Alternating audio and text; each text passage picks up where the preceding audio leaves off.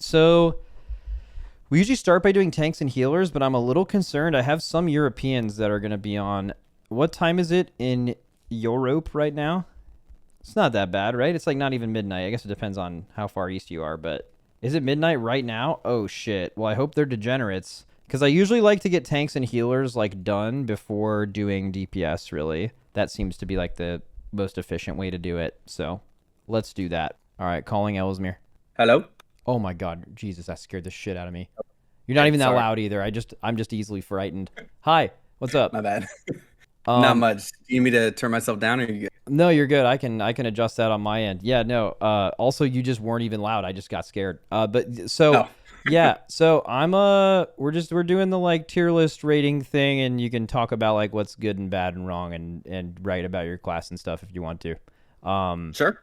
So specifically Holy Paladin. Have you like played a lot of Holy Paladin PTR?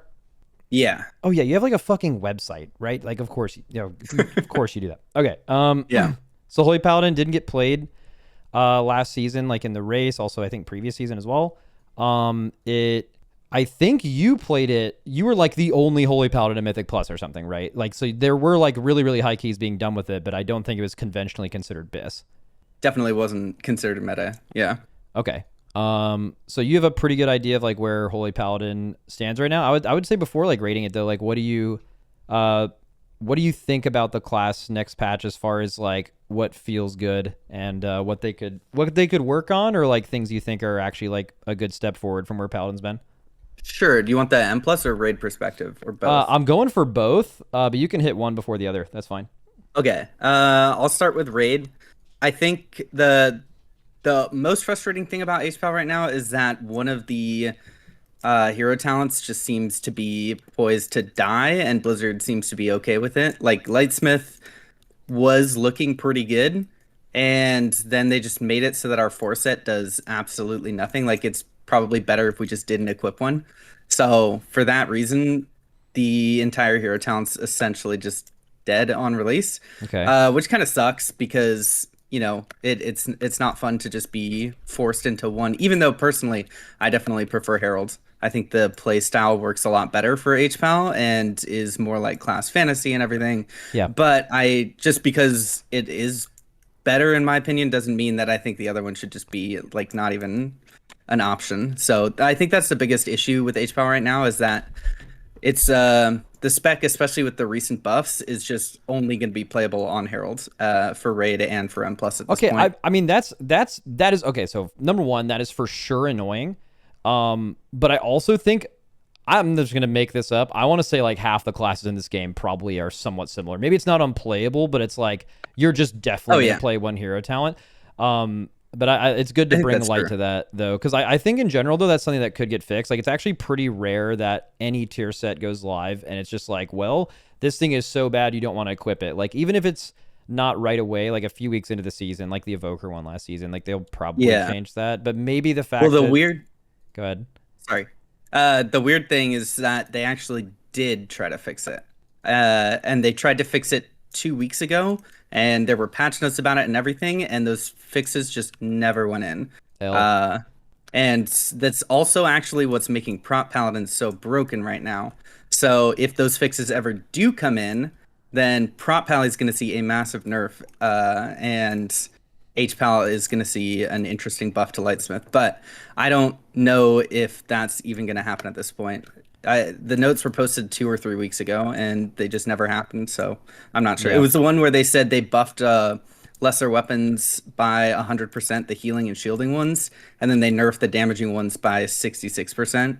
Also, Prot Pally has the bug with Masterwork, where right now their 4-set, their Blessed Hammer can just randomly proc 7 stacks of it when it's supposed to proc 1. Oh, okay. So Prot Paladin is basically generating like 3 times as much tier set value as HPAL, and then their scaling is better too. So if you actually look at the difference in like throughput that 4-piece Lightsmith is giving Prot versus HPAL, it's like close to 15,000% better. Like, it's literally doing 15 times the damage and healing for Prot that it is for HPAL. So that's it's a big number. Okay. Yeah, okay. it is. So I mean, hopefully, yeah, they look at that and fix that. What is okay? So before I ask you to rate it, Do you just quick question? Do you think Holy Paladin is the meta Mythic Plus healer next season? No. Do you think it's close? No. Well, okay, here's the thing. It's not a druid and it's not a priest. So like raid buff gap? Like you think you're getting raid buff gapped? Well, like straight up, it doesn't like if there is not a druid or a priest as a DPS spec in the meta comp, then there's just no hope for any other healer because that's just the way it goes. Stupid. I mean, there hasn't been a single season without a priest since season 2 Shadowlands.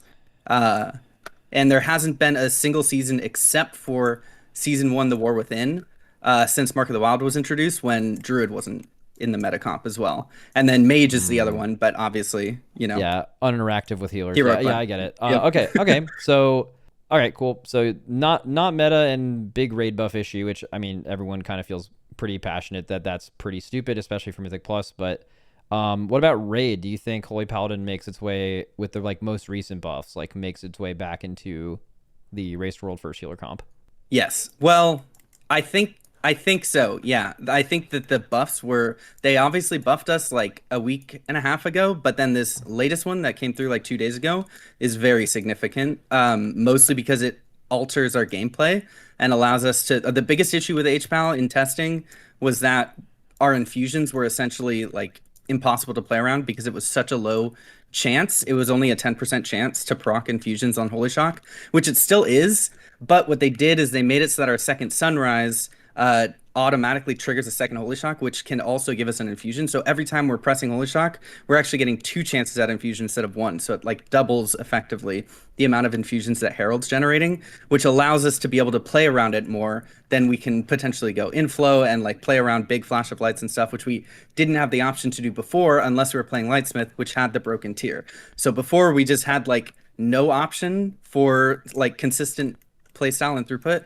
But with these changes, it does give us consistency and it's going to give us a lot of throughput.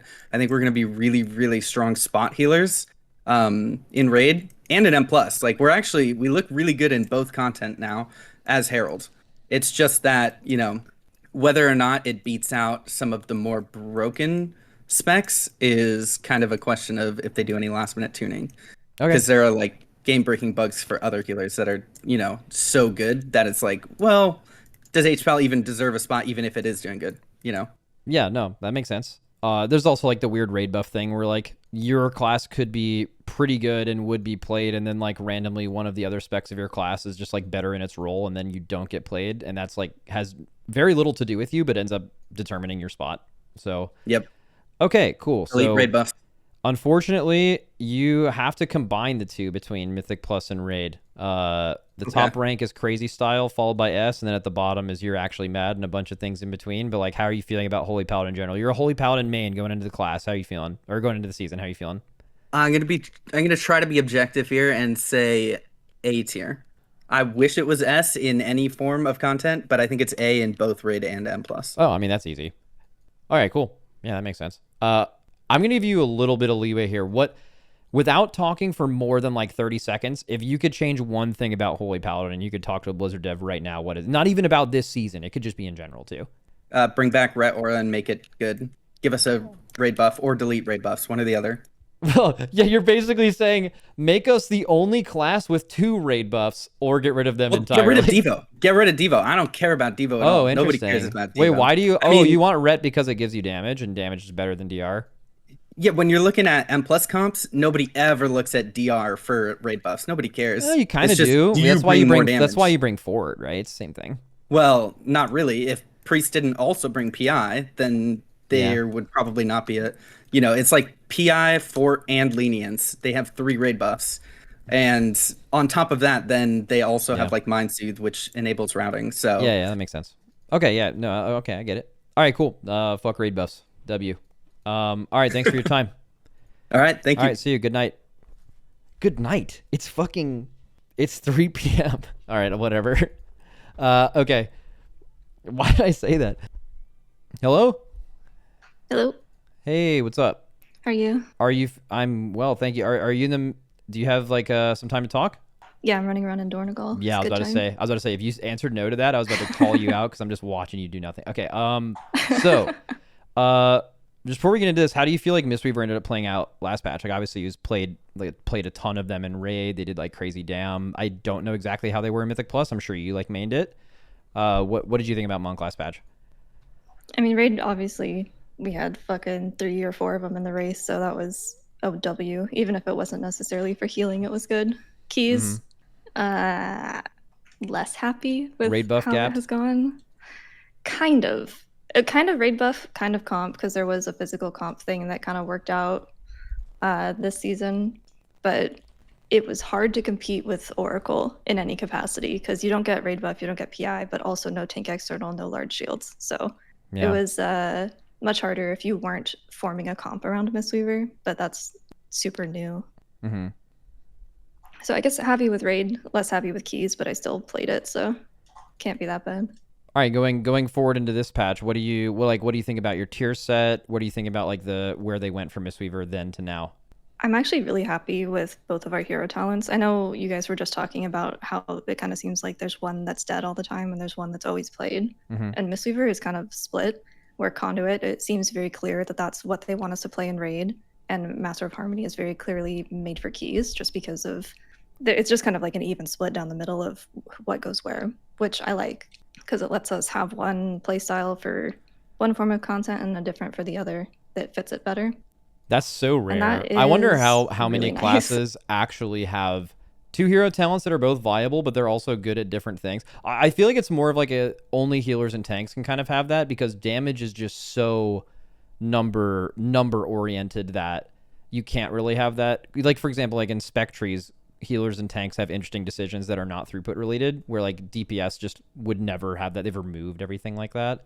But I really like that healers and tanks, if they can actually have that. So Mistweaver, I feel like that is a big W. I think it also gives you more chances of being like viable, I think.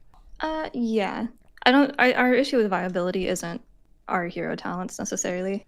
What is it? But if it was, we don't have anything for the group, like no survivability. Yeah, you don't care about no leg tank sweep external is the big because one now. every other class in the game has stops. Ring of Peace is like super situational, and then your raid buff. You don't have like, imagine like comparing what Monk has to like Lenience, PI, and Fort versus like a Fizz thing. That's like way comp restrictive. Raid buffs are not good for Mythic Plus, that's for sure.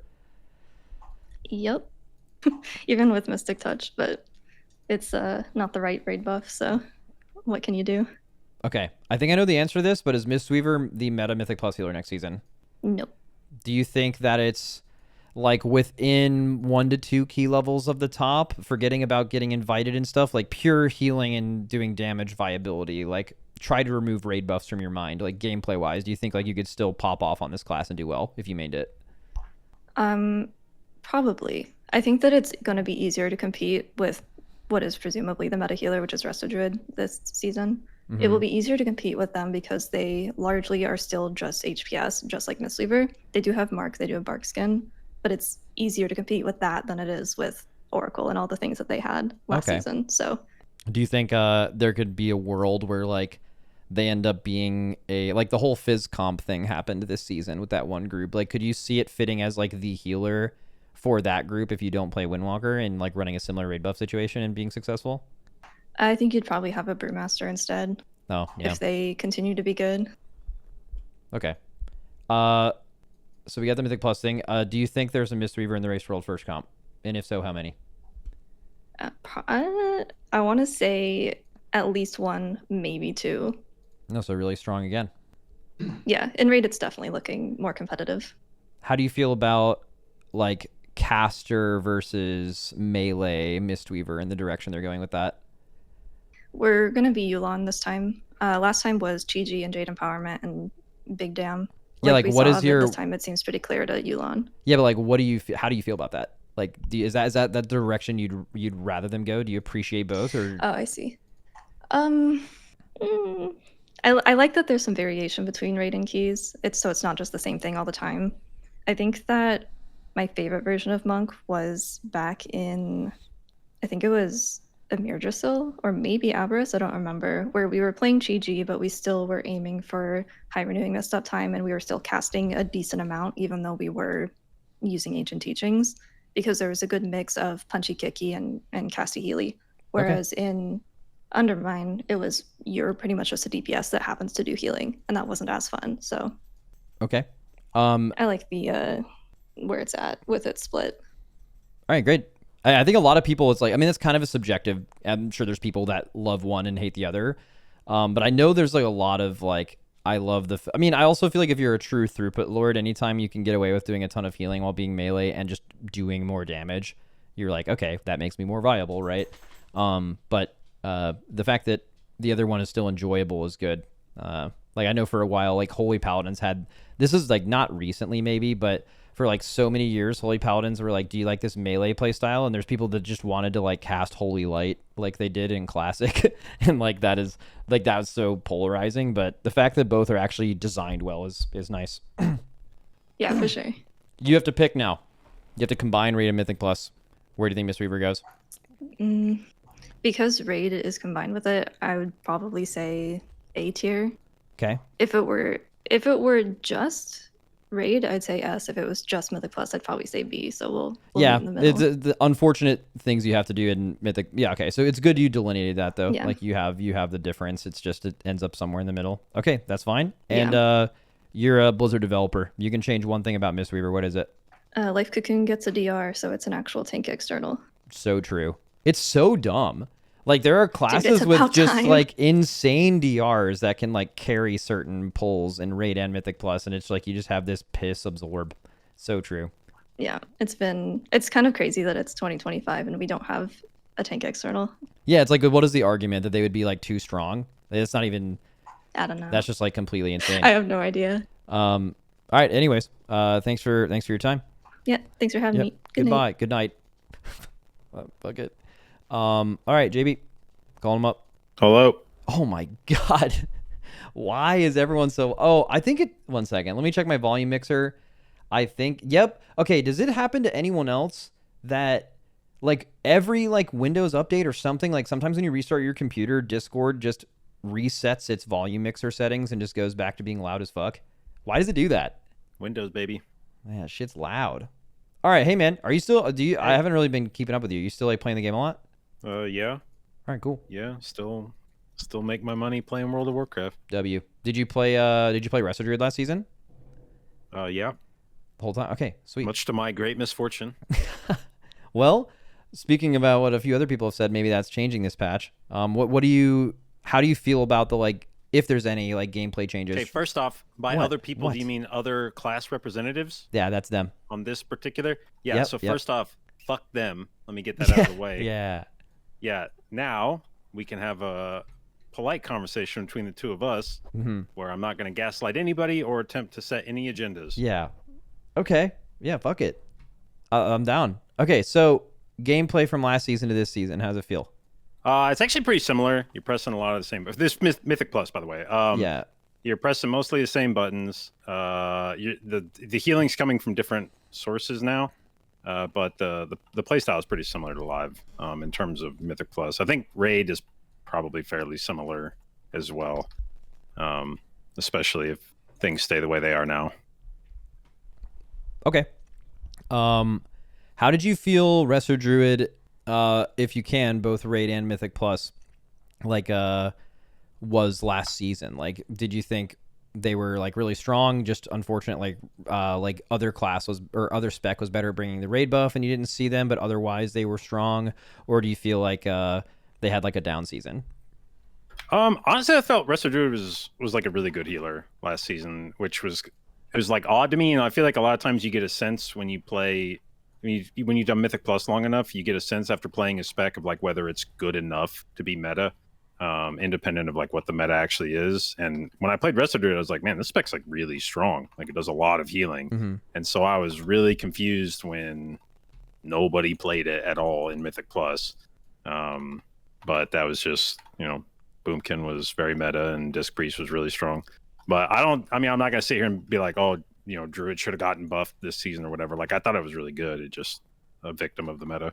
Yeah, victim of the meta and raid buffs, right? Because like if you can, what I was talking about with someone else earlier is like you can be a great spec, but there's just another spec that's better within their role or fits Yeah. the group better, and then your class doesn't get invited as much. And if you were to actually rate it on a tier list, you could be A instead of S, and that other class is S, or you could even be S but lower in S. But what it feels like is it's like 2 or 3 tiers down because of the way getting invited works in this game, and like what kind of groups are available to you. That's Yeah, like if you just looked at the rate at which Resto Druids do high keys, you would assume the spec was like turbo shit. Like it's doing a super small percentage of keys, but if you actually play the spec, it's like, well, I mean, it's good. It's just not the best. So Are you doing a key right nobody now? wants to play with it. What level? 19 Gambit. Oh, fuck it. That's easy then. All right, cool. Yeah. Okay, going into this patch, do you think Resto Druid is going to be the meta Mythic Plus healer? It could be, but I mean, the thing, people have been like, oh, Druid does a ton of HPS, and they're not wrong. But the thing is, Druid does a ton of HPS right now on live, and nobody gives a shit because Disc Priest exists. So I do think Resto Druid is absolutely good enough to be the meta healer, and if the other Druid specs stay bad, then I think Resto Druid's in a pretty good position to be the meta healer. But I mean, Disc Priest is still strong, and if Moonkins pull a fast one again and get buffed at the 11th hour, I could see it going right back to being a Disc Priest meta. Okay. All right. What about raid? What do you think? Do you think there's a Resto Druid in the comp, and if so, how many? Well, from what I've heard from World First Raiders, I think Guardian Druid might slide in there. I don't need you to confirm or deny that, but we are, I think, potentially facing not getting a raid spot because stupid fat fucking bears. I don't think that's necessarily, even if that is true, I don't think that like healing is such a specific role where Okay, like don't mind game me. I'm not mind gaming you. Yeah, I'm just saying right. you are. I hear the machinations right now. You're thinking like Mythic Plus, where like there's a better spec in raid. First of all, having multiple roars is crazy good. Reduces pulls. We've done a ton of mechanics in the last few years where we've only had like one wind rush and one roar and like a time spiral, and you're doing a really hard mechanic without movement speed, and it sucks.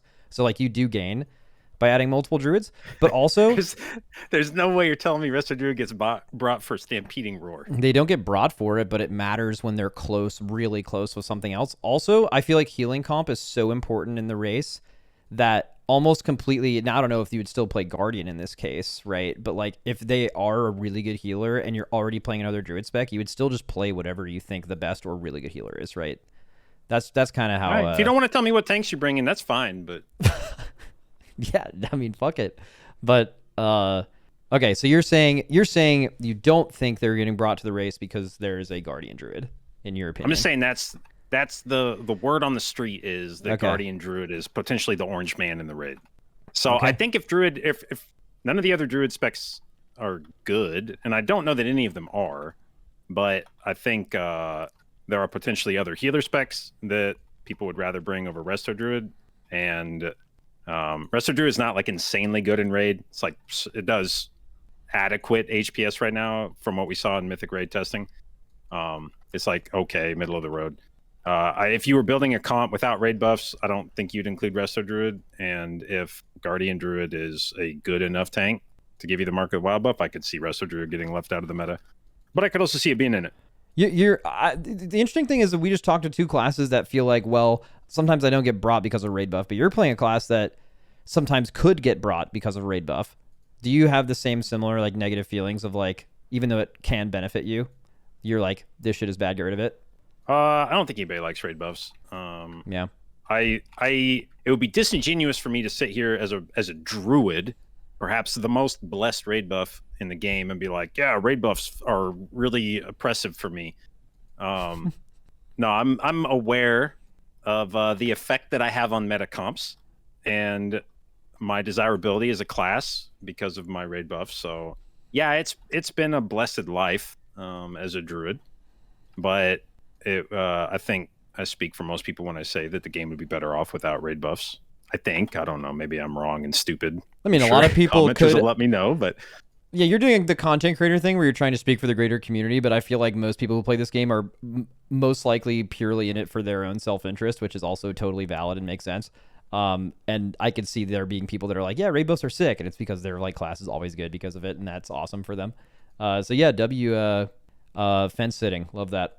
Okay, so you have to combine Mythic Plus and Raid, unfortunately, which is not really how this game works, but you have to do it. So well, I'd like to first and foremost apologize to Dreamgrove, who I'm sure is watching this and saying this fucking moron doesn't know anything about raiding. Get a real Resto Druid in there. So first, let me qualify my opinion by saying that, yeah, I'm sorry, guys, team, but I'm gonna give kind of a ignorant raid opinion and then an informed Mythic Plus one.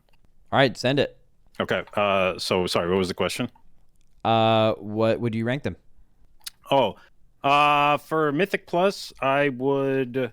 I mean, I don't know about like a rank, but I guess to me, Mythic Plus is just like, is it meta? Is it not meta? Yeah. Or like, could it be meta? Could it not be meta? It could be meta.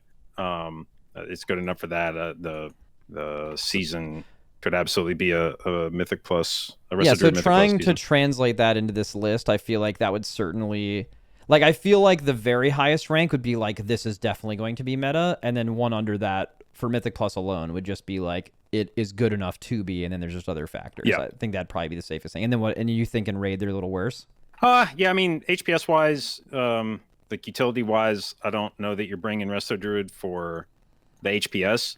It's definitely if that was how you got Mark of the Wild, I don't think you'd be sad about it. Mm-hmm. It's not. There's been much more tragic classes or specs that have gotten a spot in Raid because of a Raid buff than Resto Druid would be this season. It's a good healer. It's not the best, I don't think. But yeah, it could absolutely be in the Race World First comp it wouldn't be like getting gapped by every other healer. Okay. So yeah, I think it's in a good spot right now.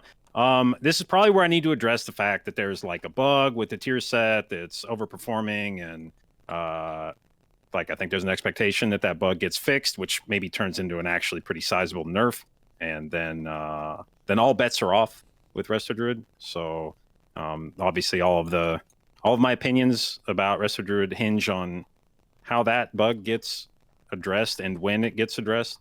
For whatever it's worth, usually when they make tier sets are either terrible or way too good or bugged and broken in any way, they almost always, and even in the most recent patch notes did this twice, where if they're going to nerf that thing, they will like compensate the class, and it's usually pretty close to what you're getting. Unfortunately, like it can mean a playstyle nerf maybe, but I would expect that to be like the chances of them changing some kind of interaction, which is very high, and then just leaving you with whatever that is like that's really low chance. In fact, that doesn't really happen. Okay, you have to rank it, buddy. Get on with it, man. So I'm like ranking it against other healers right now. Kinda. Yeah, I guess the only information we have so far is that Mistweaver and Holy Paladin are both an A. I got to give it like a letter. You can, crazy style at the top, S under that, A below that. Then from the sounds of it, you don't really care about what's below that. Oh, there's a crazy style? Yeah, that's the crazy shit. You know what? Fuck it. I'll rank as crazy style. What you've been saying doesn't line up with that, though. It doesn't fucking matter. Everyone's going to be pissed if I don't say crazy style, so fuck it. Let's just say crazy style. But aren't they going to get more pissed if you put it crazy style and then it's like you're implying it's better than it is, and then they're going to be like, he got it nerfed. They're going to be mad either way, bro. You just got to speak to your heart. Yeah. I am. Yeah, crazy style. Fuck, I'm going to be the guy. Let's get it. Yeah. All right. Crazy style. Hell yeah. Well, crazy style and Mythic Plus, it's like, it's like a fucking, I don't know. What did Mistweavers say they were in Raid? Mistweavers were like really good in Raid, less good in Mythic Plus. They were like going to be S tier in Raid, B in Mythic Plus, so they split the difference at A. And then Holy Paladin said they were give themselves an S and not crazy style in Raid. Yeah, man. What can you do? What can you say? I'd like to reevaluate my statement. That's the thing, though. You can't change other people's shit. C tier. It's C tier. Yeah, it's done. Okay. Well, I'm gonna help you a little bit because just judging from what you're saying, I would say in Mythic Plus, crazy style is like, this is the meta healer. It's better at healing than everyone else, and it has a sick raid buff, whatever. And then S would be like, it could be, just like you're saying. So like, I feel like very obviously from what you've said, they're S. And then in Raid, it's like crazy style is you're bringing at least one, maybe two of these things because they're goated. S would be like, okay, you might bring S for one. Mythic Plus and like probably like A for one so tier below whatever Mistweaver's at. Okay, so A right below Mistweaver. Then will be A. A right below Mistweaver then? Yeah, that's fine. All right, fuck it. That's a crazy talk down from crazy style. Whatever. Yeah. Whatever. Once I found out what everybody else was saying about their shit, then I'm down to be chaotic and just like fuck it. The tier list is irrelevant, which it is, and then just put it wherever. But like also that's just gonna like cause so much chaos in the next like couple hours for me. So I'm just gonna talk you down from that. All right, cool. All right, cool. That's all I need. Oh yeah, one thing. If you could, you're a Blizzard dev and you can change anything about Resto Druid. What is it? Anything about Resto Druid? Get rid of all of our channeled abilities. Channel abilities suck ass, and like all of our cooldowns are channeled. Dude, that's true. That's a. You're like being held hostage while your spell cast goes off. It's really not fun. So yeah, let me have agency over my character when I'm using CDs, please. Yeah. All right. Fuck yeah. All right. Thanks for the time, old man. Is it your bedtime yet? No, because we're doing the NA hours, so the little youngsters keep me awake longer. Okay. All right. Well, good night anyway. All right. I'm out of there. Okay. We have AutomaticJak to probably do the rest of them, I think definitely for Priest. And then I know he plays a lot of PTR for the other healers, like general overall classes. I would use him for all the healers to save time, honestly, if you guys wouldn't yell at me. So I'm probably just going to probably just get him there anyway. Cool. Calling him up. Hello? Yo, how's it going? Hey, is your picture on Discord one of those like crazy ass thumbnails you were making a while ago? A while ago, yeah. Yeah, I like that. All right, cool. Thanks, so I'm going to definitely have you talk about Priest. Do you feel confident enough to talk about Prez and or Resto Shaman? All right, cool. Can I say something real quick about Druid? Yeah. Jamie's such a fucking liar. Holy shit. Oh, shit. Did he talk about the bug for Druid right now? Yeah, he did. He said, yeah, he mentioned it. But he also mentioned, like, growth, you're trying to bloom future-proof this, right? Like, he also mentioned that that's something that would likely get nerfed, which is true, and you don't know how much they're going to compensate you for it. Yeah, hopefully they don't compensate him for his lies. Okay. God damn. I mean, I can't change his thing. He's the expert. That's true. I mean, he was going to put it in crazy style, which from what he was saying is also, like, probably not true. So, I mean, he was just being chaotic. At least S. At least. I mean, I don't know. If there's enough people that I talk to that are like, Resto Druid is wrong, maybe we'll move it up. I mean, what's the worst that happened? JB will get mad. He's, like, permanently mad. All good. True. Your tier list.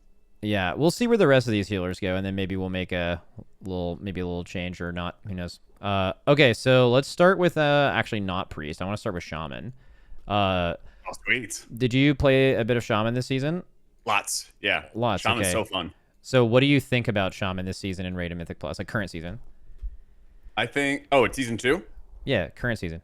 Oh, like kind of mediocre. A lot more fun and like good in keys than Raid. Just been like fine in Raid. Okay, and you think so? Like play style, is it like more fun to play Resto Shaman in the new season? Yes, so much more. Especially Farseer.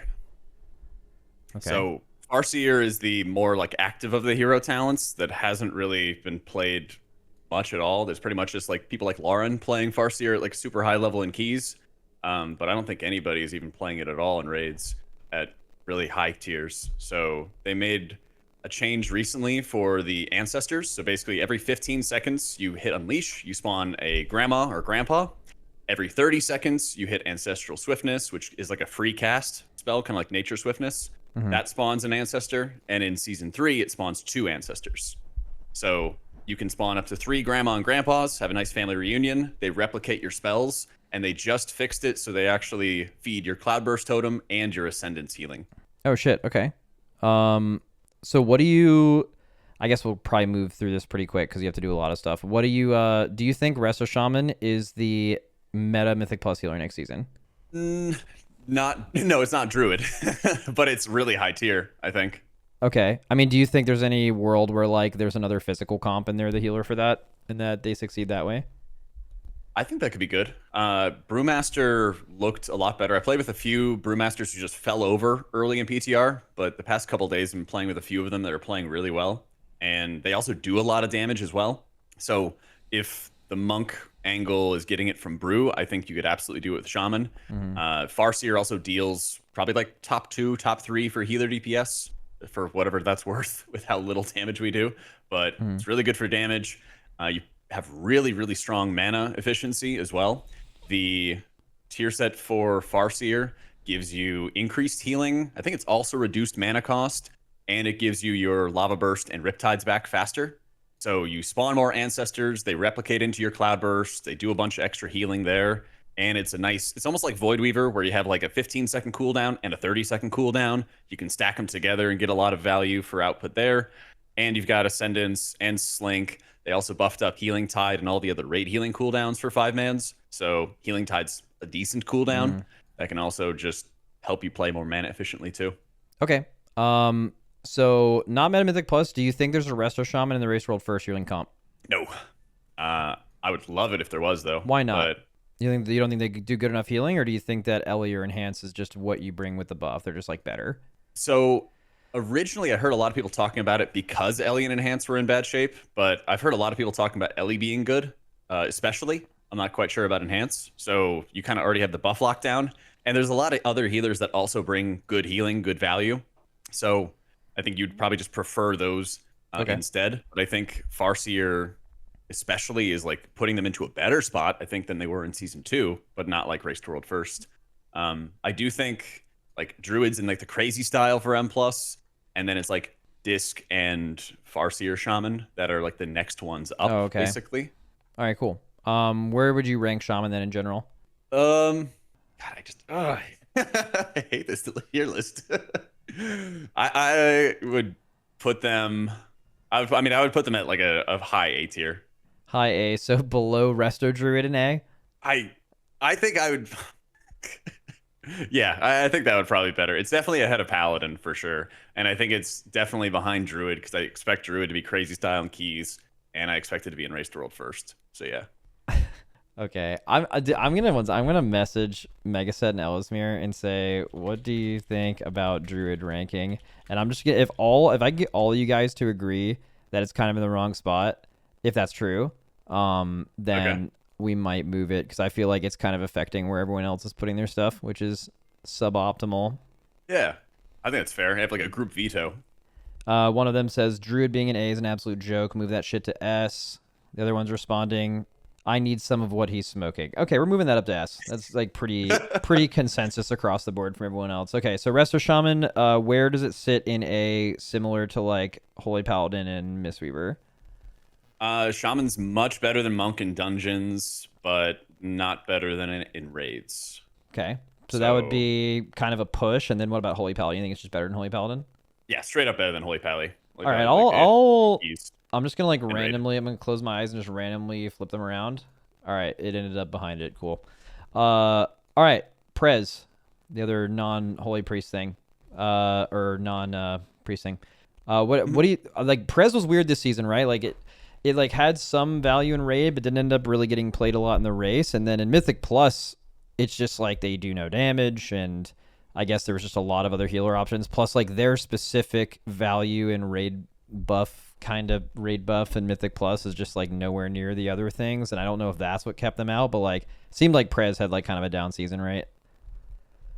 Yeah, absolutely. I think every healer has done 20s in season 2, but like I think resilient keys also make it more possible when you're like, hey, I have a geared Prez, like let's go grind this out and let's go work through it and everything. And there's always really high echelon players who can make it work, but they also have to work a lot harder, especially with how Oracle Disc Priest has been in season 2. They have to work way harder to get the same results. Okay. What do you think about going into this season? What does Prez do differently? They do like more damage. They do a lot of healing. Like what does Prez look like in this season, just in general? So the tier set bonuses are for Flame Shaper, which, long story short, does really good stacked healing, which we saw in Nerebar Palace a lot.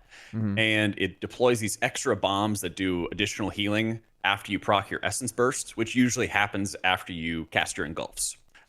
You also have Chrono Warden, which was usually for like the spread healing. It had some fights for raid, but it's mostly just an M+ type setup. Mm-hmm. What they've done for that in season 3 is they've lowered the cooldown of Tip the Scales, which gives you your instant empower spell. So you now get that every minute. And then it triggers a 30-second buff window, which gives you haste and cooldown reduction. But that tier set bonus now gives you additional chrono flames that like cleave onto people. So if you're fighting like Swamp Face and you have the temporal burst window up, you could just mash chrono flames, do a bunch of damage, and then the 2 extra flames will go cleave heal your allies for the fight, which is really cool.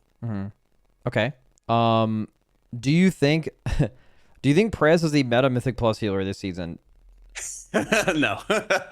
Do you think that I if think- raid buffs didn't exist, that they would be close? No, Okay. not really. Do you think there is a Prez in the Race World First Healer comp? And if so, how many? I think one. I think they've been really strong throughout raid testing, and a couple things happened in raid testing. So there were some negative bugs that made Consume Flame, the engulf proc, basically the AoE stacked healing that they did really well in season 1. There were some negative bugs that made them do not that much healing in raid testing, but their Essence Bomb, their 4-set bonus from Flame Shaper, did crazy amounts of healing. So they literally cut in half the Essence Bomb healing to try to rein it in a little bit. But then at the same time, they fixed the Consume Flame bugs that were keeping their healing for that ability a little bit lower. So they're still really, really strong. And I think that you're absolutely bringing at least one for Race to World First. Okay. Are they? Can you tell me? I can't tell you that. Oh, that's Also healing comps like generally can change a decent amount in, like, I would say most tiers we have an idea of what we're going to bring. Heroic doing like early splits like definitely can confirm that kind of, but it's like 30 man, so it's weird. You just get a vibe of the raid by doing it more on live, and then tuning can randomly change things, but you know how it is. All right, you have to do a combined rating for both of these. From the sounds of it, you would rank it. It's weird because you think they're way better in raid than Shaman and Holy Paladin, but like significantly worse in Mythic Plus. So like that's going to be kind of a interesting place to put it because it's just so different. No, I definitely put it ahead of Paladin. Okay. Because I think if you bring it for Race to World First, but it's not going to be like a meta healer, I think that's still like a better average performance than Paladin right now. Okay. I mean, so far big someone said, actually, JB said you're not bringing Resto Druid to the race. Megasett said you're probably bringing one Mistweaver to the race. Yeah. And then Resto Shaman, you're like not bringing it. And Holy Paladin, I think Ellesmere said you would actually play one in the race. So someone's lying. Really? Someone's lying. I think JB's lying. Yeah, I mean, JB does not seem very honest at the moment. I told him that he could put it wherever he wants, and he's like, "Fuck it, just put it here." He's just making shit up. Love that. I mean, Ellie usually doesn't say that Paladin's bad because he'll just go out and go do some crazy high keys and stuff. So I think he's in like the hopium of like, we can do it, guys. We can go be Holy Pallies. Is that true? Because like in my sandbag, in my limited view of like WoW Twitter, there's like every season or so we're good for like a little Ellesmere twit longer about how bad Paladin is. Like I feel like he kind of says it. You're right. Says it both ways, but okay. All right. So we've done. So you think above Paladin and below Shaman and A? Is that correct, or do you want it like slightly different ordered? I guess it depends on like how much the average viewer of yours is gonna like weight towards raid or weight towards M+. Bro, they don't fucking matter. Just like put it wherever you think it makes sense. All right. I think I would keep it in between, Shaman and Paladin right now. I think the only real big thing that they have going for them in keys is that they do crazy amounts of damage. The amount of damage healers do relative to the DPS is just like nothing right now. The double time dilation is really cool. It's like a very tiny rework, but doesn't fix a lot of the structural issues the spec has for M+. So above Paladin for sure. Okay, W. All right, moving on to Priest. So you have two specs here, Right. but obviously Disc had like a crazy good patch, right? Like they're like super broken in Mythic Plus, or they're brought a lot of the time. Maybe it's just for Forward, who knows? But they had like lenience and PI and all that shit. They have in Raid, they were like a one of basically every boss. So really good season for Disc. What about Holy? Holy really started shining a lot in like farm content because not only is there the Oracle Hero talent, which gives you like a lot of cooldown reduction, but it also gives you increased healing and like a Velen's effect, which redirects overhealing. So it's always super busted in farm content when we had that stacking raid buff. So you could just feed a bunch of overhealing and it would redirect to people that needed it. So I think it's one of the highest HPS healers in farm right now. And it was like fine. It was kind of like middle of the pack for like high-end rating purposes and stuff like that. Obviously not in Race to World First or anything for Season 2, but it looks really good on farm right now. Okay. Going into the new season though, you have like a couple new tier sets. Like, what do you see? I guess either spec you can kind of go wherever you want. Like, performing in the new season. Yeah, so Holy Priest has done some 20s in Season 2, and I think the tier set for Oracle especially is really helpful because it makes your Prayer of Mending casts do like instant healing. So you have these holy words like Serenity, which do single target healing, and every time you cast a Prayer of Mending as Oracle next season, it's about half the strength of that Serenity. So it's like a 15 to 20% HP heal, and it procs a shield, and your Oracle hero talents cast more Prayer of Mendings on top of that. So you're really good for a lot of rot fights in dungeons and in raids. You basically sit in your empowered form, your apotheosis, for very long periods of time because the more Prayer of Mendings you have out, the more stacks you get of a buff that will proc apotheosis for you. So it's really, really high output. I think it was like top 3 from some of the like collated data for whatever that's worth. It does good healing, does good prio healing.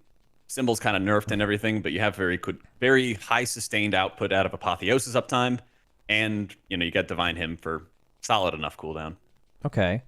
Also, like, Holy has, like, a cheat death, right? Yes. So you permanently have restitution with your talents. That's a good call. You can basically die, go into angel form, and then you will res at the location where you died at. And if you heal a bunch during your angel form, where you have all your spells you can cast for no mana, you will res at full HP and you'll be good. Okay, this is kind of a tangent, but how good do you think having cheat death is? Just generally. I think it's incredibly good. Okay, so let me ask you another question then. If you have 2 healer specs or 2 classes that you can pick from, and one of them has cheat death and the other one doesn't, and the one that doesn't does 5% more throughput, do you play the cheat death class because cheat death is that good, or do you play the one that just does more throughput? For Race to World first? This is kind of just generally. Like, how strong is... Yeah, I'm trying to put a value to how strong cheat death generally? is. Yeah, because, like, people... I would say absolutely, yeah. Absolutely take the cheat death. Yeah. Dude, okay. Someone else I was talking to earlier said the exact same thing, but I think all of you are full of shit. Because at least DPS players, like, they... Throughput matters so much that, like, at least the choices that people have actually made in the past are like, yeah, cheat death is cool, but like let's say like Frost versus Fire Mage, right? Fire Mage is cauterize, and then Arcane and Frost don't. Like, in reality, if Arcane or Frost is 5% ahead, even 2% ahead of Fire, I feel like people don't even think about cheat. It's just like, I'm playing the one that does the most damage, and it just stops there. I don't know if that's the right decision. I'm just saying that's what people actually do. So I guess that begs the question of actually how good is cheat death? Is everyone stupid and undervalues it and doesn't make those decisions properly, or is cheat death actually not as good as we think? Is the answer. I think it's just different for healing and damage dealers. Why is it different for healers? There's more defensive abilities per player than we've ever had before in the game, and there's more ways to just survive from a mess of different mechanics going on. And there's a lot of times where, I mean, you gear DPS players first because damage matters so much in the game to always do perfect 100% maximum output all of the time, no matter what. But healing doesn't have that same vein. There's a lot of times where you are not doing 100% maximum output for various parts of the encounter. And then when you do have a lot of like crucial mechanics going on, I mean, look at like Muggsy, you're stacking multiple different healing cooldowns and defensive cooldowns on top of each other to keep people alive. And I think a lot of things that killed people in my guild when the Muggsy mines went off was actually more prio healing than overall AoE healing. We needed to focus extra healing into somebody who wasn't in like a stacked pile for some extra cleave output or something along those lines, and then they got extra stacks of the mine. And I think that's something that you can make up for by just better organized healer play rather than saying we need to get 5% more. Yeah, it's pretty easy to say you could have better organized healer play. I mean, I don't want to go too hard on the tangent. All I'm saying is my feeling is if you're a mage and you can choose to play fire or the other spec, or if you're an evoker and you can choose aug or dev, and the margins are within a couple percent, at least if you care about your progression, which I understand if people like really care about the damage they do and stuff, or what class they prefer to play or spec, whatever, like that's different. But purely performance wise, I think a cheat death is like, if you look at it across the raid, you add as many cheat deaths as you can through the raid by losing 2 to 3% throughput per player. I think that's worth it 100% of the time. But that's not the actual choices that people make for better or worse. But I don't know. No, I think you're right that people don't make those decisions, but I personally think it's a lot better. I think, especially when healers have to watch other people's health bars and watch their mechanics and everything, it's a bit more of like extra cognitive load that they have to add into it. There's no one button rotation for healers or anything like that. So that's another way of, if you can make sure that, hey, somebody made a mistake, but you're not consuming a battle res for it on prog rating, I think generally that's better. Yeah. Okay. Yeah, I don't want to take too long because I have some EU people that have to get to bed. Okay. Do you think there is a priest healer of any spec in the race world first? I kind of think Holy Priest would You be think the there's one. going to be how many? One, if any. I Yeah. think there's going to be one holy priest, and then obviously you can just spec swap to dick to disc, so you have that option if you need it. And Mythic Plus, do you think that priest is the meta Mythic Plus healer again? No, I think Druid's leading the way until they deal with like the rampant growth, symbiotic bloom, root network issues. I have no idea what you just said. Don't explain it, but all good. All right, so you have to. Where would you rank holy priest on the list here? I would put Holy Priest, I guess, just behind Holy Paladin. Yeah. Oh, it's at the lowest. Interesting. See, it's Yeah, like it's the lowest of all healers, but it is potentially. Yeah, it's just weird. You're doing raid and Mythic Plus at the same time. All right, L me. Yeah. Disc priest. All right, this priest. I don't think that you're going to bring it if Prez stays really good for race, but there might also just be some fights where you can actually get away with the double ramp type healers. So I would probably put it above Resto Shaman. I think Oracle, even though they really blasted a lot of their shields, so you only put up 20% to 50% shields on allies. They absolutely destroyed us. It's just a mess. It's just over. You can also still play Voidweaver, and Voidweaver's also really good next season too. Season 3. There's like 3 or 4 dungeons that have a lot of like burst AoE damage that fits the Voidweaver profile really well. So you could play that in high keys. You could also still play Oracle for high keys as well. So that stuff's all good. Disc isn't like awful or anything in raids. I think Prez is just a bit better when it comes to output. And I think the output difference makes up for like barrier and lenience type stuff. But hey, there might also be some fights where you do want to have double ramp healers, and then you can run with the Disc Priest anyway. I think it's a good ramp healer, but not like crazy style. Okay. I'm actually thinking about doing something different here. I am thinking of doing it's going to be annoying, but I feel like I might actually want to do like 2 different lists, which would put you on the spot here for a second. You might have to change some stuff, but okay. Real quick, you have I think I can do it based on what the other ones have said so far. So Disc Priest, Mythic Plus. S tier. All right, sorry. Mythic Plus Disc, you said crazy style? Nah, S tier. S tier, cool. Holy in Mythic Plus. B tier. Cool. Prez in Mythic Plus. B tier. And what was the other one you did? Resto Shaman in Mythic Plus. S tier, like late S tier. Okay, and then based on what JB said, he said it'd be crazy style Mythic Plus, I think, and then the other one later, so we'll put that there. And then Holy Paladin, I think Ellesmere said A for both, and then I believe Megasett said B for Mythic Plus and S for rating. So I'll go ahead and just remember and do that now. He said A for both, and then I'll have you do raid in a second. And JB said it would be lower. He said it would be an A. Okay, so cool for rating. Here, yeah, you have Disc for rating. I'd say high A. Yeah. Okay, high A. Holy for rating. I'd say probably late S. Okay, late S. Prez for rating. S for sure. Okay, High S. high S. And Resto Shaman for rating. I like where it's at right now behind Disc Priest. Behind Disc Priest and A. Okay, cool. So you have a minute and a half to tell me if you're a Blizzard developer for Holy, Disc, Resto Shaman, and Prez, one each, one thing you would change about each one of those. And I gave you no warning for this. Good luck. Oh god. The Holy Priest, find some way to have some additional stamina, survivability for keys, raid, all that fun stuff. Disc Priest, remove lenience, get rid of a lot of these like garbage modifiers that are going on for extra setup for your healing. Especially get rid of or retune things like Expiation, Twilight Equilibrium, like crazy amount of like dead talents going on. Bro, you are halfway through your Preservation. time. Keep going. rework the spec and make sure that they get rid of extra setup for 5-mans, especially, so that your empower abilities just do healing without having to press a million different buttons to actually make them do stuff. I think them giving you like time dilation stuff's really good. Resto Shaman, actually try to retune the abilities so that Riptide's hot component actually does something. Buff up like healing waves, whispering waves, actually have some different gameplay that's not just around chain heal. What do I miss? Did I get it? Yeah, no, that was, I mean, I wasn't really counting, honestly. I just wanted you to go fast. But yeah, no, you're chilling. Yeah, okay, cool. All right, thanks for your time, man. Anytime, dude. Yep, all right. Love you. Good night. All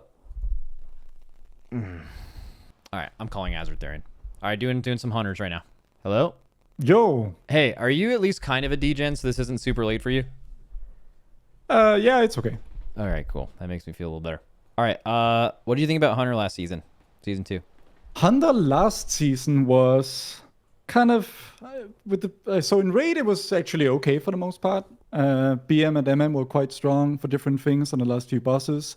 Then MM got some buffs, and like right now MM Dark Ranger is really good in Undermine, especially as the boss fights get shorter and the sort of the huge opener burst becomes more and more important. So yeah, season 2 MM like Hunter in general is okay unless you're survival, in which case it just kind of sucked. Yeah, not bad at all. Mythic Plus, I mean, not in the meta.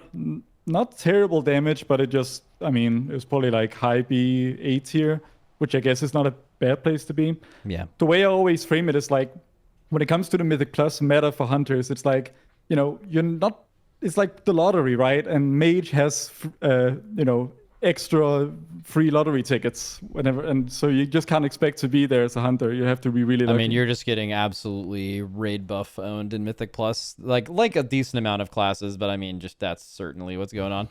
Yeah, absolutely. How insane you'd have to be to overcome that is like just super unlikely. Exactly, and that's what I mean with the sort of the lottery ticket analogy, right? Like, you know, you can get there, but you just need to be way more lucky in terms of your numbers tuning than the other classes for the most part. And they do pretty regular tuning these days, so even if you do manage to hit it, they'll probably fucking bet you out of the sky pretty quickly. Yeah, okay. So let's start with Marks just in general. What do you think Marks is good at this patch? Current or next? The next Season 3. Season 3, it's not really... So it has a very bursty damage profile. It has really good execute damage, and then it has nothing else really going for it. So a fun thing here, so they raised the hard target cap for MM from 6 to 8, right? But it still does less 8 target AoE than BM does, which is effectively an uncapped spec. Okay. So that tells you quite a bit about, and that's after the recent AoE nerfs. So that's not so hard for Mythic Plus. But then you might think, oh, it's doing good single target, but no, it's not really doing that either. It seems lower than BM in all kinds of single target, both in terms of, you know, raiding full single target builds and the Mythic Plus. So the only thing it's really riding on is essentially there's a few bugs that can be fixed to give it like 2 or 3%, but even that's not going to make or break a difference. And yeah, it really rides or dies on this 90-second high burst window. It's also extremely swingy. Like, it's probably the most RNG spec in the game. Not just right now, but probably for the last many years. It's just so swingy, so that's not fun either. Yeah, it's good at execute damage. That's the main thing.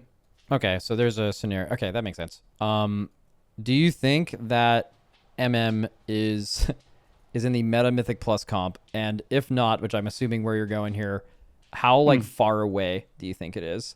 I mean, after the recent nerfs, it's very far away. Of course, it's kind of been ripping up the meters. But I think I'm not going to be like saying, oh, it wasn't strong or anything, but a lot of it is driven by PTR keys being relatively modest pulls, right? Like, you're not doing these super high pushing pulls where you pull like 20 mobs and try to do the dungeon in just a few pulls. Everything basically falls within its hard target cap. It's also extremely bursty. It's probably the quickest burst spec in the game, especially on AoE, at least one of them. And these things sort of compound to make it look better than, honestly, I think it really was in Mythic Plus, especially once you look at those logs and you check the single target, particularly in the builds being played. So yeah, what the fuck was the question? Also, I feel like how quick you can burst is something that is just generally very valuable in raid. Like look at like Fury Warrior on like Ansurek, for example. But like in Mythic Plus, it just doesn't translate. Things just live way longer in the hardest content. Yeah, so. at least once the keys get high, right? But that's what I mean. Like PTR keys are not super high for the most part, and so things die while MM is still kind of in its good spot, and it looks really, really good for that because it just steals everyone else's damage. People say like, oh, MM is in there doing triple everyone else's AoE, but it's like, no, it's not. It's just that the pack died before you got to do your damage, and the MM hunter fell off. Yeah. Okay, and raiding, like how like what kind of fights is MM going to succeed at in raid? Well, the raid has a reasonable amount of like damage aims and stuff. I don't know exactly how long they are, but like short-term damage aims, MM is good, especially if they happen in execute. I think there's a big damage aim on Dimensius towards the latter part of the fight. I don't know if that falls within... The boss is at 100% health when that damage aim 100%? happens. Okay, yeah. That's rough. Do you know if there are any like execute damage aims? Because that's probably where MM kind is really of, happy. So it totally depends on how they want to tune it, but the Nexus King, the second to last boss damage amp happens... you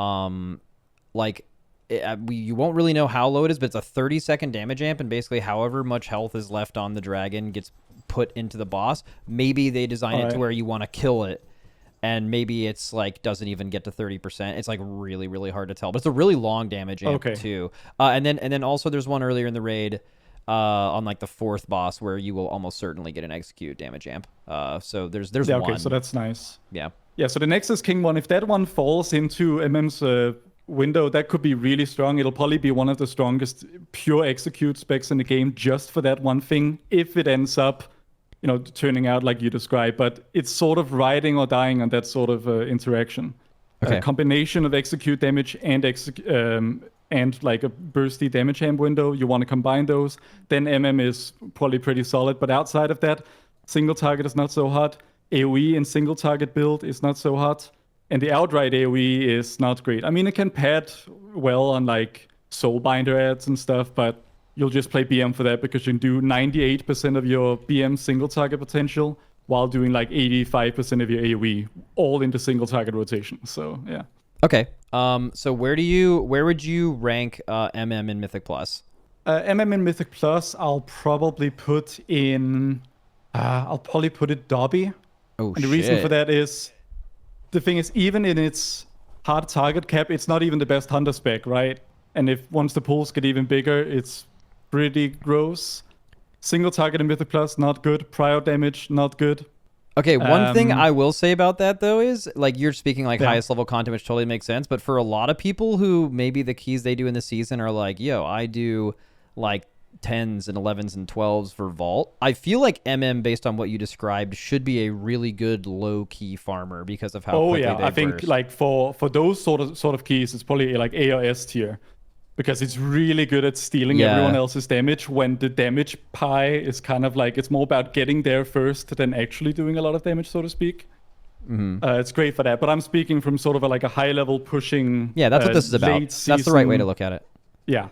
So that's why I put it Dobby. That'll probably be a little bit controversial, but that's what I genuinely think for that sort of keys. Because I'm not just thinking about AoE here. It's not just about the overall. It's also about how much single target are you putting on the bosses. Mm-hmm. And not to mention that, to some extent.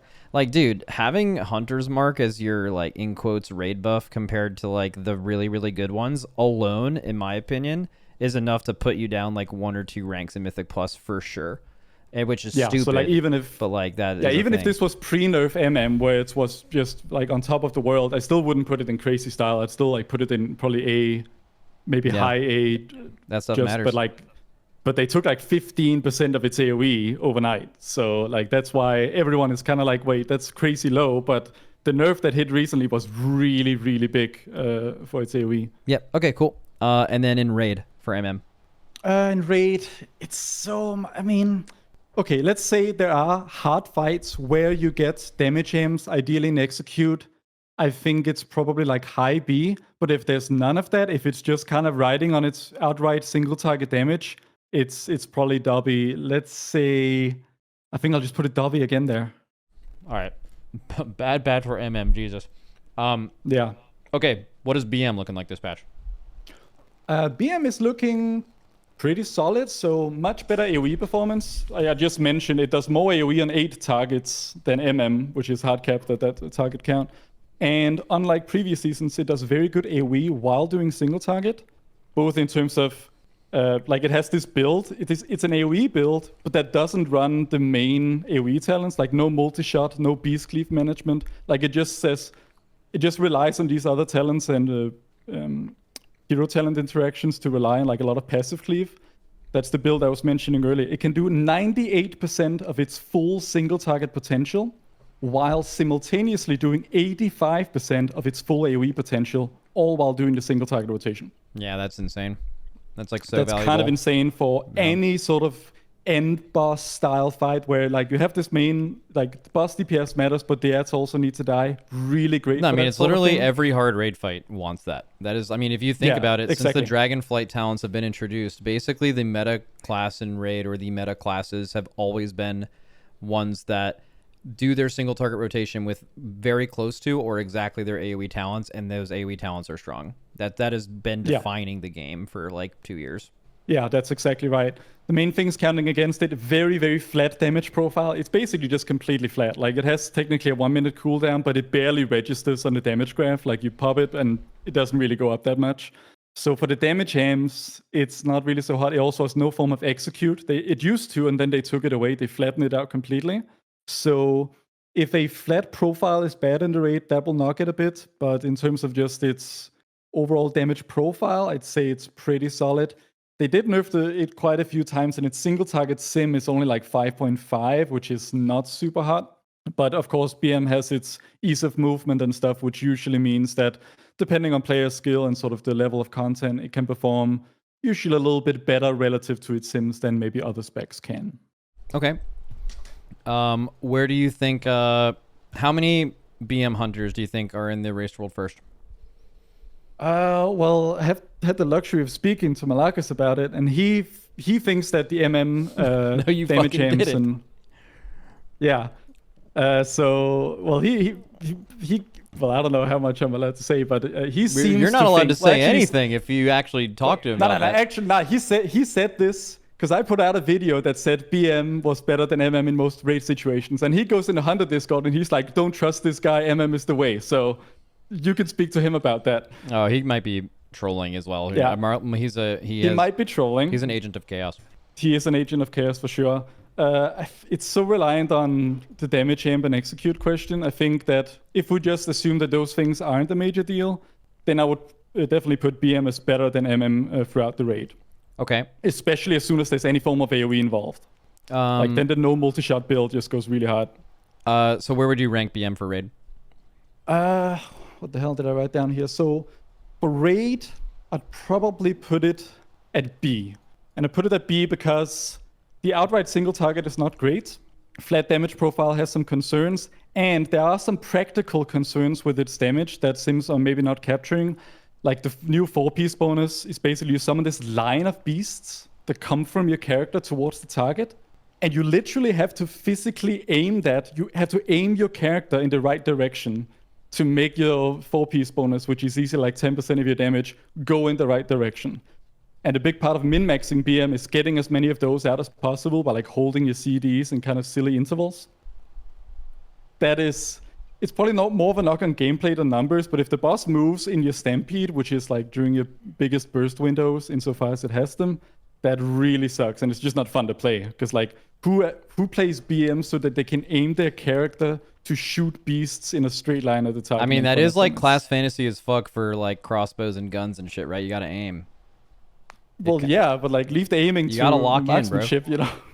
Yeah. Like BM says to the pets, go there and kill that thing, and then they just do it. You're not like aiming them in the right direction. That seems weird to me.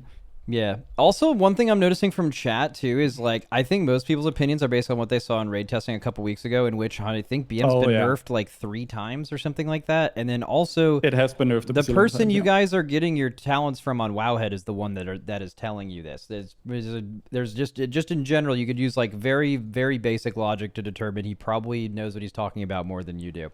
But in general, so you mentioned that about BMB. Also, I think the way you look at raid rankings, like Mythic Plus rankings, I think having a shit raid buff puts you down a couple spots. But like the way I would view raid is like, yeah, you're gonna, hunter rebuff is good. You're probably gonna bring a hunter. But I think this is determining like stackability. Like for example, crazy style in a raid thing would be like you are bringing multiple of these for sure, and like just below that would be I don't know if you want multiple, but you're definitely going to want one of these things. And then A is like maybe one, and B and below that is kind of like different levels of, if raid buffs didn't exist, maybe you wouldn't even bring one of these at all. That's sort of where I feel like, especially looking at how Warlocks and simming and stuff, like I think if Hunter's Mark didn't exist at all, I think you'd rather maybe double down on some more Warlocks or something, or a lot of other classes that sim much higher and have burstier profiles and stuff than BM does. Yeah, I mean, that's basically why I'm I putting it in think B. that pretty much, if that would be true, that would pretty much line up with being in B. You would just think like other things are just better. You still maybe will almost certainly bring one anyway, but like that's not really the way you should look at raid, because there's plenty of spots where you can stack things. So. All right, cool. I also have the dubious privilege of putting everything first, so I'm setting the baseline. Oh, you are the first DPS. That is really hard to do, because everyone else like has so much more information. Like you just saw it even in a small sample size of healers, where like, they were coming in late and they're like, all right, well this other ranking's fucking ridiculous. Okay, so totally get that. BM for Mythic Plus. So it's the highest AoE of all the hunter specs. It's uncapped. The AoE is quite good. It's very flexible. Like BM doesn't really have any weakness in terms of its damage profile in Mythic Plus. Like the single target is quite good, prior damage quite good, AoE is quite good, both on sort of medium target and really huge packs. It's very flat, which is not always a great thing in Mythic Plus, but on the very high keys with like mass pulls that just take forever, a really good spec there. It has some practical concerns, once again, with aiming your Stampede. Like, that'll be even more frustrating in Mythic Plus, as you can imagine. Yeah. So I'll put it B there as well, just for those practical concerns, and because I just don't think it's on the level of some of the other DPS that we're seeing. Yeah. Also, Mythic Plus rankings are so interesting because I've already said this before to someone else, but like, it's just like you're really, how it actually feels is you could be S, for example. I'll just make it up. Say BM is S. But if it isn't meta, if it isn't in the way you get invited makes it feel like at the most it's like B. And that's just like something that's so strange with just the way that basically just the way Group Finder works, how that feels. Yeah, that's just like a player psychology thing, right? Like, because there's always an abundance of supply of the meta specs. So why would you, like, not only do you rarely get non-meta specs in your signups, it's like, why would you take them? Because for every one decent hunter that signs up to your group, there'll probably be like 5 mages. So you're just going to pick the mage. Yeah. Okay. Even if mage didn't even perform better damage-wise, you would just pick it because Arcane Intellect is almost certainly better for your group than Hunter's Mark is, right? Hunter's Mark is essentially worthless in Mythic Plus. All right, the often left out survival hunter outside of a little bit in Dragonflight, or was that Shadowlands? Yeah. It's Shadowlands. End of Shadowlands, season 3 and 4, it was Mythic Plus meta or close to it. Yeah. It's kind of just a rinse repeat of season 2. Like, it was Mythic Plus meta. It wasn't meta overall, but it was the best hunter spec for Mythic Plus in season 1. Then they nerfed what made that happen, and since then it's just worthless. They basically split the whole tree down the middle via this choice node, and the choice node is just, do you want to do half decent single target or half decent AoE? You cannot do both, and that just killed it for Mythic Plus, and it's also really bad in the raid. Okay. And even when you go down the AoE route, it's the worst AoE of the hunter specs by far. If you do go into the all single target, it is actually the highest simming hunter spec for single target by around 5% with a bursty 1-minute profile. So it's not bad in the raid, but you really do need just single target. Like, if there are ads that matter up, then it's just kind of... Yeah, but here's the problem with that. Here's why that often, even if that's true, why that ends up being a problem is, number one, survival is certainly the least played of all of the hunter specs. So the person that is in your raid group that's a hunter may not be as proficient as that to make up the 5%. Also, there's a really good chance you've crafted a weapon that isn't a spear, right? So like that alone is like bringing it closer. You have like the whole melee versus range thing, which there's a lot of players that are not good at one of those and maybe good at the other. So like, I think like survival being ahead on single target is like something that would only be really interacted with by like the very, very highest level players. And even then, I think there's weirdness there. Yeah, I totally agree. Because the thing is, like, no one, like you're starting out WoW, like you get suggested Hunter. No one is suggesting Hunter for survival, right? Like everyone who starts playing Hunter is pretty much doing it for either BM or MM. It's extremely rare that someone first jumps into survival. And the thing is, once you've started your Hunter career as a BM or MM Hunter, even if survival is a few single-digit % better, like, are you gonna reroll? Not unless you're super, like, the fantasy appeals to you. And if it did, then you probably wouldn't have rolled a ranged Hunter to begin with. Yeah, I mean, I almost feel like yeah. feel like the seasons where survival was broken, there was definitely some Hunter mains off-specking there, but like I feel like the majority of them were just like other class fodom rerollers. Like they were not even hunters, right? Like it's just like it's so much of it. Yeah. Okay. And a lot of people stuck with the range specs because they just didn't want to deal with survival. But of course, there's a pressure because if you want to get invited back then, you had to play survival. Survival Mythic Plus. Survival Mythic Plus. I had a bit of a debate with the Discord about this, but I think I'm gonna put it at Jdotb tier because like lowest AoE of the Hunter specs, and then it doesn't like the single target is just okay, but to get that single target, it's like by far like it's very far behind an AoE. Prio is nothing special either. It's pretty tanky and like low CD melee kick, but overall not a good time in Mythic Plus, just like Season 2. Okay, and then what about Raid? Raid, I think it's more like B tier alongside BM. Like solid single target damage, but that's all it does.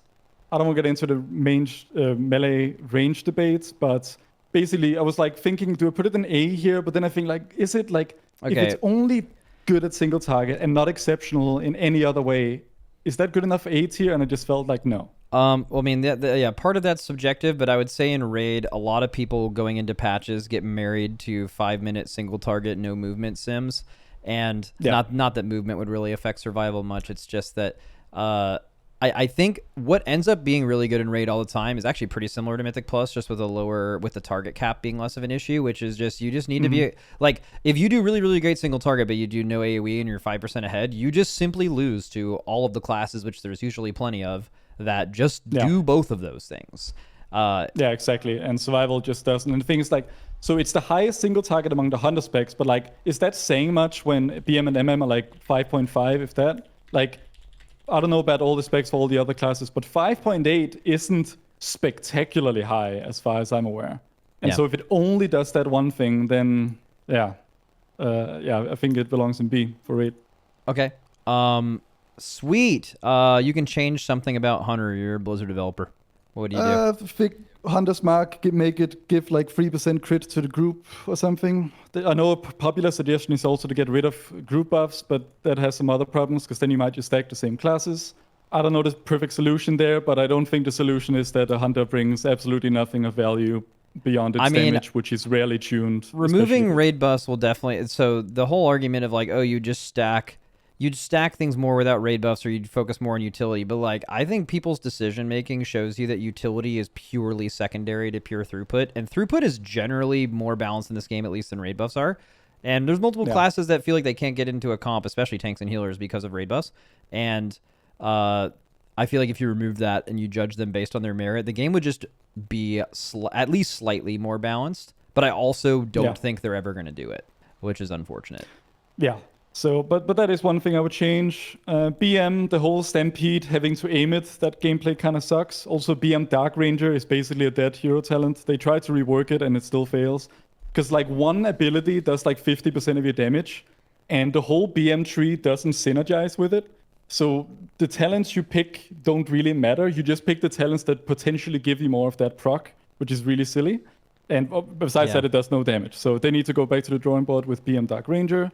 Marksmanship, I mean, if it's hard target capped, it should be the fucking highest 8 target AoE spec of at least of the Hunter specs. That was the whole idea with target caps in the first place, and they've basically never achieved that. They just massively over-nerfed it. It's also extremely RNG heavy, especially in Dark Ranger, just like some of the highest variants, and not really in a fun way. It's like one of those casino specs, not really great. MM loses a lot more AoE to do, a single target to do AoE than BM does now. It's just, it only has the bursty profile and execute going for it. Execute is not a thing in Mythic Plus, and it's very contingent on raid design. Survival, it just needs to have its AoE fixed by basically buffing Merciless Blows. They nerfed the crap out of that. It was what made it good in Season 1. They nerfed it from doing 20% of your AoE to like 4%, and now it's almost not even worth playing the AoE-centric talents in Mythic Plus because they lose you so much single target that it's more efficient in terms of across both AoE and single target to run the single target heavy talents, because that's how undertuned Survival's AoE is. Yeah, that's dumb. All right, cool. Yeah. Pleasure. Love you. Bye. Yeah. Wow, that was fucking fast. I can't even be mad at that. That was fucking insane. All right. Jesus. All right, calling up the boys.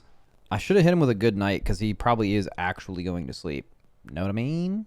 Dude, Dratnos better not. Or are you? Oh, you're fucking instantly in here. I was about to talk shit. Yo. Hello. Yo, why don't we just use the Potty C Discord? Yeah, I was just about to say that, but I felt like it would be easier to call you rather than adding you in there and then waiting for you to join the Discord. That was my thinking, and maybe it was wrong. Who knows? Yeah, but then now I have another tab in my DMs. You know what I mean? You can be one of those people that leaves them so it pings. Does it still ping other people when you leave old Discord calls? Did he just leave right now? Yes, he did. That dude, where did he That get? was a... What, dude? What an. Okay, I guess I have to add him back. Okay, they both left the group. Okay, whatever. In the Potty C Discord then. Where's even our channel? Important meetings only. I'm going in there. Okay, he's in sitting around naked. We have to go there. Oh, okay. Yep. All right, hello. Very good. Hello, One sec, hi. I gotta take some clothes off. Yo, I pressed the X button and it just kicked me out. It was fucking brutal. Yeah, no shit. Clicking leave kicked you out of the call. What do you mean? Well, I was trying to get rid of the tab. I wasn't trying to leave. Okay. All right, boys, we're talking about tanks. I guess we can kind of start with any of them, but I also, for the first time, am like actually doing Raid and Mythic Plus separate, which especially for tanks, I think is like super important because like it's just mainly for Blood DK.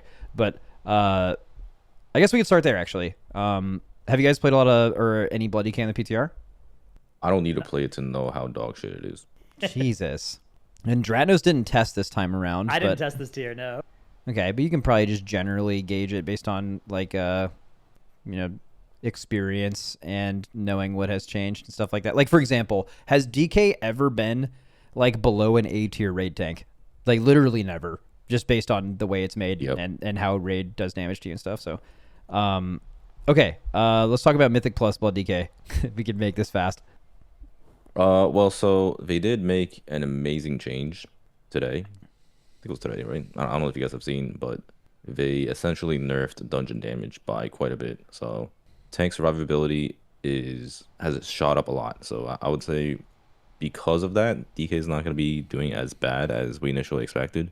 However, because the class literally does not have a raid buff, does not provide any particularly useful CC like Sigil of Silence and Chains and fucking, all that OP stuff. Yeah. It's quite a dog shit class. Also, the damage is extremely mid. So I don't know where we would put that. What do you think, What are Drat? you putting it? Yeah, so, I mean, on the M Plus side of things, there was another change that came out a couple days ago that was like an armor buff, and I think that's sleeper a big deal for Blood DK. Oh, definitely. You also get Armor- 4.5% effective Yeah. HP increase. Armor scales the spec really nicely, though. Like, it's a spec where there's sort of this narrow band where you are balanced, and then below that you're terrible, right? And you're just dying to white swings, and above that you're invincible Demon King, right? And I think that balance change probably moved it to the lower end of you can sort of survive, which is, I guess... Yeah, I don't think survivability will be as big of an issue as it historically has been for DK. Dude, I was just thinking about you, like, obviously they have no raid buff in Mythic Plus, and their AMZ got nerfed from what it was last season, but I wonder what they ever could do. Like in raid, for example, they're like, trust us, we're just going to make it so grip is super sick. And it's like, okay, I guess we're just going to see how that works out. But like in Mythic Plus, they are like so unable to do that. Because like to make that work in raid, they have to make things far enough apart and like other things don't work on them besides grip. Can you imagine if that existed in Mythic Plus? There's like a really sick Mythic Plus pull, but you have to like grip two things, and grip's the only way to solve it, and then it goes from DK being like not having a thing to being actually required. Like there's no way to do halfway in between. Well, how that, do you right? make grip the only way? The only way I can see is if you make no other displacement work. Yeah, exactly. I imagine that is what But they're they've going to literally do never in done that raid. before, right? Really, There's like, there's something been that's there's only been durable, there's nothing been else. weird things where like certain knockbacks work and other things have worked in the past in raid, yeah. But I also think that's just a way that it's an easy way for them to guarantee that grip actually matters. Just in general, going forward. Okay. But they can't really do it in dungeons. But what about Blood DK and raid? Just guessing here. I turned myself up a little bit, by the way. W. I think pretty good. Like I think in raid, like you said, it's kind of never bad. AMZ change has made DK more valuable. I don't know. Like you're going to be able to live. There's a lot of magic damage. It looks like magic damage is a strong point Sand lane for, seems for quite high DK. too, and they do have a raid buff now in raid. Yeah, the AMZ situation in raid is great. Yeah, not to mention that, you know, there's a few fights that we've seen. We haven't seen Demencius, but like we've seen a few fights that definitely like grips are really, really strong for. And it would just be crazy if they goofed the last boss, not wanting them a tier after Gallywix, and then also right after they said, "Hey, we're definitely going to do this." It's just a question of if it's the path of least resistance to getting a DK in quotes raid buff in the raid, just based on tuning. So I Yeah, don't the think MZ you will play a DK in raid unless, or a blood DK in raid unless other DK specs are dog shit. Why is that? Do you think it's easier Well, to because just I bring think there are raid better buffs tanks from? right now. Yeah. Yeah, and I also think there are better tanks. But like, so I will say it is one of the better performing tanks. It is doing very solid single target, as well as sand lane in particular, and it's still a DK. So you know, like AMS usually has like some type of good interaction or being able to just like permanently self-sustain. Yeah. Okay. Where would you guys put DK in Mythic Plus? B. Dobby? I don't know. You think Dobby? It's I guess weird. it's not I that guess bad, here's a but- question: do you think DK can do the highest level of timeable keys at any given point if the best players were to be playing it? No, No. I don't think so. Okay, but like 1 key Yeah, level it's below, unlikely. 2 key levels below, like where does the Yeah, it's probably like 1 kilo below. Yeah, see, that's Yeah, 1 where kilo it gets below is fair. interesting. That's kind of how you have to look at tanks in Mythic Plus, I think, outside of like just being meta, which clearly like you are implying it's not. But if it's not, it's like I feel like you're actually mad is like it is unable to do the hardest content, right? And it doesn't seem like it's quite there, but it's like definitely not the highest level. But what would you consider the hardest content? like doing whatever the highest Very timeable highest key key. is? Yeah, definitely. I think it's unlikely that the class can do the very highest. So it's probably Dobby, just just doesn't do based enough on damage. how the class is made. Yeah, I'd be okay with putting it there. Okay, cool. What It's about really not that bad though, but I feel like you just relatively speaking. Yeah, and maybe another way to look at it, Mm. and it's hard to make the tier list this way, but is another way to look at it like how hard it is to get invited as a Blood DK. You could almost make a tier list based on that. Yeah. Yeah, definitely. Okay, raid Blood DK Dratnos. What do you think? I'd say A or S.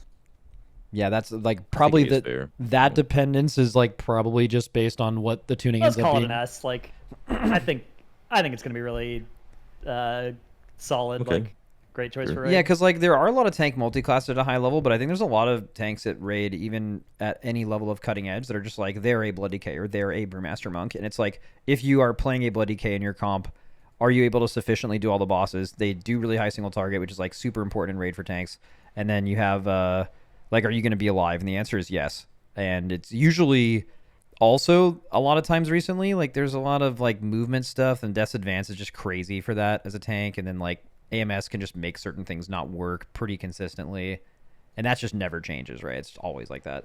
Yeah, it's Yeah, it's we one of the finally bring classes. a raid buff. Yeah, the raid buffs, like, I don't think you're going to need a lot of other raid buffs from your other tanks is the thing. Like, you have good, you have a Resto Druid for Mark of the Wild, so you're not going to need a bear. You probably have a Havoc, so you probably don't need a Vengeance, right? Like, so I think you're not going to have pressure on the traditional raid buffs from your tanks this tier, except for maybe Warrior. Okay. Yep. Speaking of Warrior, let's go right there. What do you guys think about Prot Warrior this patch in general? Very strong. This is probably the strongest warrior has been in a very long time. BFA season 4 So tier? I do think, nah, not that one was straight up OP. I mean, so Prot Warrior's in a weird spot where it's like it's literally the best tank in most scenarios. I want to say like 99% of scenarios, but there are just like those very specific niche cases where warrior just fucking dies. So like I don't know how you could possibly gauge that, but I'll start with raid by saying it's just gonna be in crazy style. Like I think it is probably the go-to raid tank. It does by far the highest damage. Mountain Thane in particular, they like buff the fuck out of that, and it's extremely tanky. And I assume it's gonna be the de facto what do you call it? Battle shout. Okay. So for raid, I think it's V tank. But for M plus, I'm not too sure about because of those weaknesses. But I mean, like again, so I think because of the change they made today, where M plus is much more survivable for tanks, I would probably just put in crazy style too.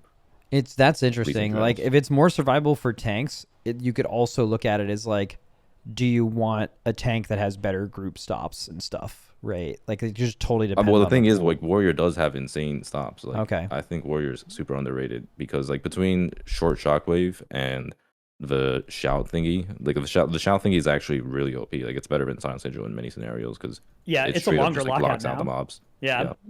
Damn. Okay, so you're just gonna say you think crazy style Mythic Plus too? I think so. I don't know. What do you think, Dratnos? Dratnos? Yeah, I would say crazy style for M plus. I think for raid, is maybe the place where you'll see like some combination physical magic slams and stuff, and dots are kind of cringe to live on that spec, especially with the removal of spell block. But Okay. I think it's probably still either S or crazy style for raid. I And want- also, you have a very valuable raid buff. I want to on argue. that spec. I do want to argue one thing for the Mythic Plus side of it, and this is, I mean, I haven't done this on PTR. I haven't done a single key on PTR. I'm just saying in general. I think raid buffs matter so much, and if like the meta DPS comp, which really in a lot of ways is determining your comp, right? Whatever you still need after the DPS comp is figured out. Yeah. It's if it ends up being like some magic shit like it has been. I know there was like a physical comp this season where Battle Shout was good, but like if Battle Shout is legit a dead thing for the comp, you're playing a Moonkin, a Priest, and Mage or something. Like, how bad would having no raid buff at all from the tank feel versus like having Chaos Brand or something else? Even like Devotion Aura from Paladin has more value, for example. Like how does that potentially move it down? Yeah, 100%. But I mean, so I actually talked about this in one of the videos I made too. I basically said that when you're looking at tanks, the number one most important thing is their survivability. Like it doesn't matter what damage or utility they bring. If they straight up just cannot live a certain key, it's not a good tank. But right now we're in this situation where I think a lot of tanks can live the highest key, and it becomes a matter of what raid buff / utility it brings. And Warrior does bring a pretty powerful raid buff, but yeah, like you said, it kind of depends on what comp you're playing. And I mean, it's looking pretty good right now for a lot of the specs. Like having Demon Hunter is really good at the moment, so it's not like you don't need your entire comp to be revolved around. I mean, also like throughput is king, and you have to look at overall group throughput. And if Warrior's fucking cranking, that adds to your overall damage at the end of a dungeon, right? So like that in a way can be viewed as like part of the DPS comp for sure. If there's like a huge difference. All right, cool. So Warrior's looking fucking crazy right now. So you would say, I would say this is something I've been asking other people. You guys both think there's a Prot Warrior with current tuning in the race world first, and you both think that if you were to make your best guess right now, you think that Prot Warrior is the meta Mythic Plus tank. Maybe putting in a as meta a mythic. one. Yeah, like I think BDH might 'cause, still be just the play. Yeah, like I'm actually down to just drop it to S for M plus actually, because like you are right. Like it kind of depends on the comps you play. It kind of depends. I think on that's fair. Like even if you multiple think they're factors. just as good, but 80% of groups prefer the other one, doesn't that just by default mean it's S and not crazy style, and the other one's crazy style? Kinda. If that's yeah, I don't know. Yeah, I mean, I think for sure in raid it is like looking like the best tank, but in M plus debatable. Okay, that's fine. Let's do a weird one. Let's do Guardian Druid. Either one can start. Let's have Dorki start actually, because you're a brave bear. Okay. Well, they did buff Bear a bunch over the past few patches, but I still feel like Guardian is lacking big time. I don't see it being played in raid. I think the only way you will play it in raid is if every other Druid spec is just that bad, and you need the Market Wild. So I want to just straight up put it in B or Dobby for raid, whereas for M plus, I mean it's also pretty dog shit in M plus. I'm gonna be honest. It's like struggle I'd to probably live also put bigger. it in B or Dobby. Does it? What do you think, Dratnos? Yeah. Yeah, I just don't think I just don't think you need it ever for anything. I mean, Mark of the Wilds, but I Yeah. mean, I was about to say. Yeah, like I think you have a Resto Druid, so I don't think you need a Mark of the Wild in most high-end Yeah, content. it's kind of like a worst case scenario. You bring a bear, but you're down bad if you have to bring a bear. Yeah. Okay. So Dobby and both. Bad tier for the Bears. I'll give you guys a chance. I don't think it's like that bad. I don't know. Like, I think if you're playing one, it'll be fine. I just don't think a lot of multi-classing tanks will choose to play one. Okay. Let's do Brewmaster, the rework class. Start with Dratty. Ooh. Yeah, I mean, also looks not bad. The thing for raid that makes me think Brew won't be super mandatory is both Windwalker and Mistweaver look pretty good, so I don't think you're going to need it for the raid buff. And I think you might be, if you already have like a Prot Warrior and a Blood Decay, for instance, you only need 2 tanks, so that would be the only case I'd make it. Yeah, counterpoint would be there was fine. like 5 monks in the raid last tier. So like raid buffs are only important up to a point, and if your class is sick, you Right. could still bring a bunch of them. But if you are trying to source raid buffs from the tanking role, right, like, I don't think Monk is one that you're going to be needing. Okay. Yeah, I mean, especially with tanks, like, it's kind of rare for a tank to be brought for themselves. If that makes any sense. Like, usually they're very considered after looking at all the other roles. Like basically DPS, or I guess not really DPS, but like balance will have to be so good to the point where you want to just bring it for the class itself. I think that's definitely a lot more true the later you go into raid clears, like the lower down the guild ladder, the weeks and months after it's initially killed. I actually think race to world first, very early stuff. I think tanking, we're usually like making last second tank decisions, and a lot of it comes down to their overall power level. It's even defensively in raid. Because like you can, like theoretically, right, if there's a tank that's just like insanely alive, you can utilize that by having them carry certain fights based on how the fights are made, and you can bring maybe something. In the past, it was usually like a warrior that wasn't the most tanky class, but they could just be executing at the end of the fight, which like ended up being the biggest raid damage increase, just shit like that. But that like just simply doesn't matter when you have 10 more eye level, right? Yeah, so Brewmaster did get massive buffs this patch. What's like, the they were already gameplay? pretty good last patch. Is it fun? It plays largely the same. I mean, so I would say like Shadowpan is a lot more gambly. Like you kind of just it's super RNG. You kind of depend on your procs. Like if you happen to get the Shadow proc early on into your weapons of order window, you do like an insane amount of damage. Like you do legit DPS damage in AoE. So it can be kind of fun and rewarding in that sense, but it's also kind of lame that it's like it can be kind of RNG. Whereas Master of Harmony is just more of your vanilla monk. You kind of just like do the same shit except your Tiger Palm pops off. And the damage intake for monk is like significantly smoother than previous expansions. So that's something really cool about monks. Yeah. You know, something That's another that they've strong been thing for raid, right? Like you're going to be able to survive extremely well, which that works out nicely if you're pairing with a tank that doesn't want to be tanking. Although the thing is, like, both Warrior and Blood Decay do want to actively be tanking pretty much. It's like, it's a great combo with something like a Prot Paladin that doesn't actually want to be holding the boss all that often. Yeah, or a Prot Paladin last tier where they were just sitting in spell warding or bubble just away from everyone else for like half of every fight near the end of the raid. Exactly. Yeah, but basically, like, Brewmaster right now is extremely smooth damage intake. It does an insane amount of damage. And it also happens to pair extremely well with Resto Druid, which is OP as hell right now in M+. Okay, so sounds like you classic guys are combo, really so- high on it then, right? I would say S for M+ and, like, A or B for raid. Again, nothing, like, bad about it for raid. Maybe even it should just be S for raid as well. Cause, Yeah, I was about to say. I think it should be S in raid too, because it actually pops off. Like if you want to bring a tank for just it being a really good tank, I think that's Brewmaster. Like I think Brewmaster is an amazing raid tank. There's but it's also a question also of, like, some other stuff to consider too. So there's a lot of movement stuff for tanks near the end of this raid, and specifically on the last boss, there's like a desausage mechanic in the last phase where maybe you need to do some tank positioning and like get over the beams and stuff, where like something like Transcend versus like what you have available to you as a Guardian Druid could just totally matter too. Very true. Yeah, Ansarek. The strategy on Ansarek with the Brewmaster versus the Bear is like a completely different lifestyle. Yeah. Yep. Okay. Yeah, I think Brew is sick. So really solid. Also rework definitely- class. Chances rework classes are good, just extremely high. Yep. Basically, I think Brew is good enough to stand on its own, regardless of raid buff. Yeah, it's just a case that it's not going to be bringing an important raid buff, I think. Yeah. So you may need that from your tanks. And also, we can argue about whether the DK stuff counts, but obviously it's not bringing an extra AMZ like a Blood DK would. True. Okay, we have 2 left. So Vengeance Demon Hunter or Paladin, you guys can choose. Let's do Paladin. Okay. Dratnos, tell me about Paladin. Yeah, so for raid, I mean, this spec, even though we've talked a lot of good things about other tanks, I think if you're playing a prop Paladin next tier, you're going to have a much more difficult life than somebody playing one of these other S and crazy style tanks we've talked about.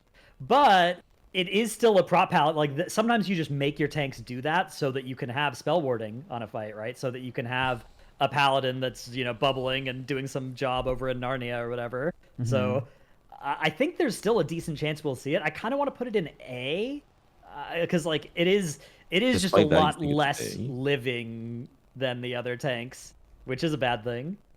Okay.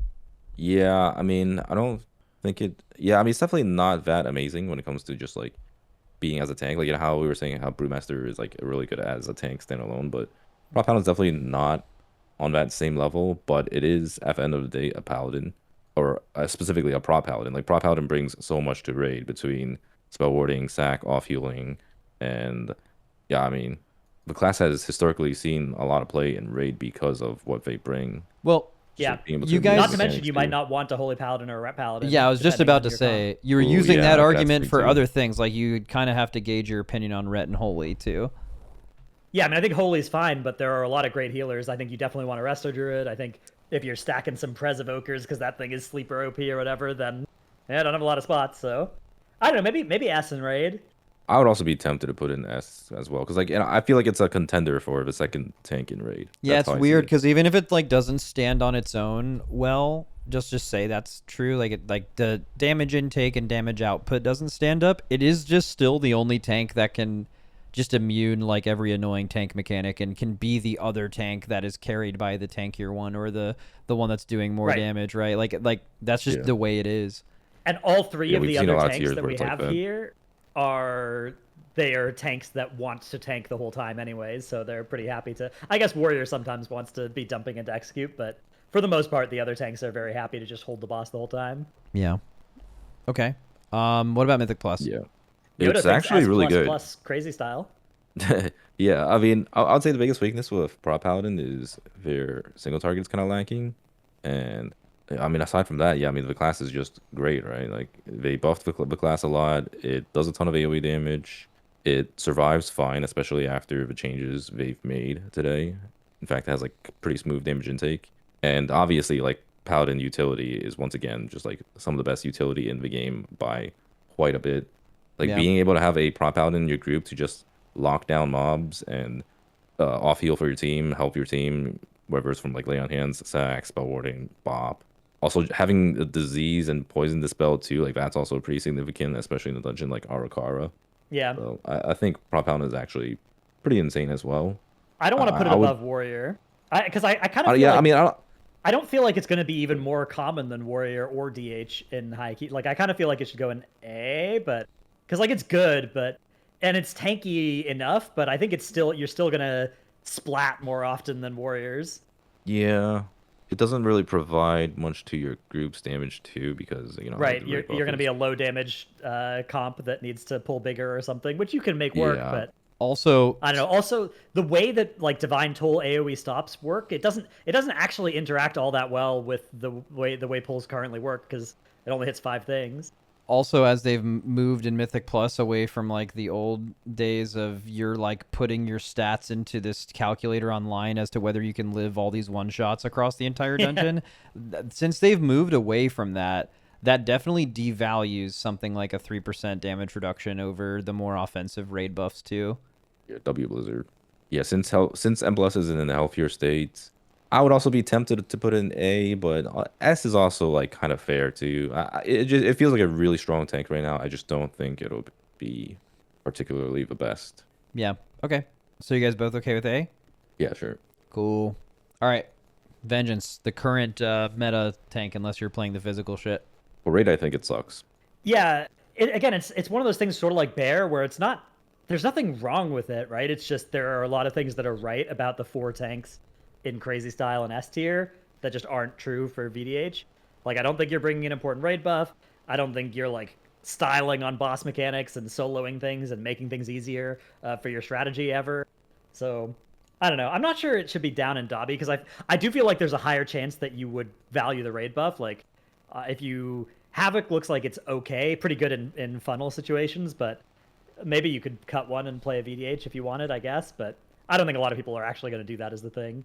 So I don't know, Dobby or B. I would say one thing in Raid too is like people overrated Holy Paladin going into the Ansurek tier, and it was mainly just because, well, you just always play one, right? So in Raid, kind of in the same way, you've just played a Havoc over a Vengeance. Wait, I think right. Is it literally every tier except for ever since like Castle Nathria? Sire to Nathrius, yeah. Yeah, exactly. So like it's just kind of in your mind of like, well, you just bring a Havoc to Raid. That's just what you do. They're frequently tuned well enough to where that's the case. Where if you like went 2 tiers in a row playing Vengeance, this list would look different. But it's just that just hasn't happened, right? So yeah, I mean the way I see it is there's just no reason to play that class unless you literally don't have a Havoc.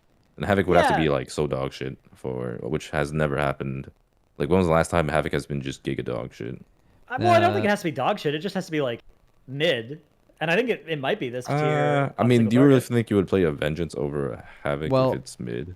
I think another thing to look at, too, is, like, whenever you're talking about playing a DPS or a tank for bringing the raid buff, you're looking at the total throughput thing, right? So, like, I think Vengeance also has generally less single target than other tanks. So yeah, those beans damage. So because of that, it falls below Havoc because Havoc is tuned well generally, but it's also not this like crazy game breaking single target damage tank. And if it was, it would be considered much more frequently. Right, and I guess the fact that some of the tanks do a lot of damage this tier is bad news for Vengeance. All right, I guess I'm fine with Dobby. Oh, you know what's funny about speaking of tank damage is I was playing with Greg earlier, DPS Shaman Greg. And he was saying apparently Prot Warrior only sims like 13% less than Enhancement Shaman right now, which is kind of sad for Enhanced, but also like goes to show how crazy Warrior is at the moment. Mm-hmm. Yeah, I mean that was true last year as well, and they just didn't get nerfed, so it was crazy. Yeah, well, they did get nerfed after, but yeah. Yeah, but like it worked during the first month. I know Dratnos has ranted about this recently, and I'm sure Dorki does like pretty much constantly streaming and otherwise. You guys, if there's anything about tanking you feel like is just off right now, what would you want Blizzard to know about? Just in general, or for a raid? Yeah, no, not for any particular class, just in general. Unless you feel like there's something about any specific class that's just so fucking bad that you want to mention it. Yeah, I mean, I would say straight up, tanks need to do more damage. Because, I mean, so apparently in Mob Classic, there isn't really much of a tank shortage, is what people have been saying, because tanks fucking own in Mob. And it's like, they have that problem solved in the past. Well, why don't they fucking do something about it now? Because, like, I don't know, tanking right now is kind of weird, because the class has so many barriers to entry, and it turns off a lot of players from wanting to play tank, so you just have this issue of nobody wanting to tank, and everybody struggling to find groups. So I would say like one of the steps to make tanking more popular is just make the class do more fucking damage. Just make it straight up 75% of a DPS, if not more. For the longest time, tank has been doing like anywhere from 30 to 50% of DPS's damage, and I feel like that's way too low. Yeah. All right, Dratnos, do you have anything? Same. All right. We got to put it in a tier for M+. Oh, true. Oh yeah. I assumed from earlier you were going to say crazy style because it's just going to end up being the. I'm not sold on crazy style. I think maybe it's S along with Prot Warrior. Yeah, because I mean, crazy style would mean that like it's like for sure of a correct. Tank, yeah, right? But like I really don't think it's like for sure of a meta tank. Like I think it's still insanely good. I mean, not a whole lot has changed from last year, aside from other tanks being better. But we've seen tanks do extremely well this season, even with stuff like Brewmaster, Bear Tank, and even Prot Warrior to some extent. So, yeah, I mean, I don't think it's that crazy relative to other tanks. All right. W tanks. W. All right. Thanks for the time, fellas. Make tanks good. Later. Yep. Later. Good night. Okay. Time to do DPS. But I'm gonna read Critcake saying Critcake had to go to bed. But he gave me his thoughts, so I'm gonna put that up on screen for Critcake here, and we'll kind of go through it together. Why is it all? I want to look at part of it. Yeah, there we go. Okay, so arm sims low, damage profile nothing special, and can't do AoE without giving up a lot of single target. Terrible to have. And dude, that is the worst thing to read. If your classes can't do AoE without giving up a lot of single target, that is your talent tree. Unfortunately, is man, it's crazy because like I feel like the friction. It might be better if everyone had to do that, but because other people don't, you just never want to be in that position. Seems garbage tier for raid. Colossus, Mythic plus spec, and somewhat keep it an AoE, but single target's insanely bad. Again, terrible. They nerfed the Colossus set at some point because Prot was way too strong, but never compensated arms for the nerf. And on top of that, they fixed a bug that caused Prot to overperform after this, so now Colossus for both arms and Prot just sucks. Cool. Also, I think arms design blows at the moment. It's a mess. I'm actually so mad. So put it at the bottom tier for both lists. Holy shit. Okay. Arms is fucking dog shit, apparently. Okay. Let's look at Fury. So Fury sims at 5.8 as Slayer now, which is above average, but there's a few damage amp phases in the raid, and we don't benefit much from those because our damage profile is super flat. Yep. I like the Thane tier bonus on Fury. It feels really good when it procs. A proc doubles the next Thunder Blast, which is soft capped on like our other main abilities, which are hard capped to 5. Overall, not much changes for Fury. But it looks better tuned than in Season 2. Top of B tier for Raid and Mythic Plus. Okay, so quick rankings for that, but then he does have a few more examples here for things he would like to look on the problems to look at for the class here, which we can go through really quick. For both specs, this trinket situation sucks. We don't have a good 1.5 minute trinket after they nerf the Halls one, and stacking one from Raid isn't any good either. So it looks like we're going to be using 2 passive trinkets, which is really boring. True. Wishlist and problems. Actually, some classes... It's kind of nice to have that depending on how involved your class is. Fury is not one of them. Wishlist problems make Rally better in 5-man content. 100% has to happen. They've almost everything like Rally has been made better in 5-man content. Definitely rework arms. Arms design has been bland and confused since post-Legion. Capstone abilities like Roar and Spear barely matter. You can literally spec utility instead and you lose like 1% DPS. That's obviously not great for a capstone. 5-target hard cap for Fury is getting really old. They can't seem to balance it properly for us. Just soft cap us already. We're always at a major disadvantage when Mythic Plus is about pulling as big as possible. You could say this about every target capped class at 5. Even 8, soft capped at 8. That is just such a huge gain from 5. And their entire philosophy about, well, not everyone needs to be like capped at these numbers because we can just make you a 5-target hard cap, but at 5 targets, you'll be the best class.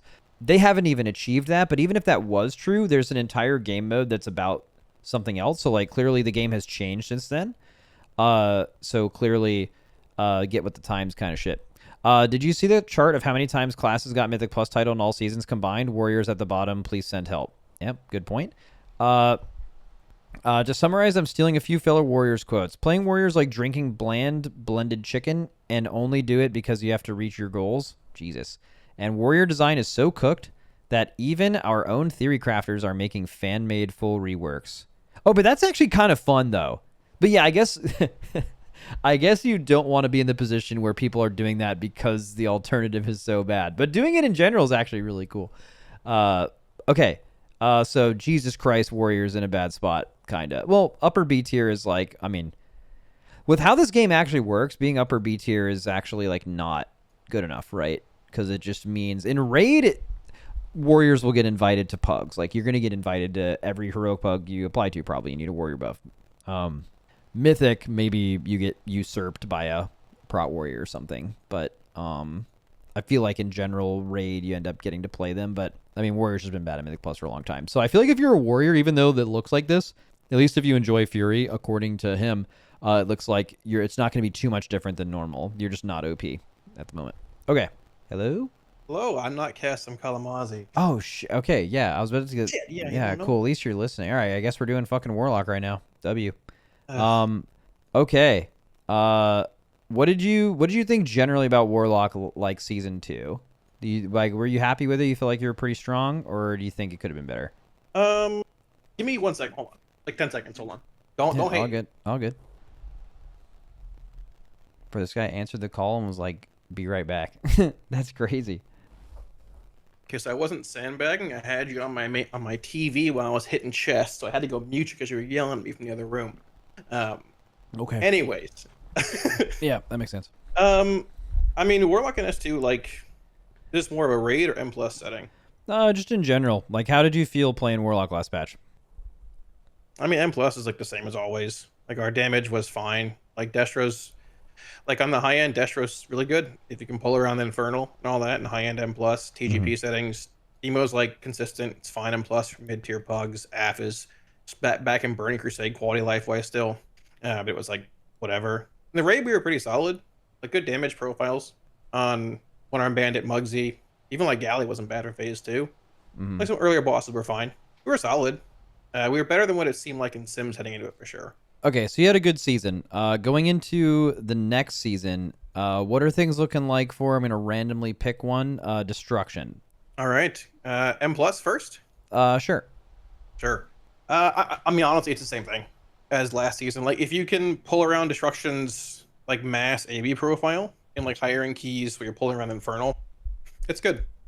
There aren't many classes that can match. It's like just mass AoE. But I think the problem with Warlock, and I think this is the problem with most classes in the game, except for a couple, is like there's a fundamental disparity between utility, like between most classes and a couple in the game for M plus. Oh, I thought you were gonna say raid buffs, which I guess also kind of applies to Warlocks and Mythic Plus. Like having Hellstones is nice. Yeah. Gates rarely matter, but like I feel like for what your raid buffs do for you in raid, which is they're invaluable and insane, in Mythic Plus they don't really translate at the same level. And I was wondering if like maybe you felt like that was something that held your class back as well.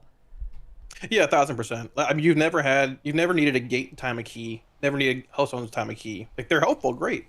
Everybody has a battle res now. Like they're nice, but you never needed them time a key. Like Mark is obviously insane. Fort, Intellect for mages, other utility in general, cheat deaths. I mean, a lot of classes only have that. What utility are you talking about that you feel like you're missing? Like stops? I mean, stops are a thing. Like Demonology has a stun for a kick, but that's more Destro based stuff. Just general utility, like Warlock. I think one thing we could push for is like AoE curses for a while, something that fits lock thematically or something. We just don't really bring much. Everybody brings a stun for the most part, but like there's no like party based buff like Mark or like Fort or Old Massive Spell or PI or anything. You're just sort of there. And there are times in the past, even with Destro, where you do insane damage and you're brought just for that. But I mean, it's pretty niche unless you're in like Shadowlands S3, S4 for the most part. So I just think there's a disparity between a lot of like party and raid buff design between a couple classes at the top and most everybody else. I feel like DK's fall into that. Warlocks, Warriors, are just sort of like, they got to be utterly insane. Hunters, insane damage, or they're sort of like. But as far as ranking it for M plus is concerned, looping back to Destro, I put it like probably high end of A tier. If you play it in like mid tier average pugs, you're gonna do mediocre damage. But if you're pulling around it in a high end setting, I think it's good. Yeah, but you're not gonna be like meta comp everywhere. So I think high end for A tier for M plus for Destro. Okay. I like that. Let me find Destro here. I didn't actually put them together. Okay, high end A for Mythic Plus. That's pretty good. What about raid? And I guess maybe I would ask you, like, do you think? I guess I've been asking this to other people. Do you think Destro is in the like meta Mythic Plus comp next season? No, I mean, like Hunter got nerfed. That marksman rank is vile. That's putrid. Having it in Dobby, no shot. Yeah, people have been saying that a lot, but I mean, the Hunterman ranked it, so what can you do? That's fair. I don't think so. I think you'll see it in a similar setting where if you're in like TGP or MDI based settings, it might be that third flex DPS in certain keys. It is like mass AoE next season. Halls of Atonement's back, Gambit, a lot of big pulls. You could see it. It's not going to be Mage or maybe DK still kind of metacomp. No, I don't think so. Okay, you always end up bringing one Warlock to a raid because they're raid buffs. I have a question. Number one, do you think there's more than one Warlock in this raid? And if so, is Destro the spec they're playing? I think you probably play more than one Warlock on most fights. I mean, I think range is probably just pretty strong this tier comparatively to melee in most spots. Destro got a Chaos Bolt buff a few days ago, which has pushed its single target pretty high. There is like some weird sims floating around that people are putting in, like overall, this is where everyone's sims lists that are using degen things, which nobody's really most people won't do in this game. It's inflating it by 200k. So if you see it's simming super high, it's not as high, but it's still up there. I think you likely play two. I think you'll see a mix of Demo and Destro this raid tier probably, and the potential for AF on certain fights as well. But I think you probably see two. I don't think you see past two though, for the most part. All right, where do you think Destro ranks? Let's see here.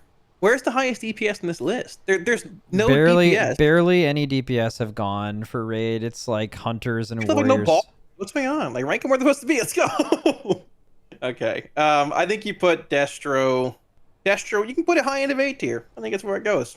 Both. There you go. Okay. Mhm.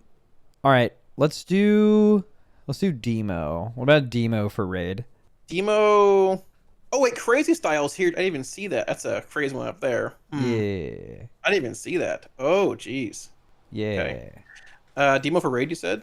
Yeah. Or Demo is simming pretty high right now, but there's also a lot of bugs in those sims too. So like there's bugs implemented in the sims because they've been around for patches at this point, from what I understand. So we just sort of roll with it. Same with Destro and stuff. You probably put it like, I think you put a higher end of A tier as well. Put it ahead of Destro. Let's put it there. I think that's solid. Okay. I mean, it has a good stat cleave profile, and I feel like this raid does have a lot of like single target priority emphasis. But at the same time, like Destro is similar-ish to single target and can bring some Havoc cleave too. So I think you'll see both in the raid. And I think you're probably seeing 2 locks in the raid. And I think that's actually really interesting. I feel like if you were to do this tier list and rank classes instead of specs, having 2 DPS specs that do DPS very differently in A would make the class itself higher than A, right? But if you're ranking each spec individually, I could see it making sense that it would be lower than like the class ranking. Yeah, I do sort of wonder also like if the option is to bring like 2 warlocks or 2 mages based on where things go. I think you just bring like 2 mages, like 1 lock instead. I'm not saying it's like a 1 lock tier or anything. I think it's a 2 lock tier. But I like as far as our utility, it just does DR a crazy amount. When's the last fight you needed 2 gateways on? All right, can I throw a counterpoint at you? Yeah. So Yeah. there's like, I think after raid buffs, especially if you consider DK one this tier, where you need like 1 DK. Right. We haven't seen Dimensius yet. I think you have 6. It might be 7 spots in the raid that are up to your own control. And if you are taking one of those 7 spots after the one you already have, meaning you're a class, one of the few classes as more than 1 are being brought, do you think it makes sense that goes in the 3rd tier from the top? Just as a counterpoint. I'm not saying you're wrong or anything. I'm not really giving an opinion. I'm just saying, like, because of the way I've been looking at this tier before, like, the Mythic Plus one is kind of like meta or not for Crazy Style. Crazy Style and Raid is like, you might bring more than 2 of these things. But, like, if you're saying you think you bring 2 Warlocks, but there's no single Warlock spec in S, that doesn't seem right. I mean, I'm trying to think what classes I probably bring 2 of this tier. It's like possibly 2 DKs, 2 Mages, 2 Warlocks. I thought it'd be Hunter, probably just 1 at this point. I mean, that is a thing. It's just... I feel like people are getting caught up in sims being a bit inflated. Like, there are literally bugs implemented in Demo Sim. The sim you see for Destro floating around now is 6.3 million, 6.4, has like a 250k bonus people threw in there. Just like some cheese stuff no one's going to do. Okay. Like, so it's still good. I mean, I think if you're going to, if you're going to like put Demonology up there, you could put it at the lower end of S tier, but I'm curious to see where it lands like in the long run. Like, both its hero talents are good. And if they do end up coming in and like, you know, knocking one of them down. The other one's like 6 million too, which is solid. You could probably throw Demonology to the bottom of S tier, but I wouldn't put it past that.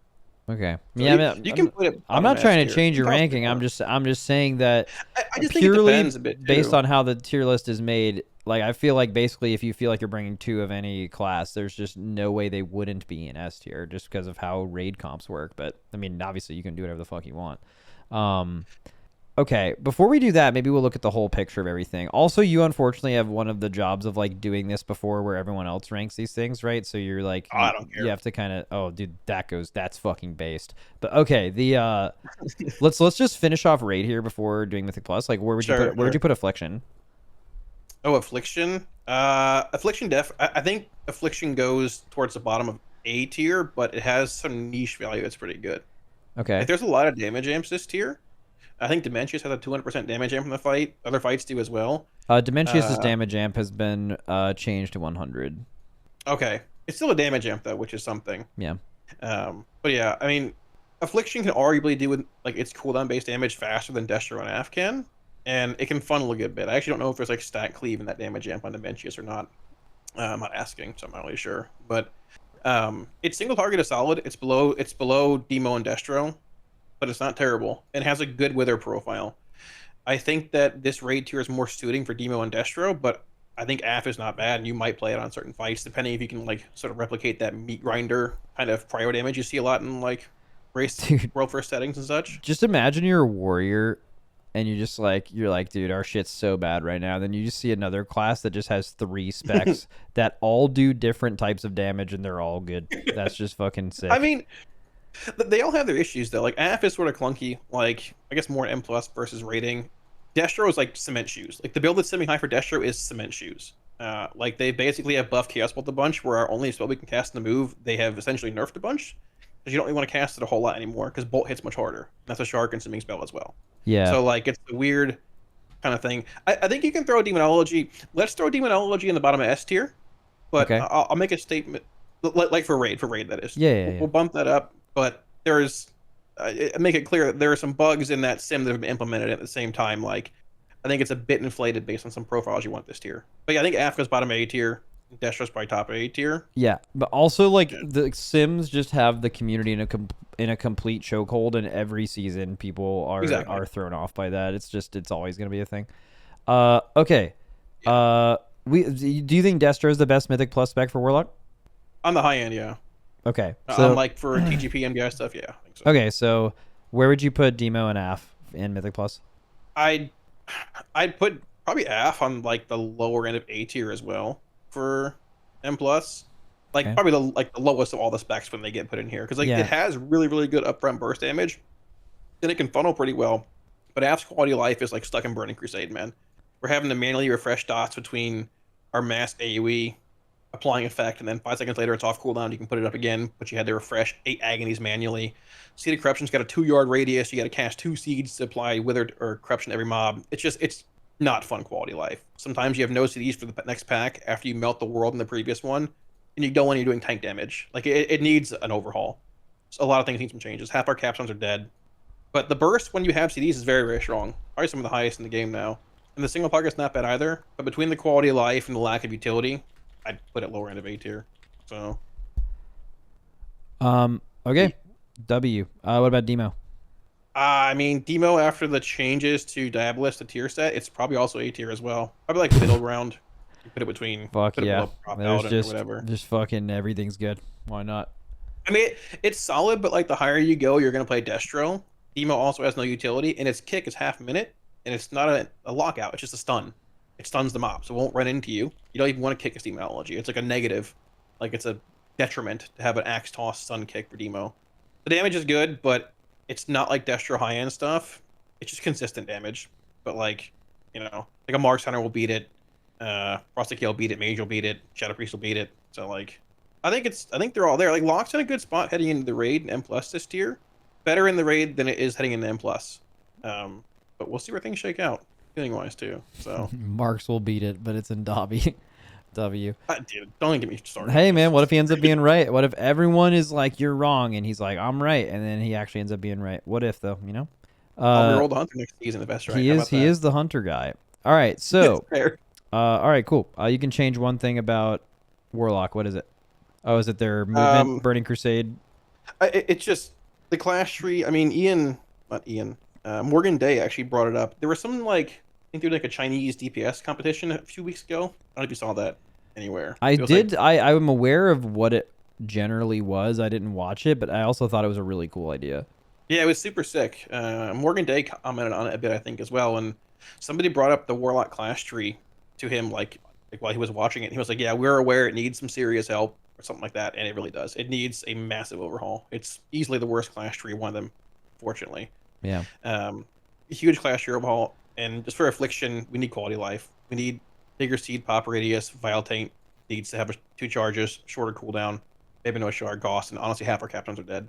I think AF needs some serious, decently large help. Clash needs help, and best run AF or whatever. I mean, they're fine. Some little things here and there, but yeah, that's why I'd say probably E. Okay. Sorry. Destro's tier set for Diabolist is still broken in AoE on PTR. The patch is in 2 days. Doesn't work. Please fix that. Okay. It doesn't work. All right. Cool. Yeah. All right. That's all I need. Thank you for your time. Love you. Bye. Cool. Owned. Absolutely fucking smoked. Also about that as well. Here is a message thing between Kalamazi and Zyro from today, a few hours ago. Is Max doing his thing right now? I think so soon. Remember to put Warlock specs in A or B tier, buddy. Pepe guy. We're over simming. PI is making us look too good. Pet-based classes never measure up. Some fucking gamesmanship happening here. I'll say it. Who knows? They could end up being right. Oh, I'm muted. Hello. Sorry, I was muted. I just said hello really loud and you didn't hear it. Hello. Whew. All right, dude. Windwalker was crazy last season, except it's target capped to Mythic Plus. What is it looking like going into this one? You had like a really fun tier set, right? And then they made the tier set less fun, and then compensated it with just overall damn. Yeah, but the compensation buffs ended up being like a 6% nerf. So, but Damn. they are the hero talents are closer together, which was the intent of the changes. So that's good. Okay.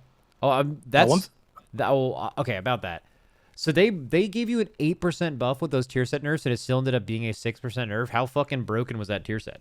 It was very good. Yeah, we'll get into it, but I wanted to open up with for this PTR. I think we all would have liked more communication because they changed spinning crane kick for Mistweaver and Windwalker, and then didn't say anything, and we noticed it like a month later.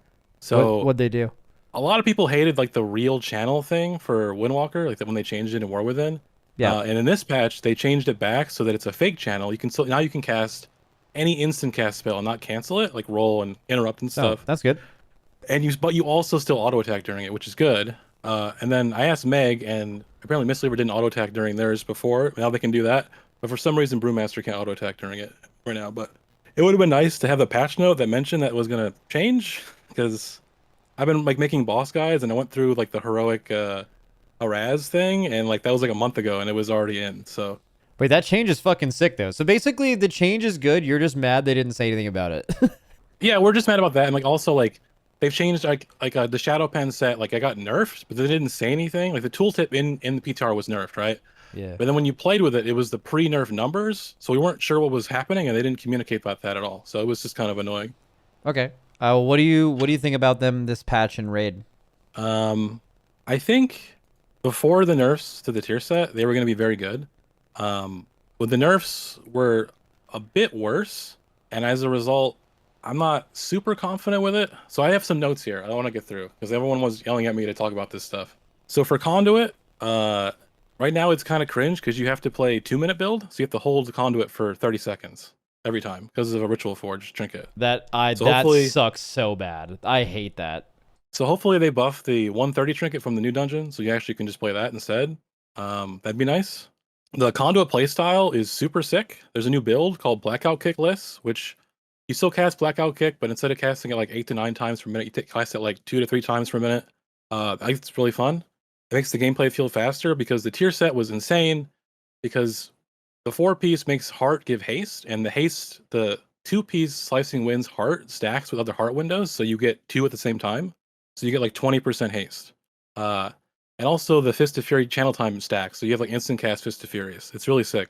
But the con of this tier set is that you have to play Slicing Winds, and some people really hate that ability. So it's, But going back to your question, for Raid, I think it can play either hero talent. I think it's going to be pretty okay, but I don't know if it's good enough to see play in like Resto first and stuff. It's like average. Initially, like it got a 13% buff, so like, and it's already pretty good. So when the patch comes out, before people get their tier sets and stuff, it's gonna look really OP. But I think once things settle, it'll start to fall down a little bit. Okay. Then I wanted to talk about Shadowpan. So they just like an hour ago or like 30 minutes ago, they just fixed a couple bugs with Shadowpan on the PTR. They also fixed the 2-piece that wasn't working, so that's sick. But Shadowpan has a lot of design issues, and tuning Shadowpan with the tier set is annoying because right now, Shadow Flurries make up like 60% of the Flurry Strike damage on single target and like 90% in AoE. And the Flurry Strike damage on the 2-piece does not affect Shadow Flurries. So that sucks. Also, like I think Dorki mentioned it earlier, but the RNG of not getting Shadow Wisdom in a poll feels awful. Also, the like Wisdom deck and the stored Flurries, you can still set that up prior to a boss poll, which is cringe. That should reset on a boss encounter. Overall, I think Shadowpan should have been like reworked a little bit this PTR cycle. It needed some attention, but hopefully it gets some in Midnight, I guess. All right. W, where would you rank that shit? Raid. For Raid? Yeah. I'd put it like middle of B, I think is fair.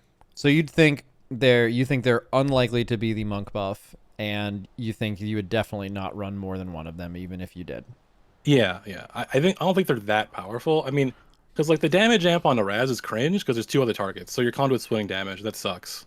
But I mean, it's kind of hard to tell how good it'll be on like Nexus King and the harder fights. It might be pretty good, but I don't know. It just depends on like what you play. Because Brewmaster looks pretty solid, and like Mistweaver looks crazy in raids. So he didn't really provide anything except like Mystic Touch. So if you're already playing like 2 Mistweavers or something, then it loses a lot of value because its damage is like kind of mid. Okay, what about Mythic Plus? Old target cap? Yeah, Mythic Plus is not as happy. I haven't tested the new Shadowpan stuff. It's possible the Shadowpan is actually good at Mythic Plus now. For a while, we were just testing Conduit. But yeah, the target cap sucks. It really sucks. When your niche is like low target burst cleave, it just doesn't translate well in Mythic Plus. In Mythic Plus, from my experience, it's probably low B, super low B. If Prot Warrior is super sick, and you need Fizz comp like Mystic Touch, it's like okay.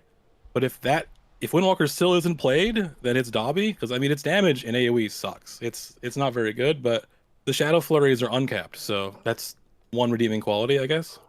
Yeah, and it's funny, like whenever something's uncapped like that, it's probably an accident. Not that matters, but like that's just still annoying. Yeah. I mean I feel like they should remove the target cap on spinning Critcake specifically, because it already does like an uncomfortable amount of damage on single target. It's like your 2nd or 3rd damage source. But in AoE, like, I'm a boomer, right?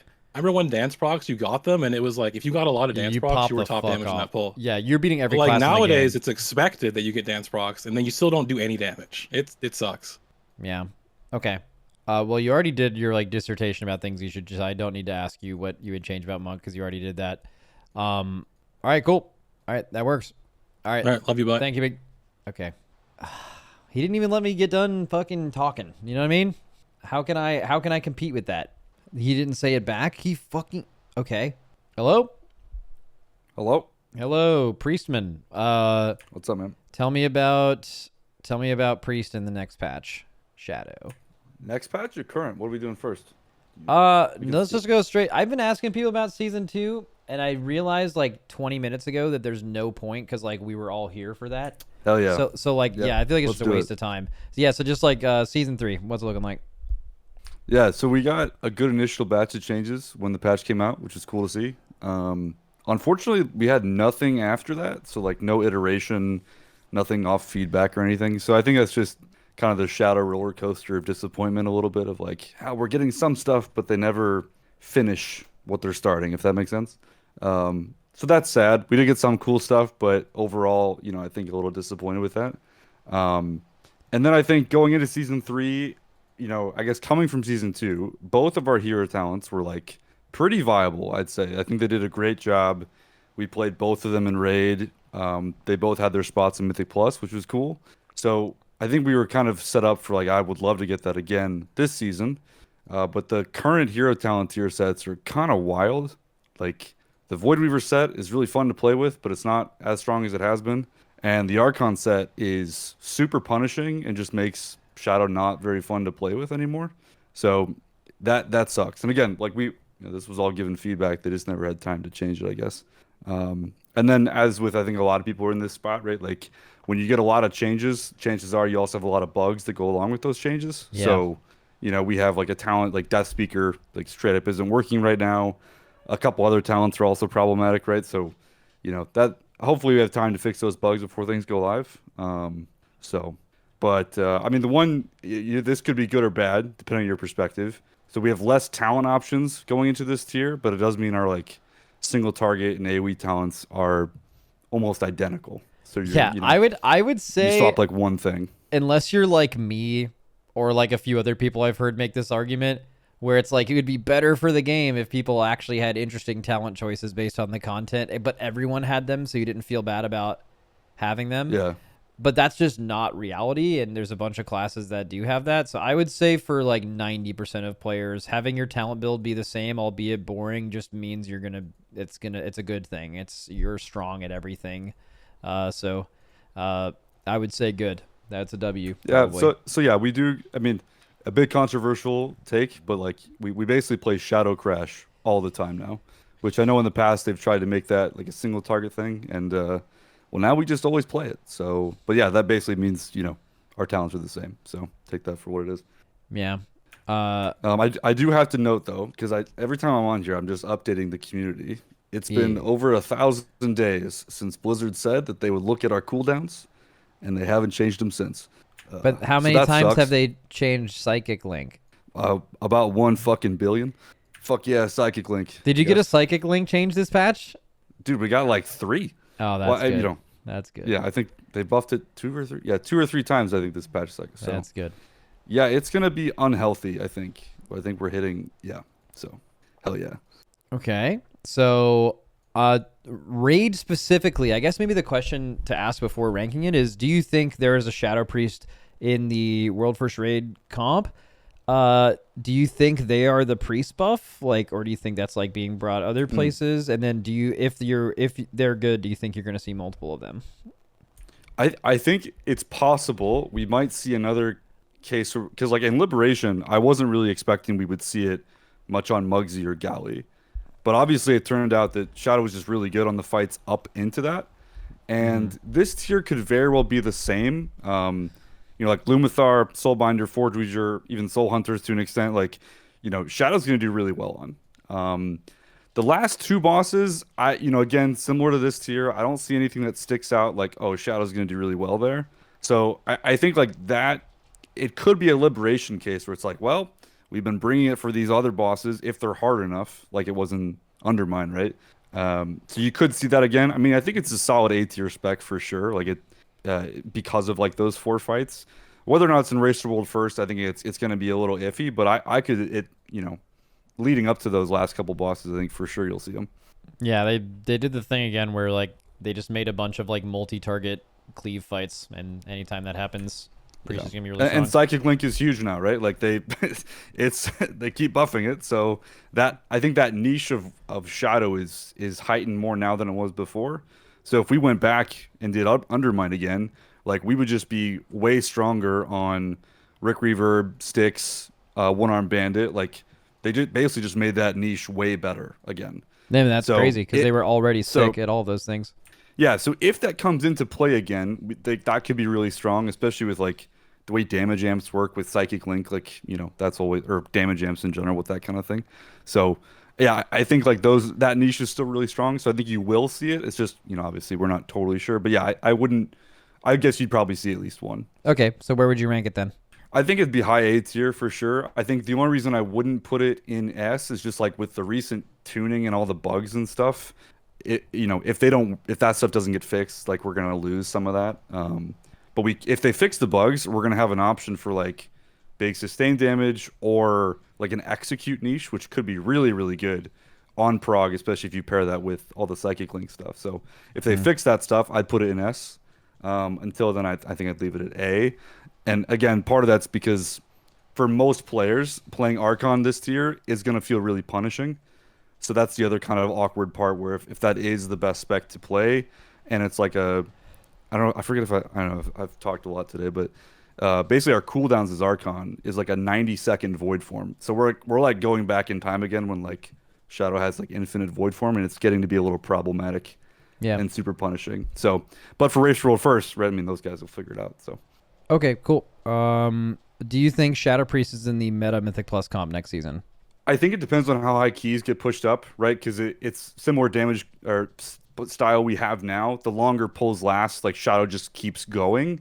If things are bursting down too quickly, you know, that won't happen as much. So it just depends on where it like caps out at, if that makes sense. So I would, my gut says no, but I think it's going to be close.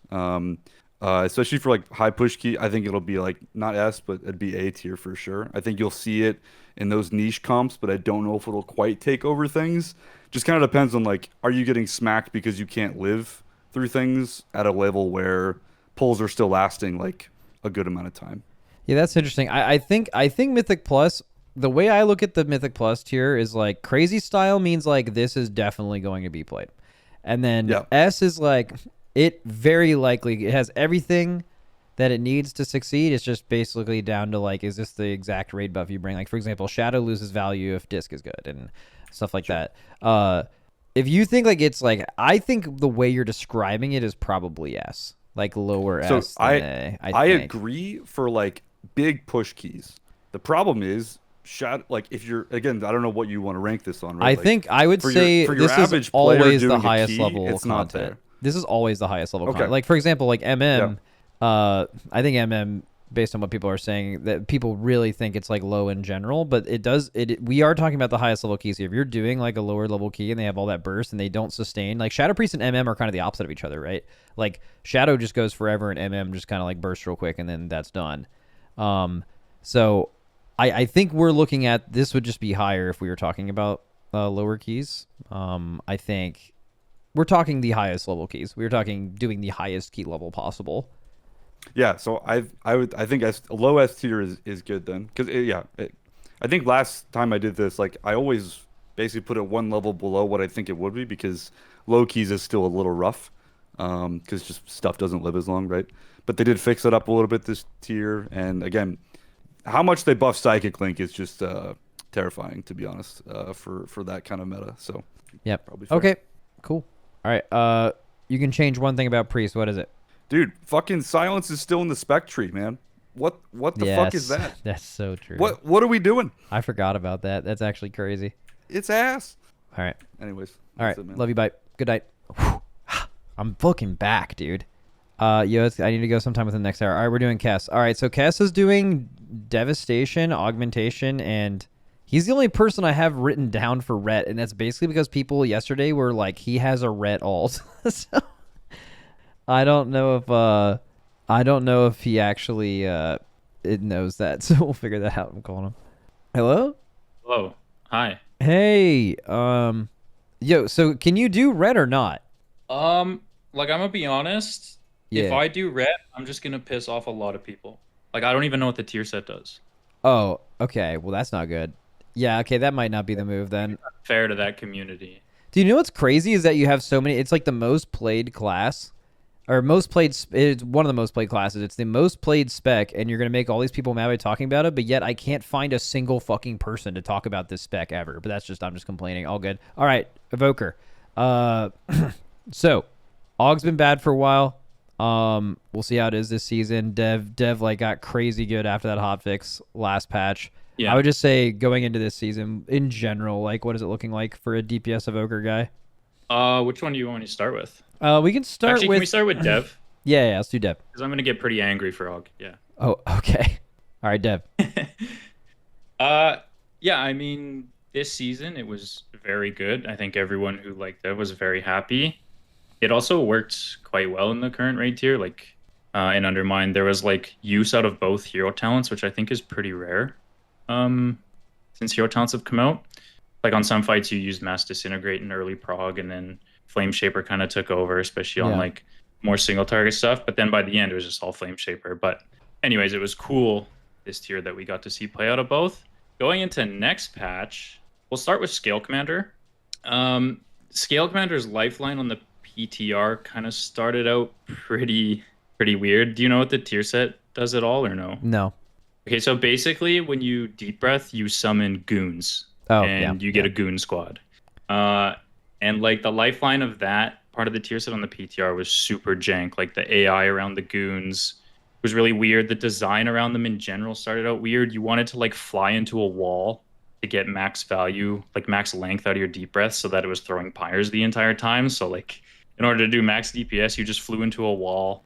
And then they changed it so that it only pyred mobs in front of you. To prevent you from doing that. Yeah, but then so then it became even more degenerate in a sense. So then you're talking about like tank positioning. Oh, so that you have to like deep breath in fly a into a wall. Dude. Or we're calling it pebble maxing. You would find like a pebble or some sort of terrain in the dungeon that you or in the raid that you could just fly into and get stuck, so that you were still like pyring ahead of you. So there was like a bunch of cringe stuff like that, but then they fixed it. And I think like in terms of like functionality and design wise, it's in a pretty good spot now. The only problem is Scale Commander's damage is just dookie. Like it just kind of sucks. It's pretty cool to shoot like 7 laser beams around. The goons work a lot better now. They like follow your target. They're very responsive. One thing that sucks about them, and I don't think anyone has ever been able to say this in the history of WoW, is your tier set can die. Like your tier set can soak mechanics and then just lose part of your tier set.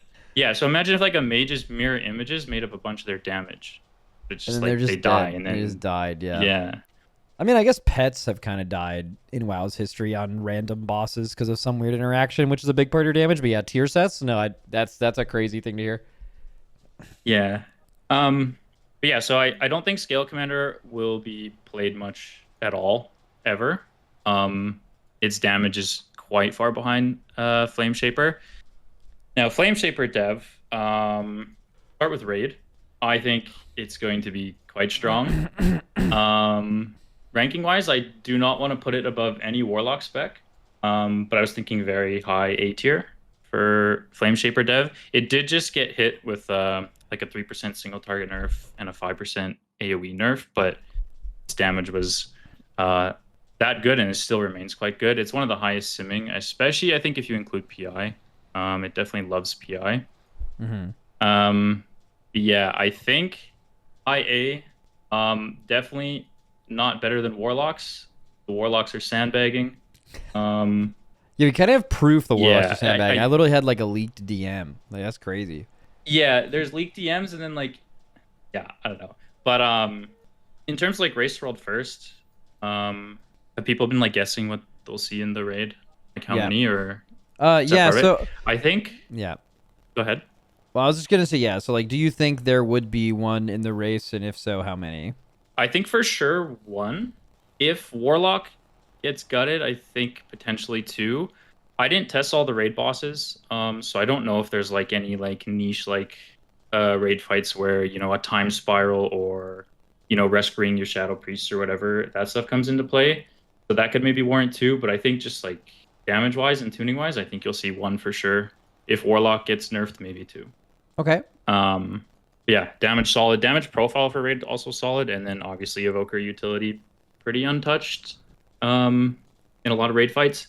If Prez Evoker's played, that might also change how many you bring, but is it does it we'll go for okay, there. do Evokers actually care how many other Evokers are being brought except for the scenario where you just have a certain amount of Evoker players in your guild or something? Because like I think their 60-minute raid buff is completely fake. I don't even think you need one.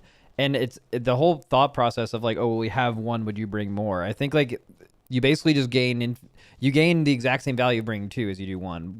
0 to 1 same value, 1 to 2 pretty much same value, and then after that there just becomes less good uses for like time spirals and shit and rescues. But like it's pretty close. Yeah, I think if you're basing off that stuff, like 0, 1, 2, 3, 4, it doesn't matter. The only time the number would matter is if the fight required it, like a Razageth or something, right?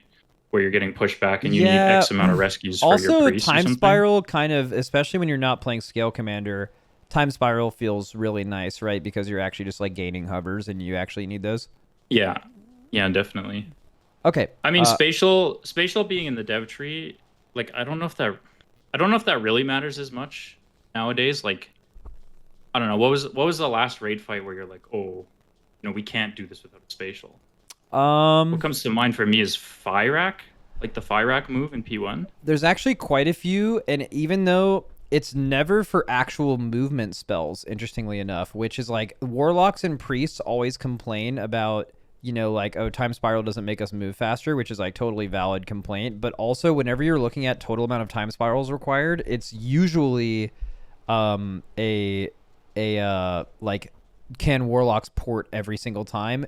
If the answer is no, it's like how many time spirals do you need to make sure that that's true? So like for Warlocks, it's about gaining ports, and then on specifically Ansurek, Death's Advance. Well, time spiral is just really good from everyone just to deal with the knockback or the suck in general. But I think specifically Death's Advance it was needed to make that up every time.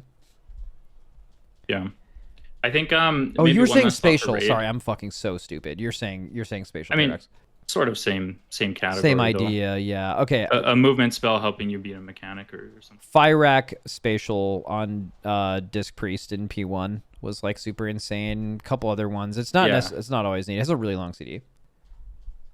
Yeah, I think we can leave it there for raid. A tier damage super good. Damage profile is good. And I think one more thing to add. You said like it doesn't matter how many devs are in the raid. It does compete, unfortunately, with one of the best PI targets. Ah, So like Dev loves PI and it gains a lot. Right? So you I think think if there's you'd a dev only in the bring raid, as many ideally it devs? gets a PI. Yeah, you'd only bring as many devs as you I have don't- PIs. I don't want to like strictly say that, but yeah, I think it is definitely something you would consider Okay. the top end. All right, sweet. Mythic Plus for Dev, real quick. Yeah, M plus Dev, Scale Commander in the dirt. You won't even look at that. Flame Shaper, extremely good. They just nerfed it, but still very, very strong. Very good utility kit. Damage profile. Now, a lot of people, a lot of content creators, a lot of tier lists have come out recently and said that Dev can only do pad. It's just a pad spec. And we'll get into that a bit, but like that is not true. With the correct talents and the correct player, like Dev can do extremely good AoE. It's one of the best uncapped AoE specs in the game. It has that going for them. And then with correct talents, you can do insane single target in a dungeon setting as well. The problem with Dev is you sort of have to build a comp around it. It kind of has to become the princess. You have to build a comp around it. It struggled this season a lot because like, so when you're doing AoE, you have to choose if you're doing AoE or single target, right? It doesn't have the luxury that a lot of the good M+ specs have of like, oh, I can hit the main mob and do damage to every other mob. And because I'm hitting the main mob, the key is faster, right? Dev is just kind of hitting everything where you're hitting one thing for the most part. Yeah. So like if you pair that with a Boomkin and a DK, well, that doesn't really work well, right? But if you have an Arcane Mage and then you sort of become that like DK heavy AoE slot, then sure. So in terms of ranking it, I'm hesitant to put it at the bottom of S tier because I think we'll put it this way. I think for the civilians, the general population, I think it's high A tier. No, don't put it in S. I'm not tier? officially putting it anywhere. Yeah, no. Okay, so okay. so you put it in A because you think, yeah, I mean it's like a old So- Breath of Syndragosa Frosty K where like you needed to actually pull around it for it just gained crazy value, but if you were doing lower keys or if you weren't pulling around it, it loses a lot of value. Yeah, exactly. And like I think the most important thing with Dev is building a comp around it that is you don't want to have another damage profile that covers what Dev is already doing. But in terms of just like raw DPS, like it's up there. It is one of the most one of the biggest damage doers in M+ on the PTR right now.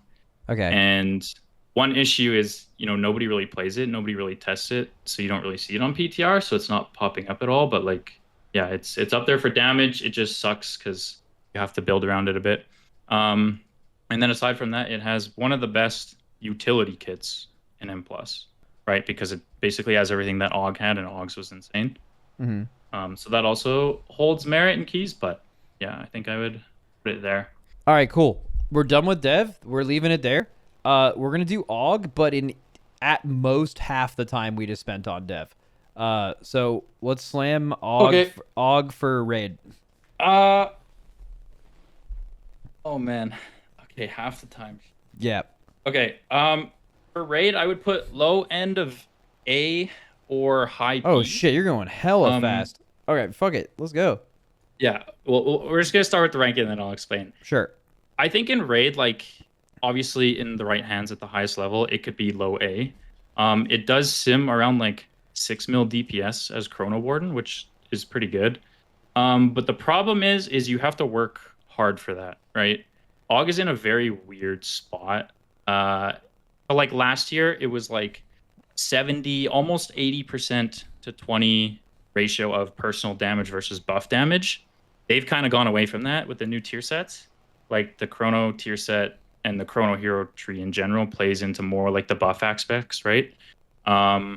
So in order to earn that like A tier damage in raid, you have to work hard for that because we all know how cringe and annoying buffing, like managing your buffs on like 4 people in raid is just, or 2, and then juggling is just like so annoying. You have to work so hard for it.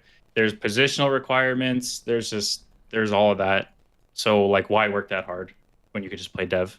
But I think in the right hands, maybe in the right boss fight, could be A, otherwise B.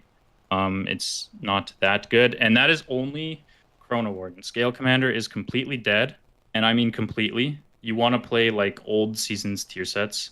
I don't know if you saw this, but like you can just go over to M+ right now and put it in You're Actually Mad. Just drop it all the way to You're Actually Mad. Okay. It's just terrible? Yesterday, for the second tier in a row, they just shot Evoker. They just took both their kneecaps off, gone.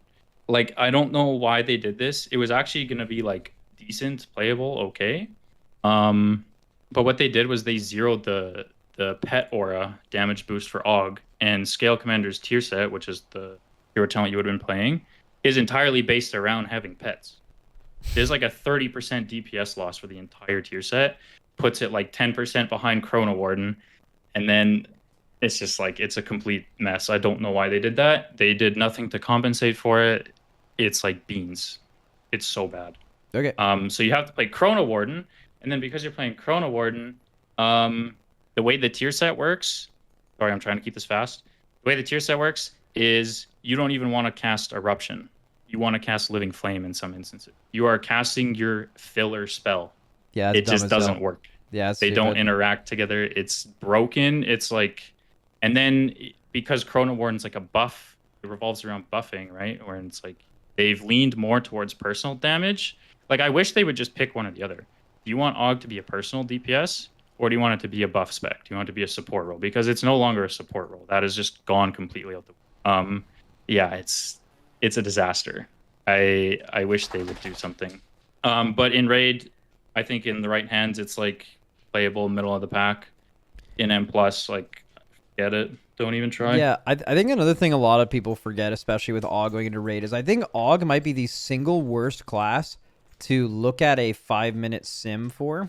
Or just see how they're generally doing on just like pure single target. Because like where AUG's strength lies is being able to kind of copy what the best class is in your raid at that exact moment. So like on something like Brood Twister.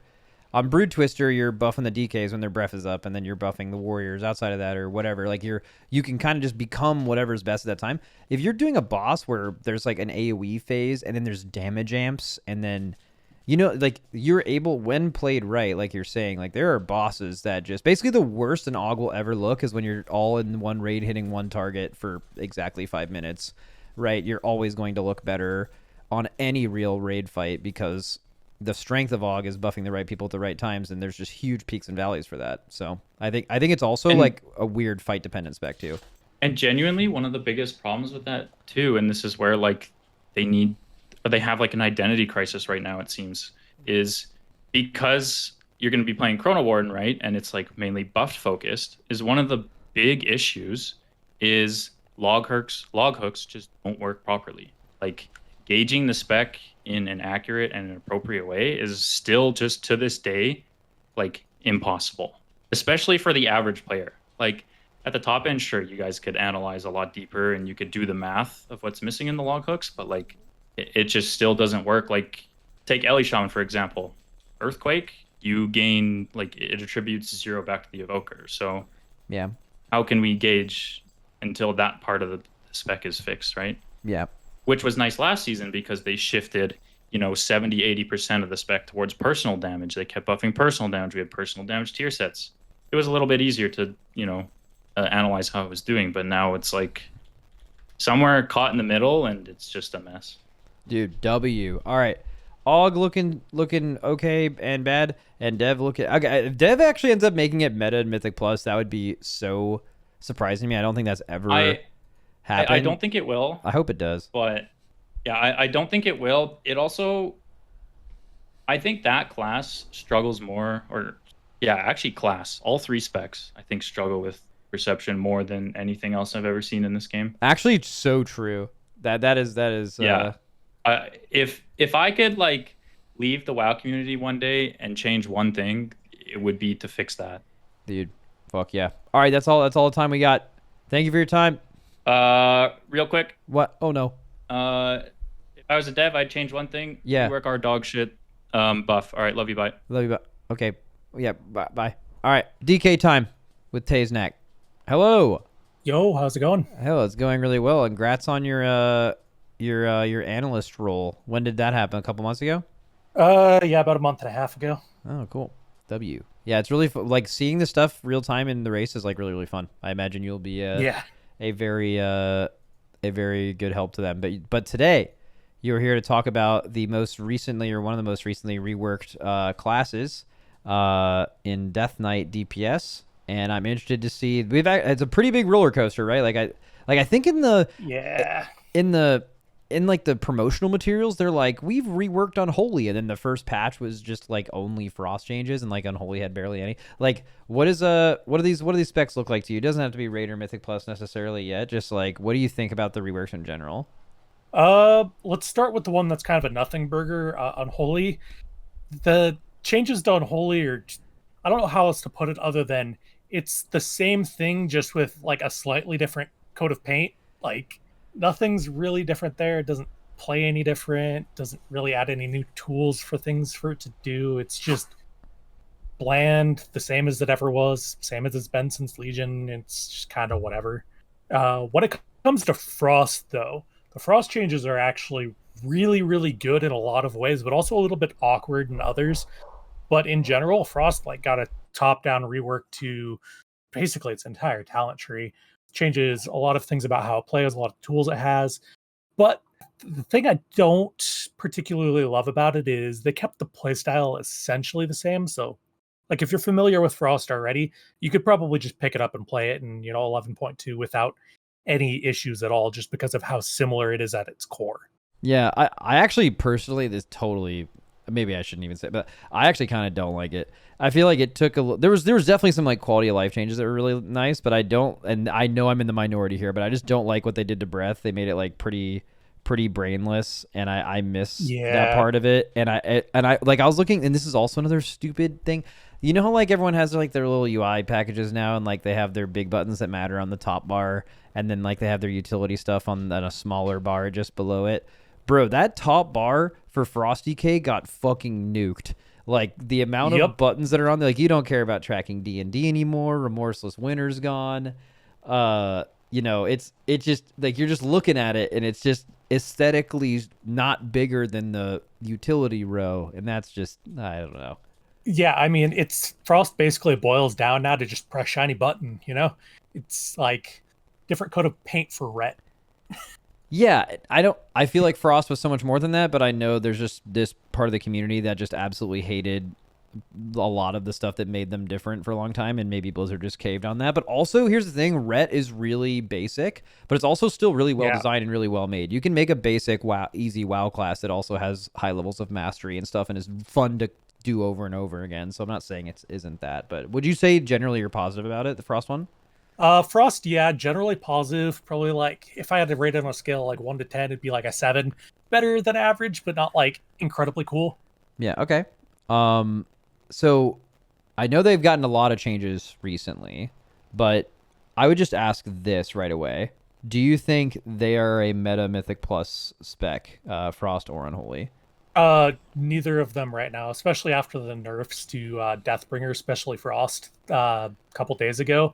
I don't think Frost stands a chance anymore. Like, it'll probably be an A tier spec for Mythic Plus, but that's about as high as I'd put it for now. It could see some play with some comps, but I don't think it's going to be meta.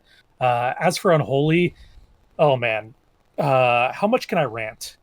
I trust you to be like pretty interesting while you're doing. You can rant away.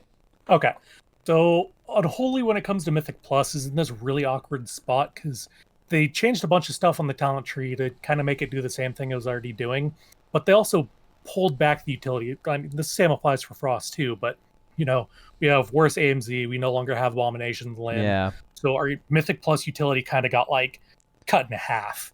Yeah. And all Unholy really ever brought to Mythic Plus was just a ton of AoE damage. But with the changes to the talent tree and the new talents they introduced, it kind of doesn't compete in that same niche anymore, especially when you account for like the Bursting Swords nerf, or cap, I should say. There's a lot of factors that play into it that makes Unholy just not really that impressive anymore. It's probably like mid B tier at best. Just took a spec and gutted it. Damn. Okay. I mean, that wasn't a long rant at all, but yeah, no, I agree with that. Although they were like the best DPS spec for an entire season, and I don't think that's been. That's pretty hard to come by for DK, so at least that's a W. That happened. Yeah, it was a good season.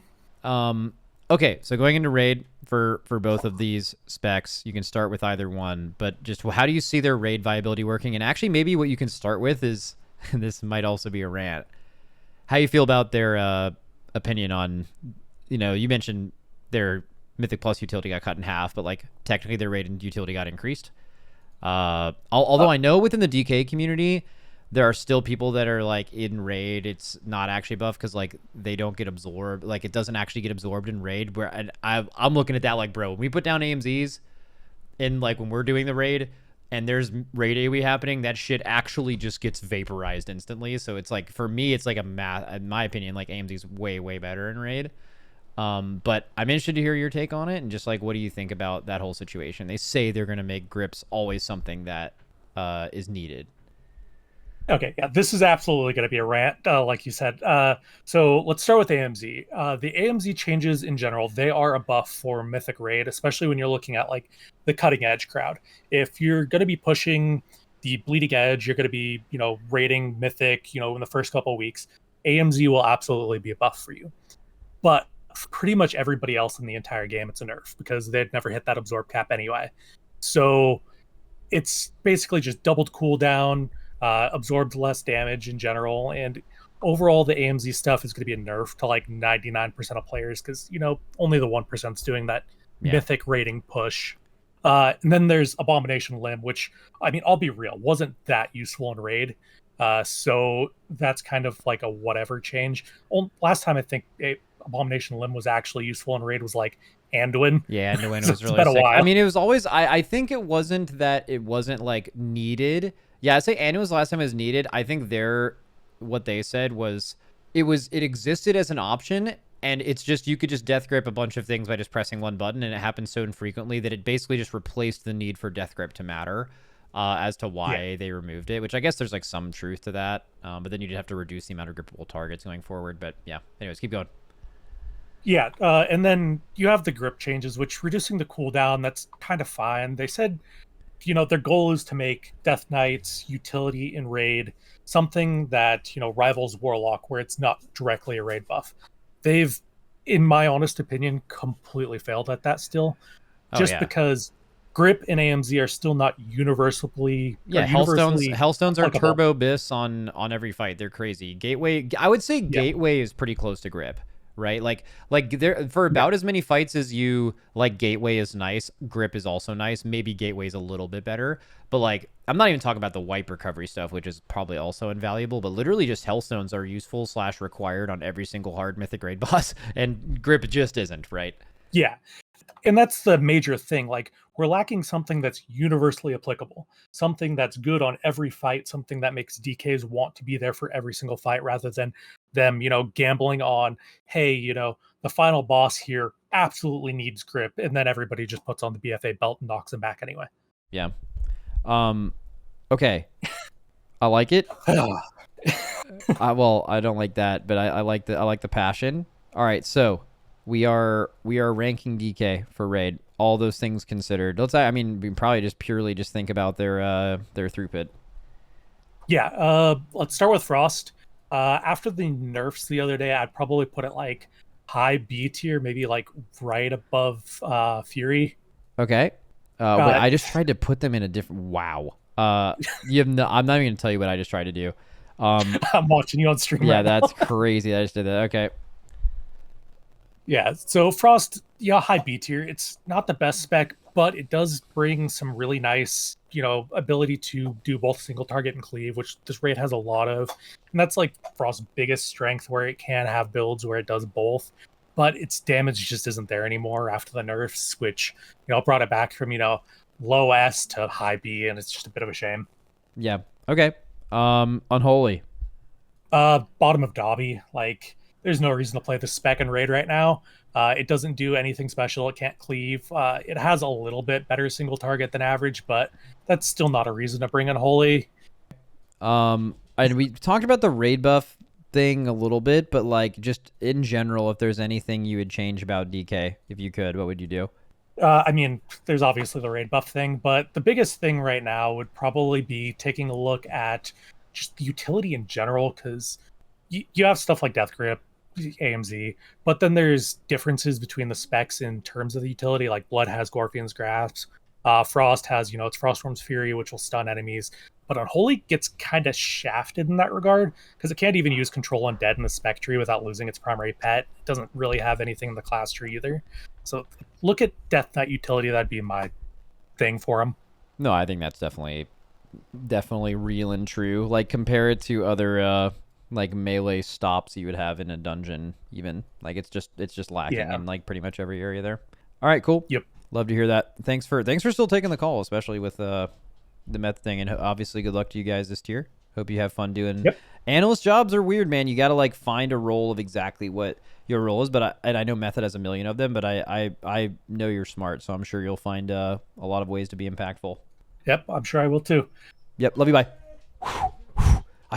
Dude, I hit him with a compliment, so he wasn't gonna be thinking about it.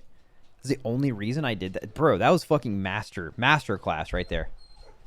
Hello? Yo, what's up, dude?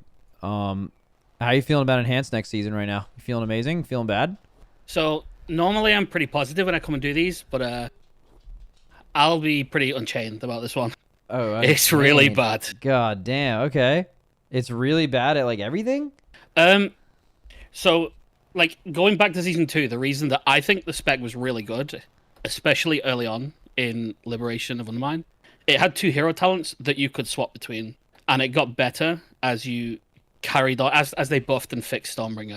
Next season, the tier sets are, to put it nicely, one of them is absolutely dog shit, and the other one is good but really degenerate too. Dude, I don't know why, but you saying I'm gonna put this nicely, and then you said it's absolute dog shit just absolutely killed me. But okay, all right, so tier sets are bad, hero talents aren't as or tier sets are bad, or the one that's good is like annoying or something, and then in general just not happy. I would ask you this: Enhance has been the raid buff in the raid for shamans for probably like almost 4 years now, 3.5 years now, since I think it was Jailer tier or maybe Sylvanas tier when they actually added Windrush, and then they eventually made it like a full shaman buff. But since then, do you think this is the tier where they are not the shaman buff? Right now, it doesn't feel like it will be. Like I think right now it is probably the weakest season we've been looking at for about as long as most people who are like recent joiners to the game have played. It's like about 4 years plus since it's been this bad. And I just want to like be clear as well. The actual spec itself isn't bad. Like nothing was lost between season 2 and 3 in design. It's just the numbers are really bad there. So you've got all of these really good niches and abilities that you could use, but it doesn't matter because when you do them, you get beat by people who aren't using special things. They just beat you anyway because the overall number, the tuning just blows. How make up a number in % of how far behind you are from being like upper middle of the pack in raid? For which hero tree? Because it's whatever the really best, different for all of whatever the best one is, whatever the best thing for Enhance is right now. Like how far behind are you?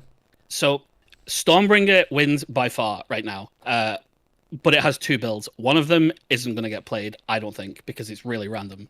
And that's doing like, I want to say 10 to 15% less than what you need to be than like... what you'd need to be like competing with Ellie. I'd say like a safe bet would be at least 10, but probably more. So the reason I'm asking you that is I'm thinking of like the kind of buffs that classes will get this close to a raid. I feel like the tuning they did recently felt not final, but pretty final, and they'll definitely make some right before the raid comes out, and maybe some in this upcoming week. But I don't like 15%. How often does a class get buffed by 15%? Like a week before, or like in the patch week? That exactly, yeah. That literally doesn't happen, right? I don't know if that's ever happened. I'm sure it has. Someone will find it, but like it's pretty rare, right? So like if you feel like you're actually that far behind, that's pretty tough. Like I'm thinking the most any class gets realistically is like an 8% thing. So yeah, I think that what's happened is over the whole of season 2, there was a lot of aura buffs that happened to the people around us over and over again.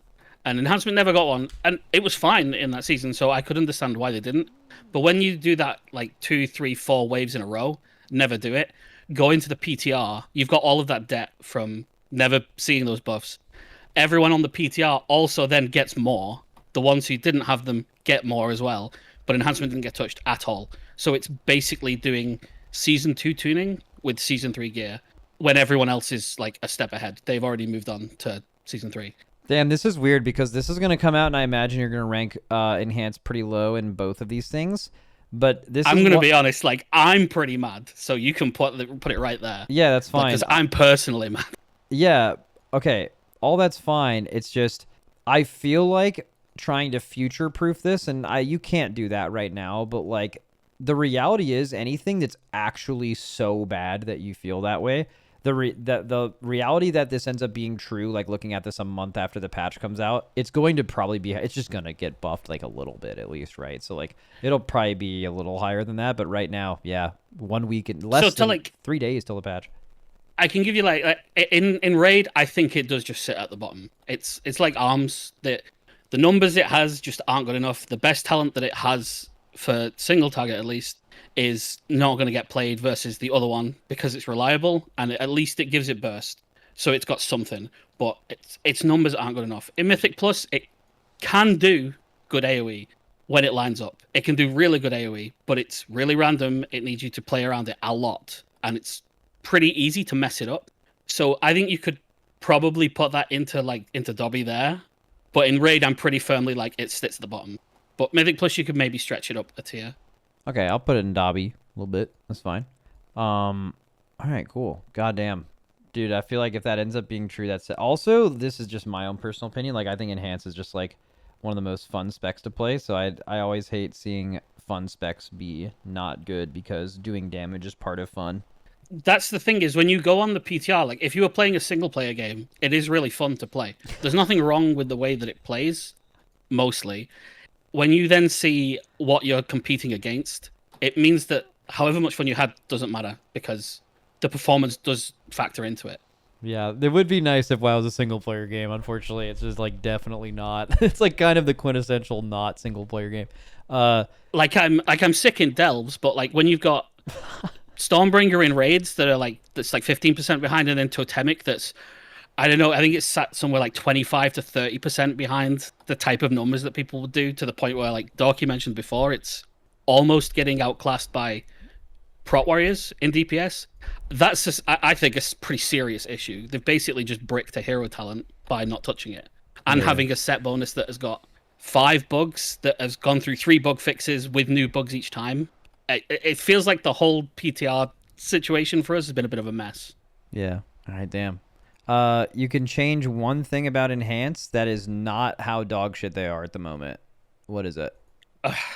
That's really hard because the actual design is good. I'd like our class tree to be less bad for us, but honestly, they just need to improve the single target for both specs. Each tree has got its own thing to buff. You can just do that. All right, cool. All right, that works for me. Also, like, since you've split the lists between Raid and Mythic Plus, I know that people in the chat mention it a lot. You might want to, like, this is Enhancement Cabal stuff, but you might want to speak to Zorthas, who's been doing a lot of Mythic Plus stuff on PTR. The tomatoes? I'm not calling someone else. I don't know the tomato. But I could keep that in mind for next time, though. That works. Yeah, I don't speak to vegetables also. I think that might be like just something that's like part of my character. It's a good job that tomatoes are a fruit then. Oh, are they? Oh, bro, that's so fucking insane.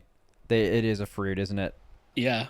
Bro, actually, I knew that. My bit is going to be that, like, I knew that, but just to slander tomatoes, I called it wrong on purpose. That's fucking sick. Okay. Yeah, no, we might call it tomato next time. That's cool. See you later, man. Good night. Yeah, see you. Love. Who do we got here?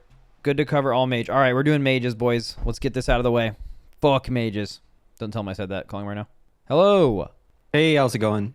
It's going fucking amazing. Did you know tomato? Never mind. So what do you think about mage in general going into the new season? Outlook was pretty good, and then we've suffered nerf after nerf.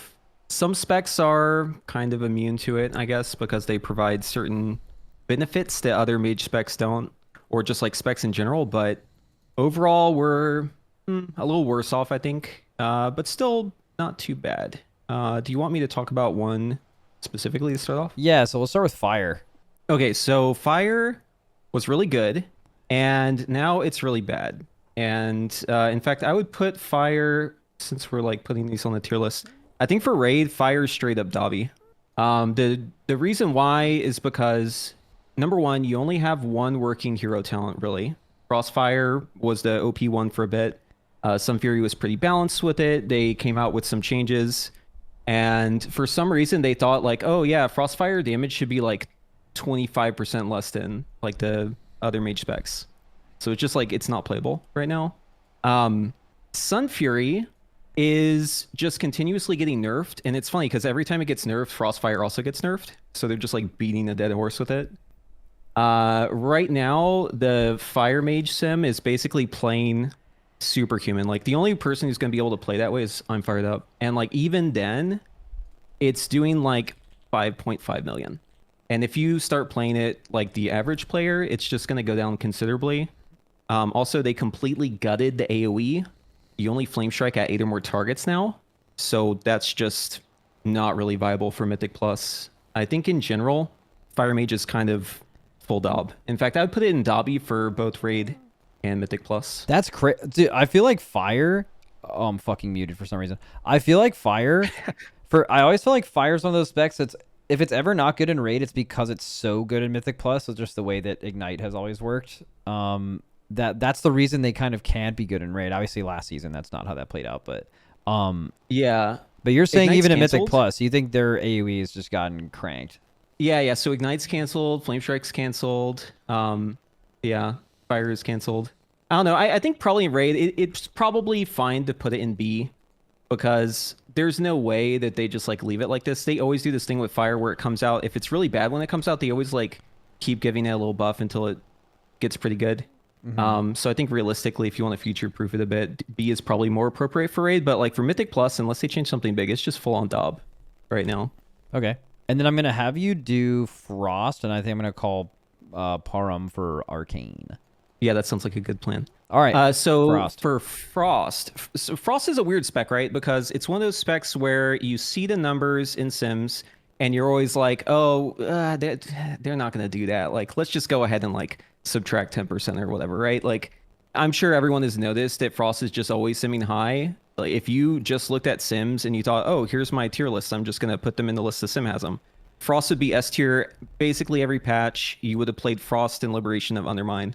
Obviously, that didn't happen, right? Frost has a lot of reasons why it looks good, but then doesn't really perform. A lot of that comes down to the damage profile itself. A lot of it comes down to the rotation and the reaction speed and just like the general populace that plays Frost. There's a lot of Frost players. It's like one of the more popular mage specs, but not a lot of like high-end players. You have to have hands for Frost. But all that being said, there's a new way of playing Frost for Frostfire that's like pretty simple to play. It's just it struggles a bit with mobility. Damage is really good though. It's actually like one of the best 3 specs in the game numerically. And that's not just like single target at 2 target. It's still up there, 3 target, still up there. Very, very strong. So I know this might be controversial, but I think Frost is A tier in Raid. Okay. It is enough ahead, or it's ahead enough that I think that even if you tax it, if you give it the Frost tax, I still think it comes out like higher end on A. Yeah. Okay. The reason why I put it A, just to be clear, not S, is because it doesn't have priority damage, it doesn't have execute, it doesn't have cheat deaths, and generally it struggles with mobility. So these are reasons why, obviously, take the Sims with a grain of salt, but yeah. Yeah, but even a mage like struggling mobility is still like, I think like depending on the fight, like decently better than other things. But I think all those things are valid. If you don't have those kind of niches, those matter. But also, if you end up killing like a really hard single target boss and ends up being like top or close to the top, most people would be like, that's sick. But I can see the viewpoint. Yeah. Okay, for Fire Frost, you could do one for each if you want as well. But like if you were Blizzard and you could change something about them, what would that be? So for Fire, I just think that I mean, obviously they just need to buff it, right? But I think they need to give special attention to Frostfire Fire.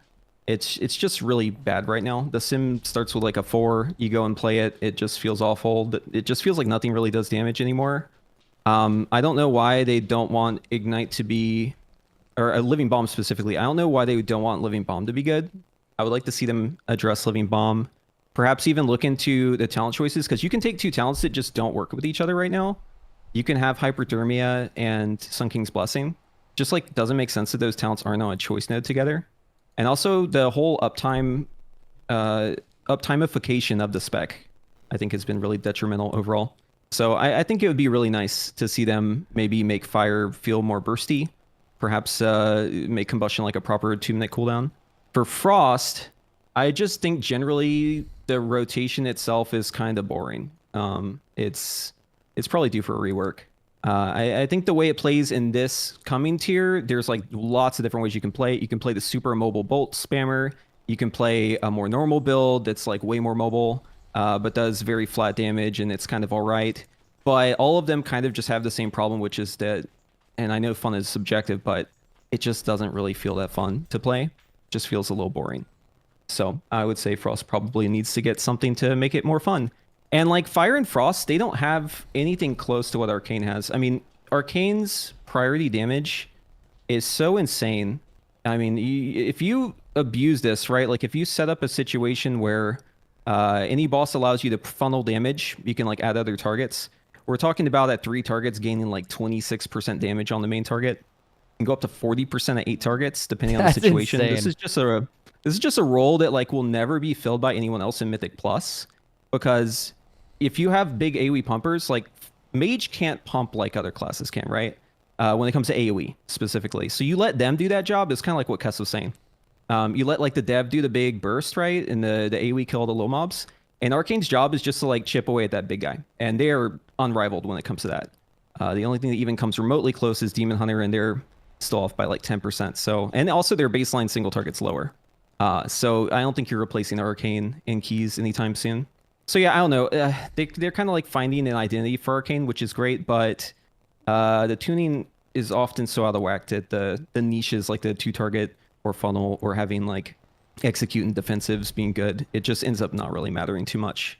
Okay. I also forgot to have you rate Frost in Mythic Plus. Do that real quick. Oh, in Mythic Plus, I think it's like B tier. I don't think it's very good. Arcane exists, right? So like, what? Yeah, that I matters. guess maybe you like need a slow. I guess we do have Halls of Atonement, but I feel like there's like other ways to get that. So yeah, it does like decent AoE. It's just not better than anyone else. So I think it's very average. All right, cool. All right, W, thanks for the time, my guy. All right, love you, bye. All right. Oh, okay. Calling Porom. Hello? Hello. How's it going? Hey, going pretty good. I just need you just for Arcane. Like, are you still like Arcane's your shit?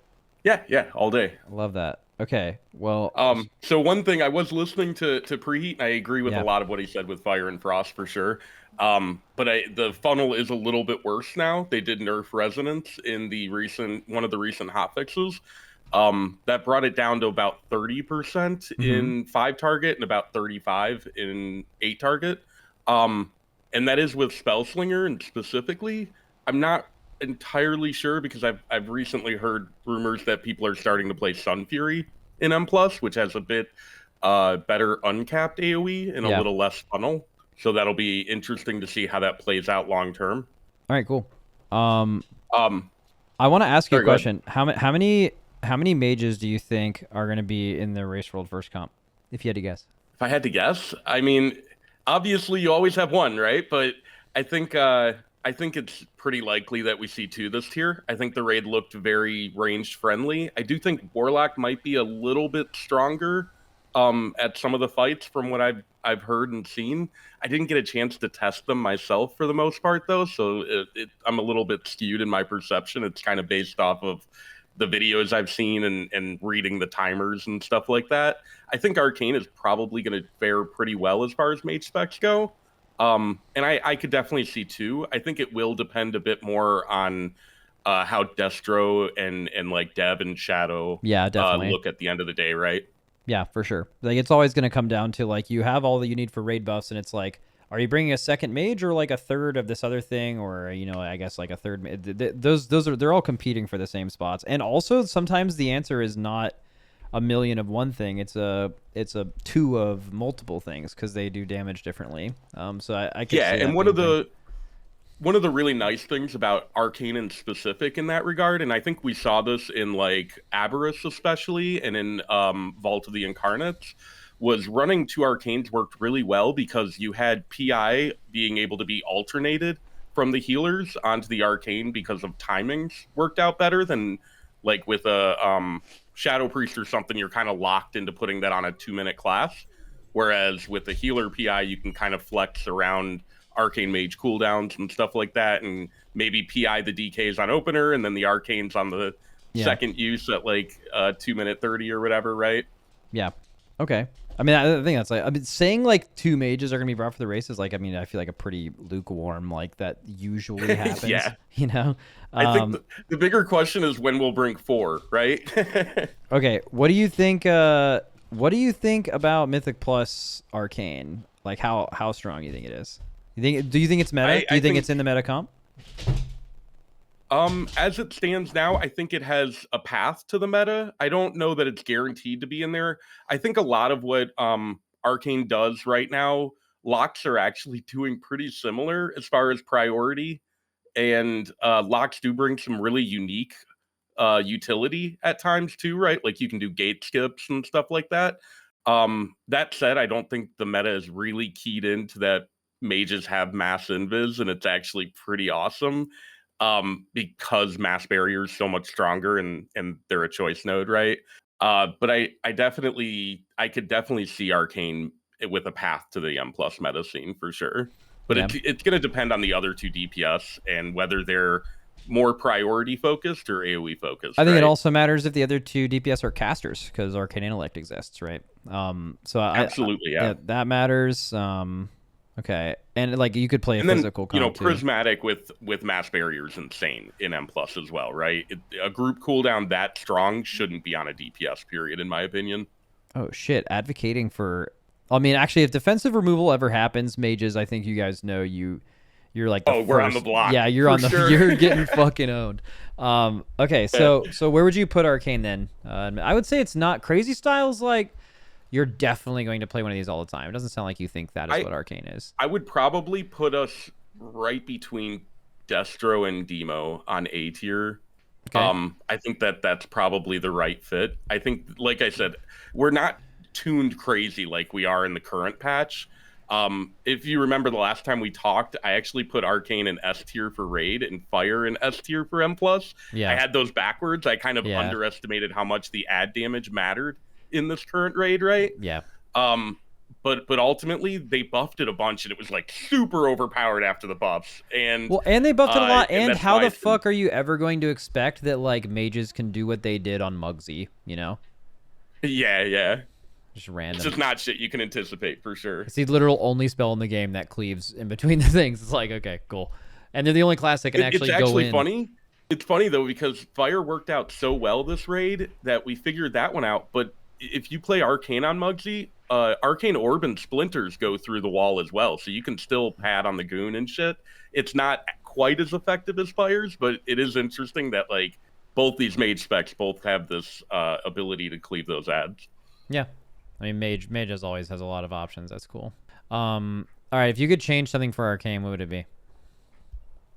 I mean, for Arcane in specific, I think the biggest thing is I would probably focus a bit more on the hero trees and how they interact with our spells. I think the biggest issue is Arcane Explosion doesn't interact with our hero trees at all.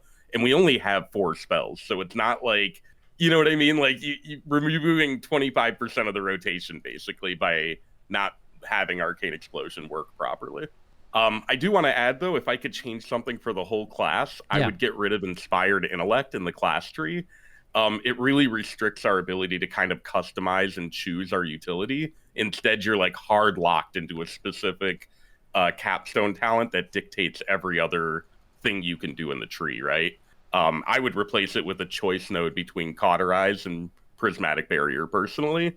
And I think that would really open up the mage survivability issue, especially for Frost Mage, because they have a kind of the worst out of that deal. Yeah. Okay, yeah, I mean, that makes sense. Yeah, and then we didn't talk about the raid rank. I don't want you to forget that. Oh, yeah, true. Raid ranking in for Arcane. Yeah, I'd probably, honestly, I'd put it right next to Frost. Probably a little bit better than Frost. Maybe even better than Shadow Priest, actually, now that I think about it. I think Arcane is going to do very well. There's a lot of vulnerabilities in the next raid, and the timings from what I've investigated should line up very well for Surge. I am worried about some of the later bosses, especially Demencius, because there's just so much we don't know, right?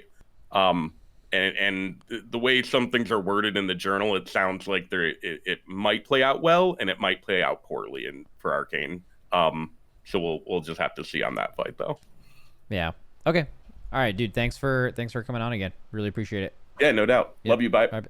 Good night. Okay. Jdotb needs to go next. DH time. Hello. Hello. Are you excited about Havoc and stuff getting patched? Am I excited about it? Yeah, are you excited about getting 0 patch notes for like a couple months or what? Yeah. I mean, we could start with that. I don't know what to make of that. It's either like, hey, we're perfect, we don't need any adjustments, or maybe they're saving their energy for the supposed third spec that everyone's going crazy over. You think that's happening? You just don't.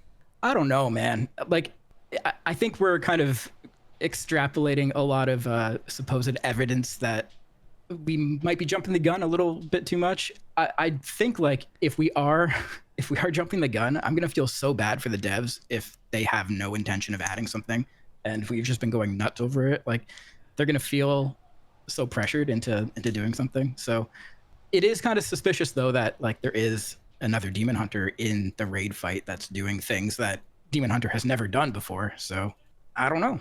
I actually think the more thing that makes me I am a believer in that, and the other reason is just like they did another spec. They added a spec to the game last expansion. It was around, like, it wasn't the same patch, but it was in like the 0.5 patch, which makes sense. It also wasn't announced at this point last time, and I just feel like they saw the AUG thing happen. And I know in the high-end community people are like, fuck AUG, delete AUG, but like the majority of players, especially, you know, this game's like mostly casual players, were very positive about AUG towards Blizzard. So Blizzard viewed it as a success, and that, I bet during they're developing things 2 years out, right? 2-3 years out. I bet at that time they're like, any other classes need a spec? Well, Havoc has 2. If there's any classes gonna get it, it's DH, because they only have 2. So it's like, I feel like at that moment they've probably been working on it. I genuinely don't know anything about it. I have no inside information. There's just too many things for me to think that they're not doing it. I think they're doing it. So does that mean that you think we're going to get it in like the 0.5 or the 0.7 patch? Yeah, definitely. They've also had much more of an emphasis on like making sure this expansion, honestly it's been for a few years, but they just like try to like have a ton of stuff happen in like the middle and end of the patch. Most likely they're a subscription based thing. That's how they make their money. So like they want you to be incentivized to keep your subscription. That's why things like the trading post exist and stuff like that. So yeah, I think it is a like feature of that. And not to mention they literally just did this last expansion as a 0.5 or 0.7 thing. So yeah, I think they're doing it. I mean, I hope so.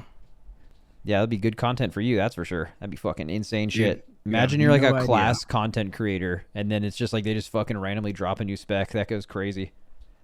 Yeah, I'll be able to buy a house, a Lambo. Yes, it's gonna be crazy. Okay, how do you feel about Havoc in raid this season? Is it something where you think it's just gonna be the way you get Chaos Brand like it has been for like 4 years now? Or do you think they're like actually really strong? You could run multiple of them. Do you think they're like on the lower end? How do you view Havoc in the raid? So if we're talking raid, I think it's pretty much exactly what you just described. We're kind of middle of the pack.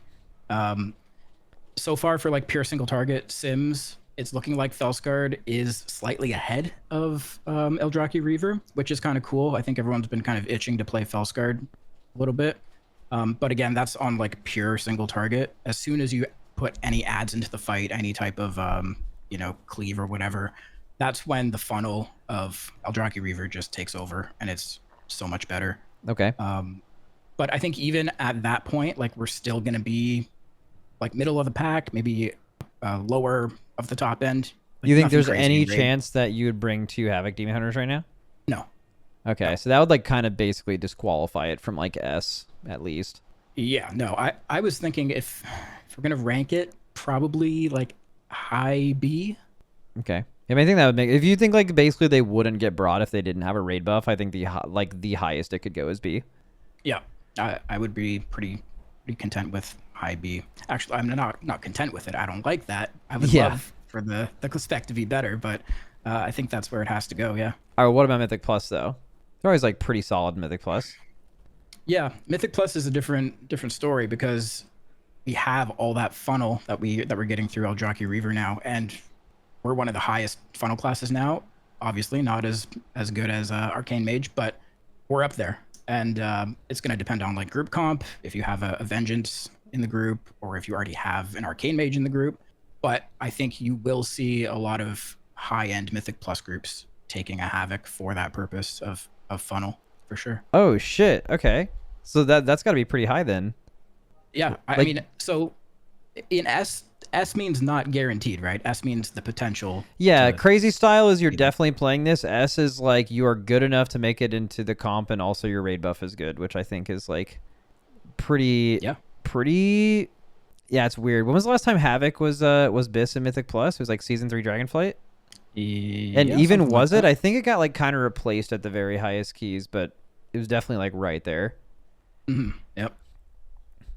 Oh, so yeah, I mean that's where I would put it. There is like a little bit of a bug with our tier set for AR, where basically the tier bonus gives us a physical damage amp, and we have a talent that duplicates all of our throw glaives. So you press throw glaive once, it shoots at 2 glaives instead of 2.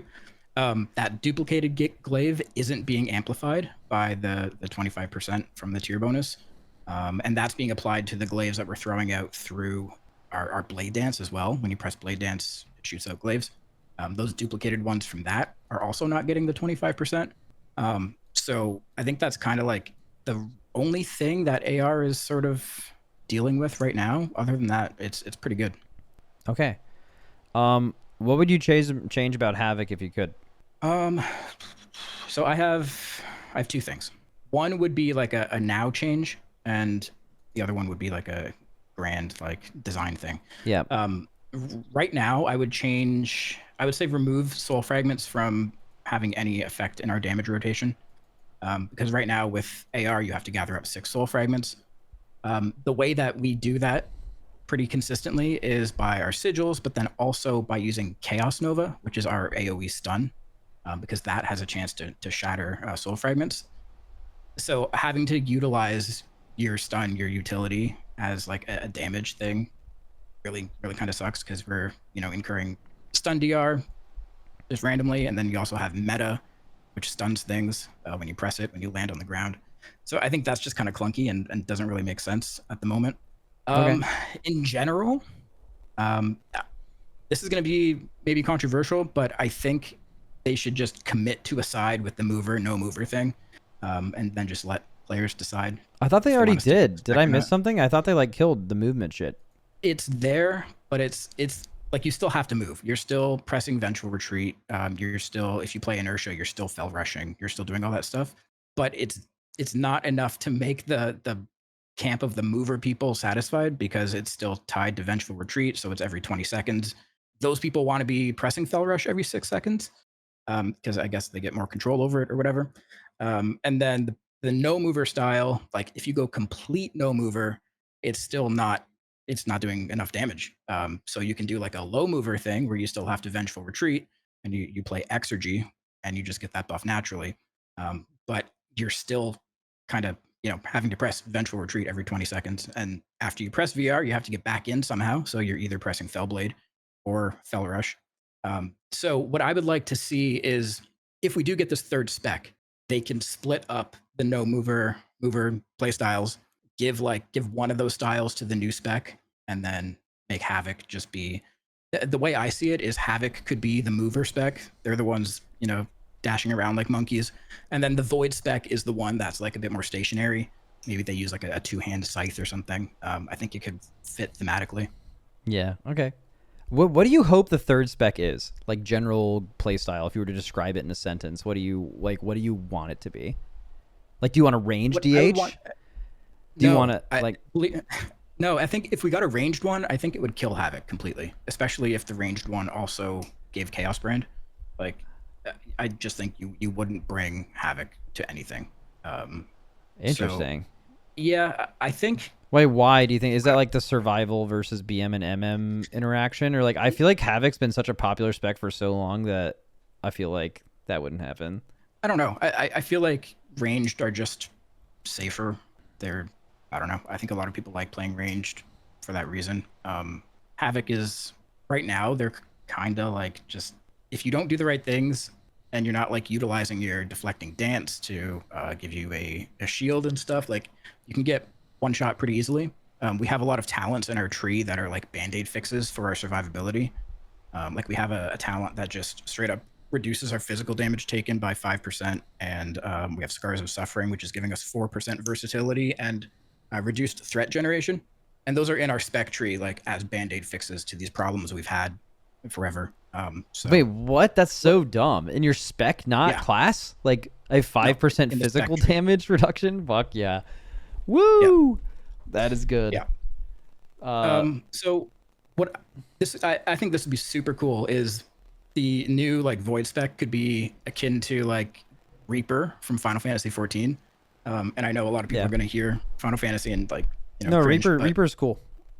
Yeah, the class design on that is really, really cool. It's still sort of like mobile because it can like teleport and stuff, but it's, you know, it has a two-handed scythe and it has some really cool like animations and stuff. I think you're almost certainly going to have a port because there's like a port on that fight. The movement seems to be like a blink. Yeah, that'd be fucking, that would be, if they executed the class fantasy to be even close to like Reaper from Final Fantasy, it would be extremely sick and people would love that.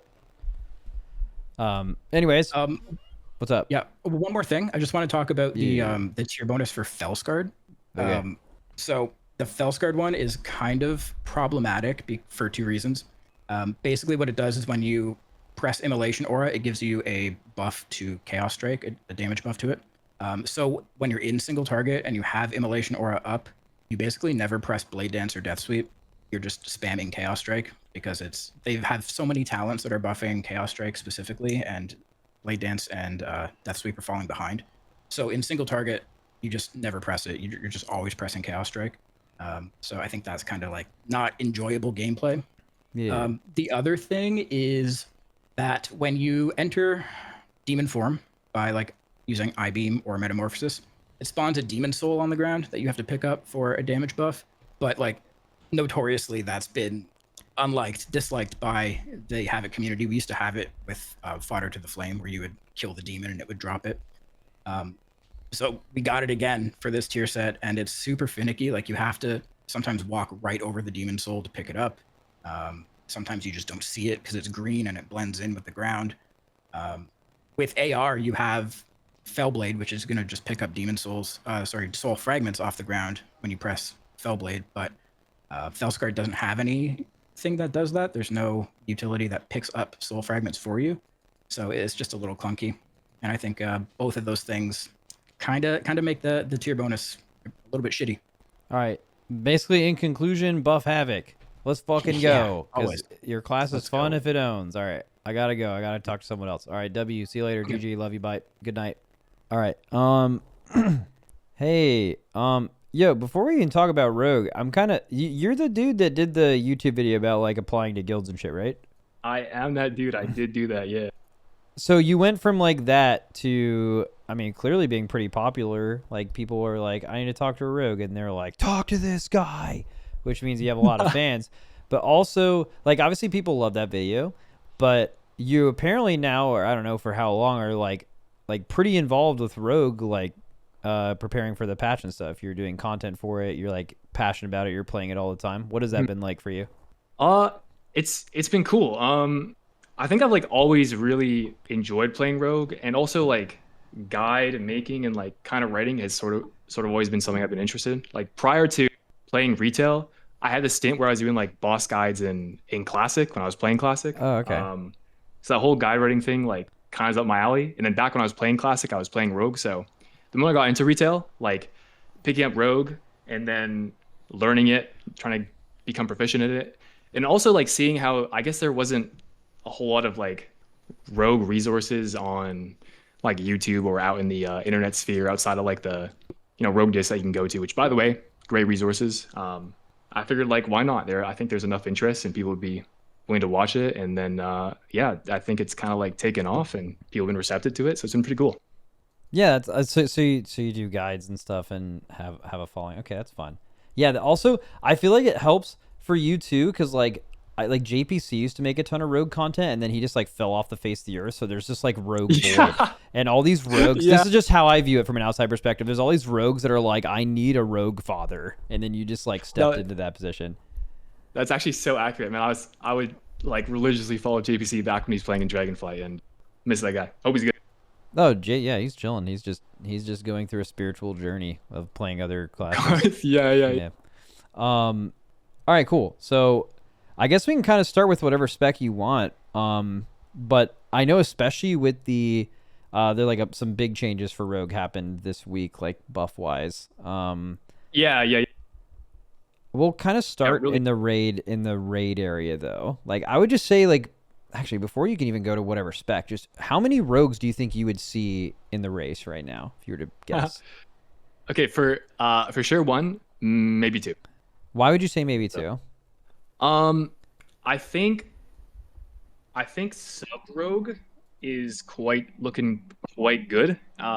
In particular, if you really value I know Damage Jams exists, and I think Sub Rogue is has some of the highest bursts in the game potentially. So depending on how valuable that could be, like maybe there's a world where you would play multiple of like a very bursty spec to achieve that. But I wouldn't say and I think like Sub Rogue is tuned quite well specifically. I mean, we'll get to that in a little bit, but I don't know if the raid design necessarily favors that. I feel like there's a lot of kind of spread cleave type encounters, which obviously sub or melee just can't really do as well in general. So I'm hesitant to like commit to two, but that's kind of where like my thought process is at.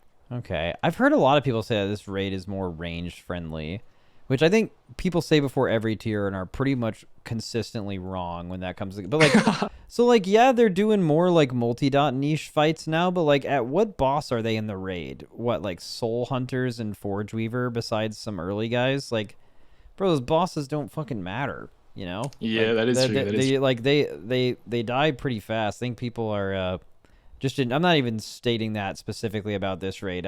There's been almost no time ever when people say the raid favors ranged and they're actually right. But okay, so also one thing that I find interesting about like the stacking of rogues, which is kind of why I brought this up, and I'm sure you're aware of this and other people are, that like atrophic poison actually stacks, right? No. What? Does not? It does not, like in no way. Well, if you're saying that now, I'm like second guessing myself. I know we like kind of looked at it recently, because like you've never actually stacked. It does, yeah. People are mentioning it in chat. Like atrophic poison, just like straight up fucking. I don't know if it's a bug or not, but like it just like if you bring two rogues, it's obviously like DR multiplicative. Like it's not like it doesn't additively give you DR, but yeah, it like turbo stacks. So that was something I was thinking about, where if like rogue was ever turbo broken, how that would just break the raid. Like if you ran, I'm making this up.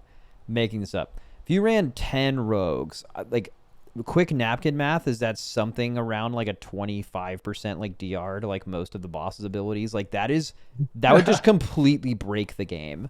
Like they would just make mythic bosses not mythic anymore. And even at a much lower number, obviously you're getting a lot more value per rogue, which is like, yeah. So they should probably look at that, because that would just be kind of fucking nuts. Yeah, I mean, it is. So that would be crazy. It is worth mentioning atrophic like doesn't apply to all of the abilities that the boss will do. It's like very weirdly specific, where a lot of abilities that like raid bosses have aren't attributed to the boss directly, and then atrophic doesn't the environment. That. So yeah. Like the recent raid was like sticks, like the trash burning wasn't from the boss, so that dot wasn't reduced, which is the majority of the damage. Famously, Sludge Fist, the room falling apart was not reduced at all because it was from the environment. I would say most bosses, though, things that are lethal and things doing the majority of damage are almost always like atrophic poison, should be looked at as basically just a pure DR. But there are bosses where it like massively doesn't matter. Do you think that you would have brought a rogue before the buff they got this week? I still think you would have brought one for. Oh, Yeah, I think he would have brought one, but it might be a situation where like on specific fights you don't play it, but like I think it would be in towards the later bosses in the tier. Okay. All right, so now let's narrow its focus. So you're talking about sub. You think you're a big fan of sub. Tell me about sub. How good do you think they'll be in raid and why? Sure. Okay, so sub basically plays one hero talent tree right now. Trickster. Deathstalker is kind of like dead in the wind. For some reason, it was already like not super good, and then it got nerfed in the recent tuning, which I don't know, big confusion. But Trickster stocks are up big. Basically, Trickster does like everything like well. It's not really the best at any one thing. Maybe outside of like 15-second burst. I think it's probably up there as one of the highest damaging DPS specs in the game in that specific instance.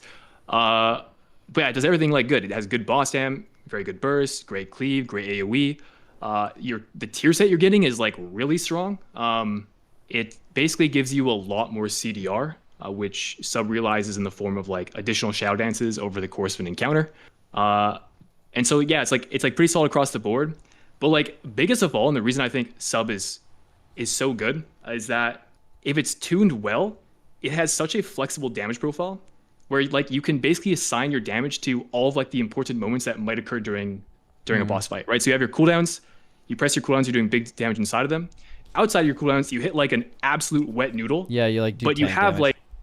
like but you have like these little 8-second windows where you can then do like actual meaningful damage for a short duration and then it falls off. And so you can just assign those like windows because you have multiple charges of Shadow Dance. Let's say you farm back, you have a charge of Shadow Dance, but there's nothing going on. But you have ad spawning like 10 seconds. You can just sit on that Shadow Dance, send it 10 seconds later, and you're not effectively like losing anything, right? So being able to like move your damage windows basically wherever you want, I think is big value. And then with a tier set, you just have more opportunities to do that. So I think with sub being tuned well, like that's just very valuable. And yeah, because it's so like solid across the board, I think it can be played on any fight, and it doesn't seem like a bad pick, which I think is indicative of like a strong DPS spec, and is unlike the other rogue specs that we'll get to. Okay, where would you rank sub for raid if you could? Yeah, so I was originally, not gonna lie, I was originally thinking S, but look at your tier list, there's no way I can do that anymore. So we're going A, and we're happy with it. Yeah, I mean that's the thing. Like the tier list is like, I mean obviously it's like a huge meme anyway, but it once you get to go late and you get to see where other people are, yeah, there's definitely some sandbagging going on. Definitely more than other tiers. But you never really know until it goes live. Like one thing that's true is almost every single tier, people are like, these people are sandbagging, and they end up just being right, and it's because the people in chat are just hard married to sims, which are just not how the game works. And also, things can change a little bit, but like I could actually go back. It'd be interesting to see how right the people who come on here are versus like what chat thought at the time, where they're like spamming that's really wrong or that's based or whatever. Because like I would say like sometimes are people sandbagging because they don't want to get shit on by the class Discord people or just the community who plays that spec. Yes, but I also think that just as often chat is like just uninformed or going off of old raid testing or literally not understanding a class got nerfed by like 20% and last week they were sick and now they're just 20% is a huge number and now they're not and they just don't know. So like I don't know. But I mean yeah, right now like one thing I saw like Havoc is like one of the only DPS in S tier and that just doesn't seem right. It just seems like there's probably a few classes that should be there and they're just one tier below because like it's subjective and some people are optimists and pessimists, some people are sandbagging, who knows. You want to put it in middle of A? Sure. Yeah. So I feel like I don't have enough knowledge about the other specs to like specify further, so just toss it in. Yeah, sure. Okay. And then what about Mythic Plus for sub? Yeah, so I think Mythic Plus it was previously real down bad. And it was real down bad because sub was formerly plagued with like a lot of really nasty bugs, which basically made it so that a lot of your shadow damage, so like sub is physical and shadow damage profile, just like wouldn't translate through your hero talents. You play Trickster in Mythic Plus as well. Deathstalker just doesn't really exist. And so you would just like lose damage in AoE for like no reason. And so that puts sub in a weird spot because for that to not be the case, let's say like Blizzard went and like turned a dial to like increase sub's Mythic Plus damage, they would all of a sudden be like giga broken in raid. They would be like the top damage by far because the talents you play and the way you're pressing your buttons is like very similar across Mythic Plus and raid. So that was always an issue, and that was always holding Sub Rogue back. Recent tuning has addressed that and has actually basically made it so that that's much less of a case now. There are still some bugs that would be awesome if, seeing Blizzard make these changes, they continue to do and address some of these issues with Rogue. But basically Sub now has like its great burst in both single target, and that translates well to AoE, uncapped or within some number of targets. The only issues it has with Mythic Plus right now, there's like two things. One is that its sustained damage between pulls is like pretty bad, especially compared to the other rogue specs. So if you do a lot of like chain pulling, press W, Sub kind of doesn't like that as well. Now maybe that does end up being a big issue. A big part of playing Mythic Plus now, I think, is like pulling really, really big inside your cooldowns. So like Sub could definitely do that. And then also, I think compared with some of the other rogue specs, specifically Assassination, it like doesn't scale as well with more targets. Like Sub doesn't really benefit from funnel the same way that Assassination does. But I think Sub is like much improved from what it was previously. So I'm actually thinking like I could drop it in the A tier. Like I think it's like pretty solid. Okay, so you said A tier for Sub? Yeah, Mythic Plus Sub. Yeah. Cool, like that. All right, Assassination for raid. Sure. So, Assassination was also, can talk about this tuning, was previously real down bad for raid. It had one playable hero talent tree with Deathstalker, which had like, there was a sim going around, don't know how credible it is, but it was basically like one of the lowest simming single target specs in the game. They got some buffs, so it maybe not be like the absolute lowest spec ever now. I still don't think it's great, but a notable change that they got was they basically completely revived one of your other hero talent trees that you previously didn't even consider, which is Fatebound. And Fatebound has fantastic single target. So now Assassination pretty much has two damage profiles they can play with your two different hero talent trees. When you play Fatebound, you have fantastic single target, so pure single target encounters, Assassination can kind of own. And then what Deathstalker does well is basically whenever you have situations where it's like adds onto boss, okay? I kind of talked about this a little bit for Sub. This will also translate when you get to the Mythic Plus conversation for Assassination. But Assassination just does more damage the more ads you have that get pulled onto whatever prior target you're hitting. That's true for Raid, that's true for Mythic Plus. So whenever you have fights that have that kind of design, Deathstalker stocks go to the moon. It's real good. Now, outside of those specific like encounter types, Assassination kind of falls off. Like those are the two things it's really good at. Everything else, it is no longer the best at, or it's comparable with other rogue specs, or it's like worse. So I think there are a select handful of fights in the raid where like those damage profiles are valuable, but unlike Sub, it's not every fight in the raid that you could like play Assassination and do like exceedingly well. And so, you also have Execute, which is value.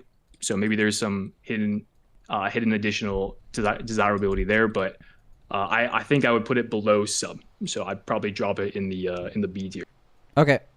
And then Assassination for Mythic Plus. Yeah. So, actually, one more thing before that, I wanted to mention this for Raid.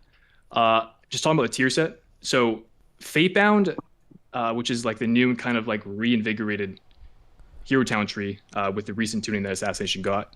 It's really cool in theory because it takes Assassination from being like a 2-minute cooldown class to a 1-minute 30 class. You now have like basically two different cooldown profiles that you can play depending on the fight, which at first like introduction to see super dope. Like, oh sweet, we can now play different cooldown profiles depending on what's going to happen in the encounter. Yeah. But in practice, with the way the hero talent trees are, and specifically with Fatebound being like so bad with any form of AoE, like the moment you have one additional target, Fatebound just falls off a cliff. Like it's only pure single target. Mm-hmm. So the way the hero talent trees are designed, it's kind of like illusion of choice. Like you're not actually going to swap to a 90-second profile in this fight because you want the 90-second profile. You're going to play whatever hero talent tree is like appropriate for the number of targets you have. So it was cool in practice, but it didn't really seem to translate that well. So that's a little unfortunate. But then, yeah, Mythic Plus. So Assassination has a super giga amazing damage profile. I'm gonna go and say it. And actually, I'm so confident we can just rip this in the S tier. Dude, just throw it up. Shit. Throw it the fuck up. Dude. Wait, why? So, okay.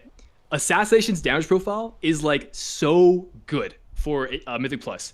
Talked about this a little bit before, but anytime you have a situation where you can pull more ads onto a proud target, you're going to do more damage to the ads and then even more damage to your proud target, which I think as far as Mythic Plus is concerned, that's like the most valuable damage profile you can have. Yeah. And there are several different builds you can play right now as well. Like multiple different builds are viable. I think on the PTR, a lot of people have been playing something called a bleed build. You actually drop a lot of like your poison damage nodes and just play like bleed talents. You actually drop Kingsbane, kind of crazy. But yeah, you still have really good overall damage. You have great prio inside your cooldowns. It is worth noting for this specific build, like bleed build in particular, PTR numbers might be inflated. I think this build tends to kind of fall off at higher key levels. A lot of your damage is tied to like your coming out of stealth window, and if mobs live long enough such that those damage benefits expire, your overall will kind of suffer and your meaningful damage will suffer. Now there are some downsides to it. Downside one is that your hero talent in Mythic Plus is like kind of cursed to play around. If you lose it for any reason in combat, you can only apply it with Vanish, which is a 2-minute cooldown. And if you press Vanish to apply it, that also feels bad because Vanish, as I talked about, is like a lot of your damage is from your coming out of stealth window. Yeah. So you usually want to use Vanish as like a damage cooldown. But now you can't do that because you have to press it to refresh your hero talent. And so it's like, it's just really awkward. And there are mobs in the dungeon pool where like, you'll just press your, I don't know, you'll apply your hero talent to this totem thing and then it just disappears. Like it's gone. GG. Out of luck. So that interaction is a little awkward. I wish that there was a way you could like reapply that hero talent and not have it tied to your ambush, which requires you being in stealth. That bit is a little awkward. It also sucks if you ever have to like target swap and kill something quickly. That's like the one kind of weakness of the spec where there's like a totem. You have really bad damage to that totem. You kind of have to lean to your other party members to like kill that thing.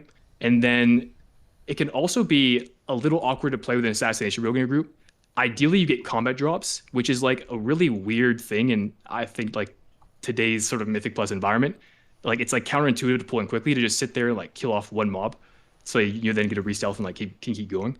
Now, you don't always have to do that, right? You can kind of plan Vanish for windows where you will end up chain pulling, but that whole interaction is a little weird. It's just one of those things where if you're playing in a group and you're in comms and Rogue is really strong, you'll certainly make sure you take small sacrifices to make sure you can do that, but it's just going to be very maddening in pugs. Yeah, 100%. So anyways, but I think the damage profile is like so good that it goes in S if it's tuned really well. It deserves to be there. The only reason it's not in crazy style is just a consequence of being a rogue and not having any like meaningful group utility, right? No lust, no CR, no meaningful offensive buff. Yeah, you have a really nice, like, a Trophic is really good in dungeons. It's just like I feel like it's not it's, I mean, if it was a 3% damage increase instead, it'd be great. It's just throughput is the most important thing. So unfortunate. Yeah. So we are talking outlaw now, the shooter guy, shooter sword guy. Yeah. What's the vibe like? Sure. So, Raid Outlaw suffers from what I'll call flat damage syndrome.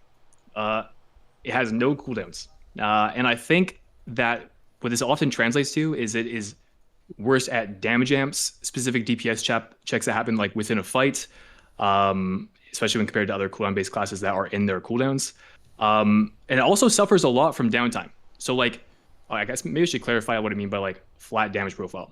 So like if you pull up a single target log of like Sproggemonger or something, you look at an Outlaw Rogue's damage, it's going to look pretty much like a flat line from start to finish. Like their DPS is pretty consistent. You had to clarify that? Bro, that it is obvious what that fucking means. Well, I mean, I think it's obvious to you and I. I don't know if it's obvious to everyone watching. I feel like it's a pretty self-explanatory thing. But no, I mean, you're right. Also, I want to break one stigma about that, is that, okay, so with there being a lot of prevalence of damage amps and stuff, I think you are right in that it doesn't feel great to not have like a bunch of damage to throw into that. However, I think flat damage profiles fucking own. And I also think it is the most underrated damage niche of all of them. I think it is something where I can even I remember tiers in the past where we like would have done way better on a fight or on a phase if we had less bursty classes and more.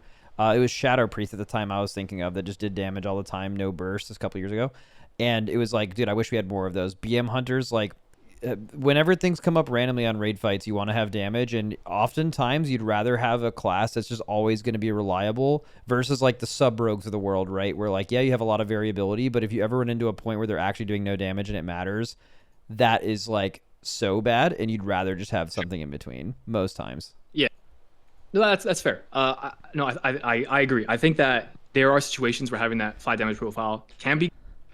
But I think this raid tier, and my guess is that it's looking like that more often than not won't be the case. Yeah, I'd agree with that. So, although kind of no, like if you look at so most damage amps, like some classes are gonna have to make this decision, right? So like you're doing Nexus King, P2 starts, 2-target cleave, right? Everyone loves that. You get going to 2-target cleave, you use your cooldowns, then you go kill the ads and you come back. You really can't use cooldowns on 2-target cleave again because there's about to be a 30-second damage amp on the main guy, and you're probably saving your cooldowns for that. But like a flatline class is going to actually still really benefit from that really long period of 2-target where everyone else is holding their cooldowns, right? So like, I think it totally depends on fights. I think it's Sure. I think even with damage amps, it's better than you think. Okay, I can actually use that example though to make another point, which is that let's say Nexus King, there's a lot of like platform transitions and what I'll call like forced downtime.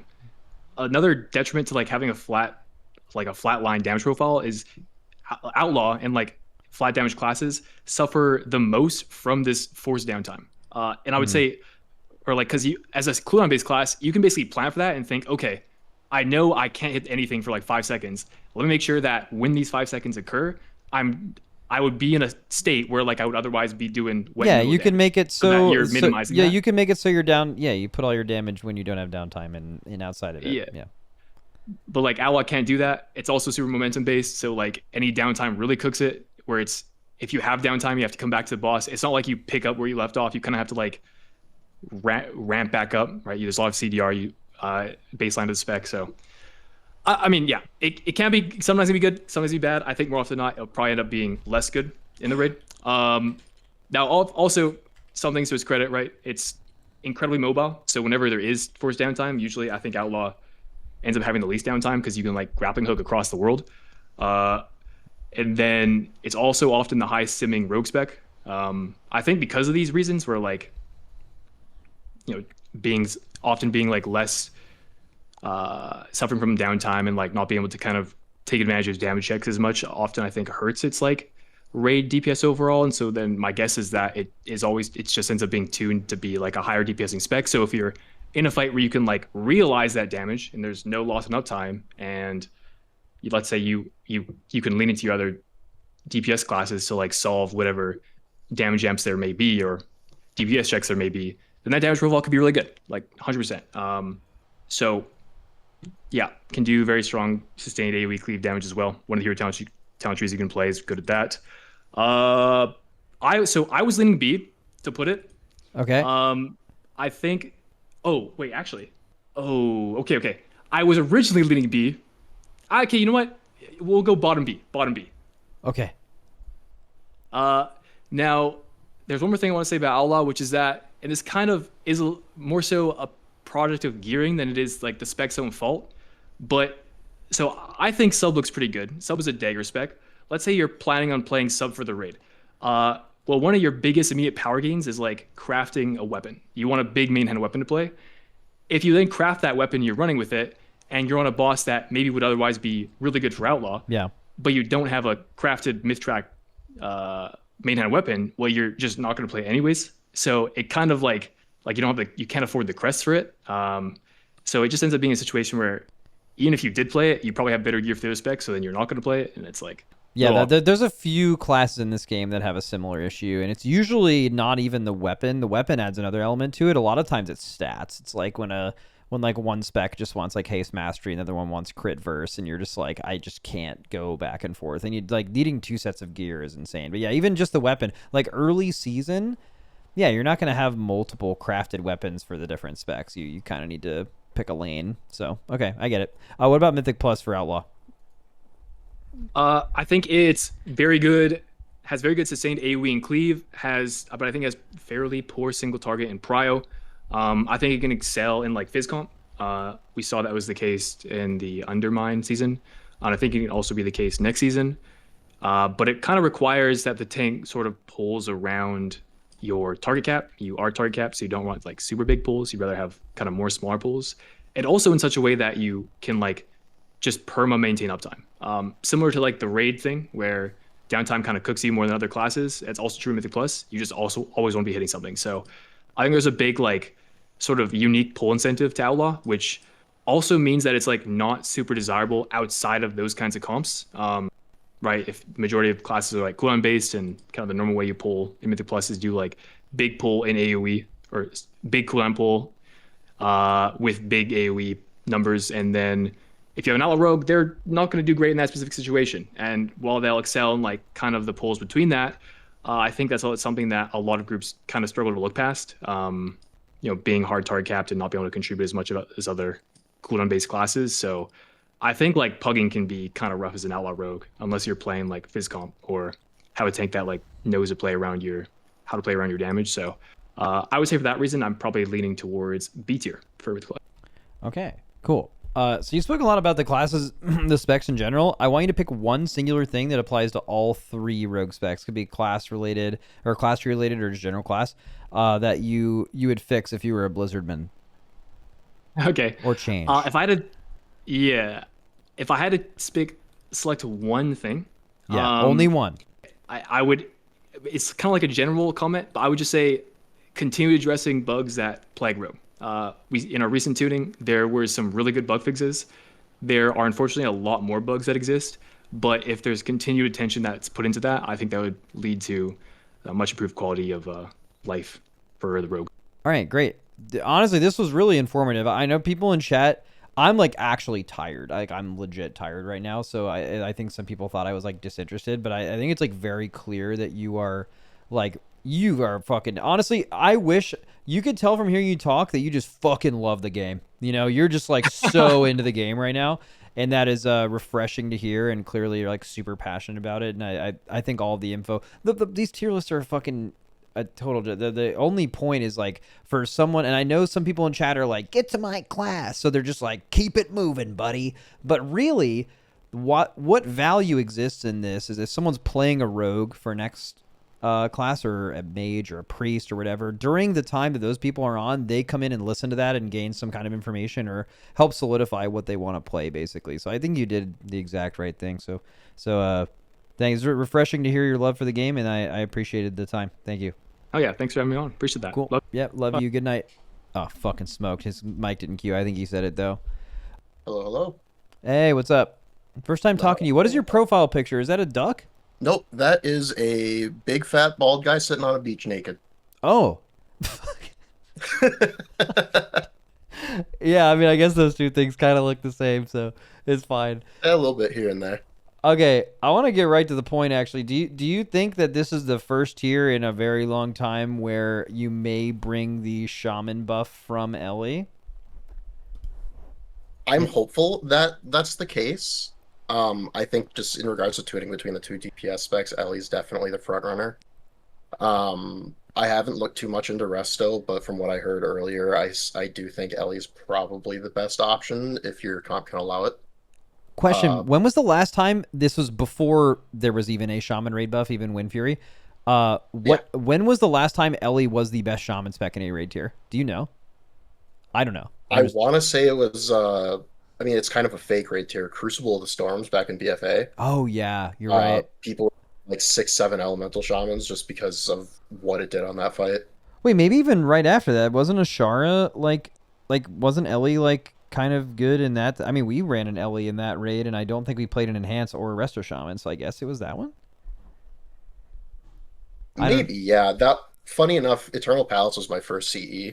Okay. And my first experience Mythic raiding, but I've been only playing Ellie since the beginning of D-Flight, actually. D-Flight? I've never heard someone say that before. Okay. That just caught me off guard. Yeah, all good. So So Ellie, like, what's the playstyle like this patch? Is it like Ellie can be like super mobile, frost shocking, or it can be like really high simming single target, but you actually can't move? There's been all kinds of versions of this. Like, what are you currently playing? So right now we kind of moved away from Frost Shock as a whole outside of Ice Fury when it procs, because instead of what Ice Fury used to be, being just a casted ability that gave you a few empowered Frost Shocks after, it's now just an instant cast that you use to enable a free Elemental Blast by consuming a Fire and Nature ability, which you can just do by actually pressing Elemental Blast or Flame Shock.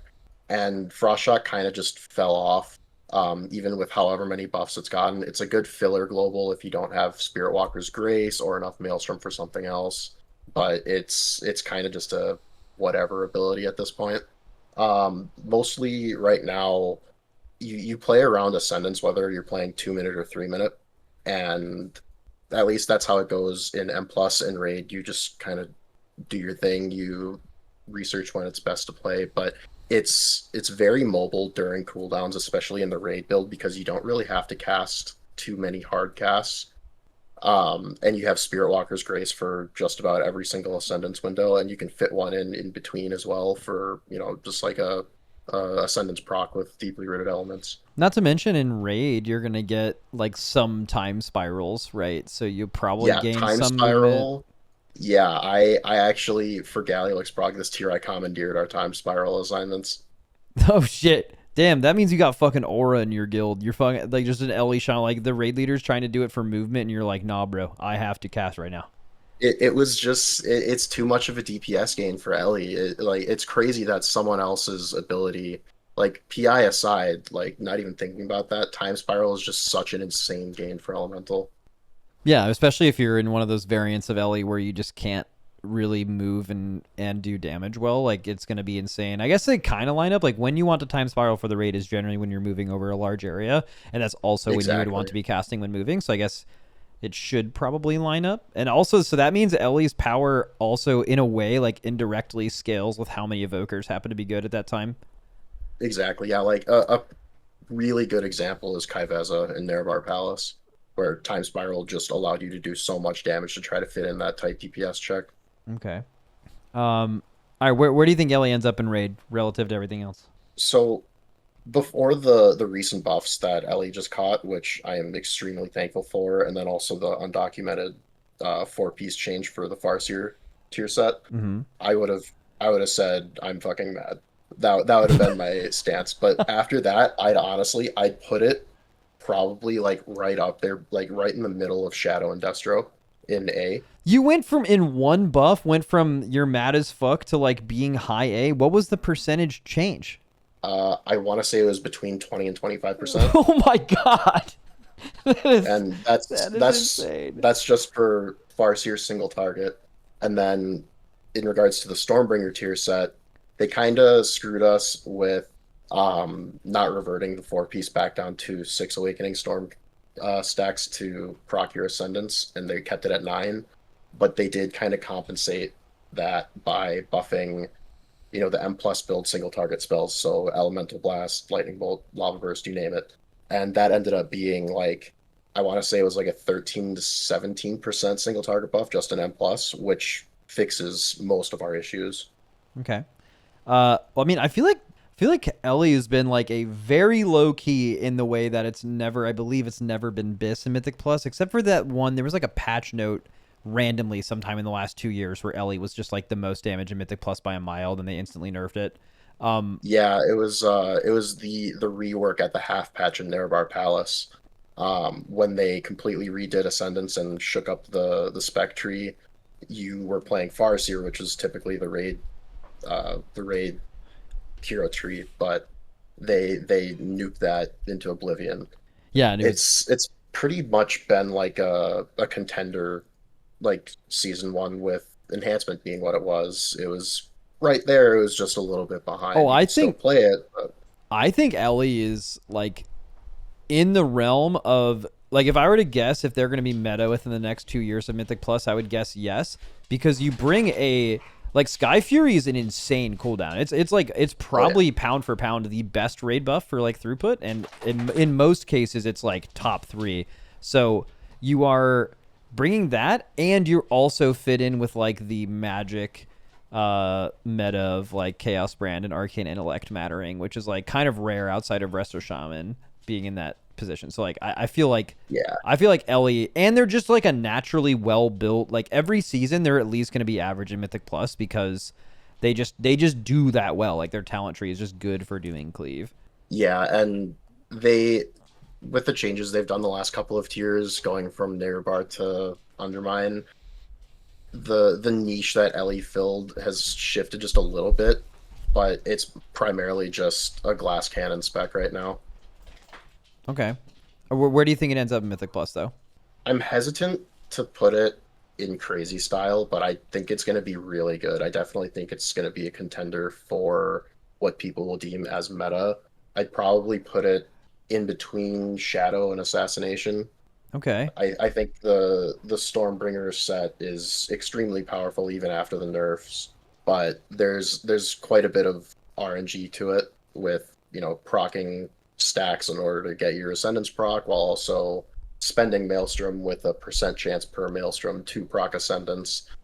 But a lot of that does solve the biggest issues we've had with no damage outside of actual Ascendance. So that's really nice. And then all those single target buffs for Raid and Mem Plus were just insane.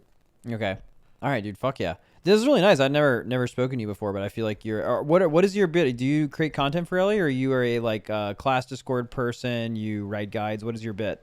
So I mean, I usually just stream like prog, 5-10 viewers tops. I'm not like a everyday streamer sort of person. I don't really hang out in the Shaman Discord itself. What I do mostly is I actually hang out in Bond's Discord most of the time and, help out around there, answer questions, just kind of shoot the shit with people, just have a good time.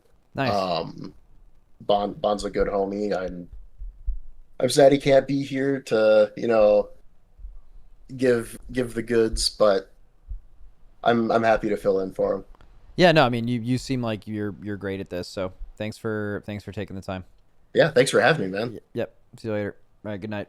All right. That guy was sick. So there's been a lot of potential sandbagging so far. So let's call one of the most trustworthy specs here. We're going to be calling Tettles for Moonkin. What's poppin'? Hello, what's poppin'? Nothing much, man. I'm feeling great. How are you? Not too bad. Okay, well, how are you feeling about Moonkin, though?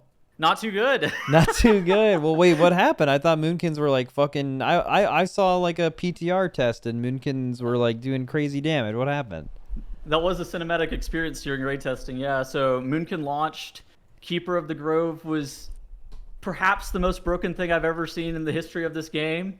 Better than Vinther Moonkin somehow. I don't even know how that happened. But somehow better than Vinther Moonkin. And then after raid testing, Blizzard decided that it wasn't healthy for you to be able to bank up 5% of your damage in a damage window. And then also, for some reason, the damage cap on your 4-set was based on your maximum HP. You had to go bear form during your cooldowns. That was really cringe. Blizzard decided that none of that was allowed to stay. And well, that's probably good. They nerfed the spec by 40%. that was the first nerf. Wait. They nerfed by 40. Okay, cool. Yeah. And then last night, Blizzard decided that they didn't want Keeper of the Grove to be good at all. And so then they nerfed the spec by another 15%, and now you're no longer allowed to play that tier set or that hero talent. Okay, yeah, Keeper of the Grove, get it the fuck out of here. It's out. So that's gone. Is your other hero talent playable? In Mythic Plus, yeah. Not really in Raid. Do you think that the reason Moonkins haven't been able to be... They've been fine in Raid, but not great, is because of their prominence in Mythic Plus?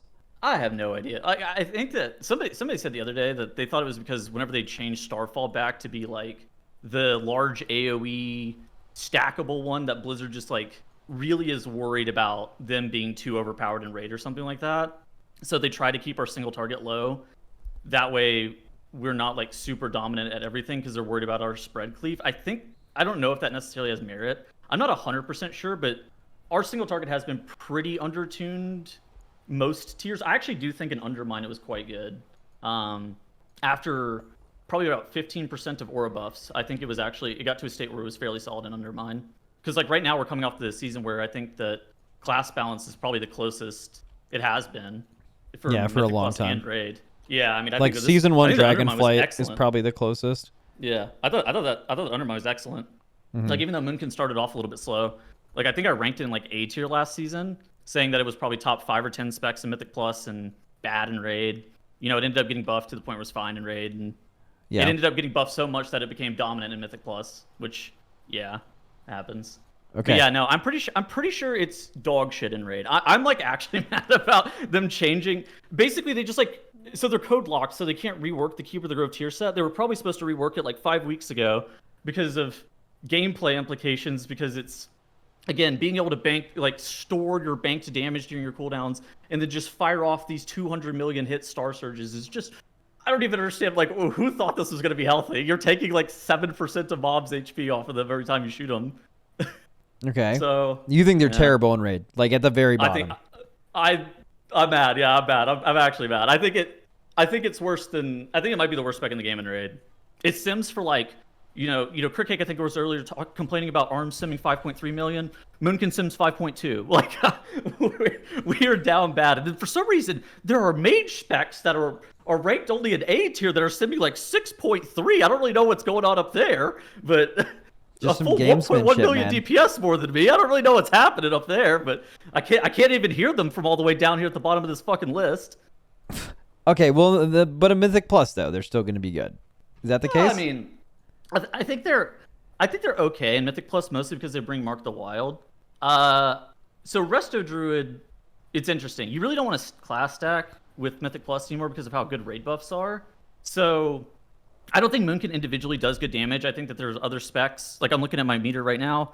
There was a Marksmanship 100 that did 20% more damage than me in a Mythic Plus run earlier. So individually, I think Moonkin's damage is not great, but it brings 2 30-second stops and a solar beam and the best buff in the game. So like maybe you're supposed to throw it in B. I think individually it's pretty dog shit though.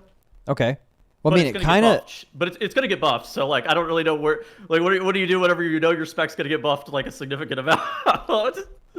Yeah, I guess. Yeah, well, it's one of the few where I feel like it's pretty far off of maybe where it could be. So you might just have to guess where. I mean, it's hard to tell where something is. You just have to. I think right now I would put it in Dobby for Mythic Plus.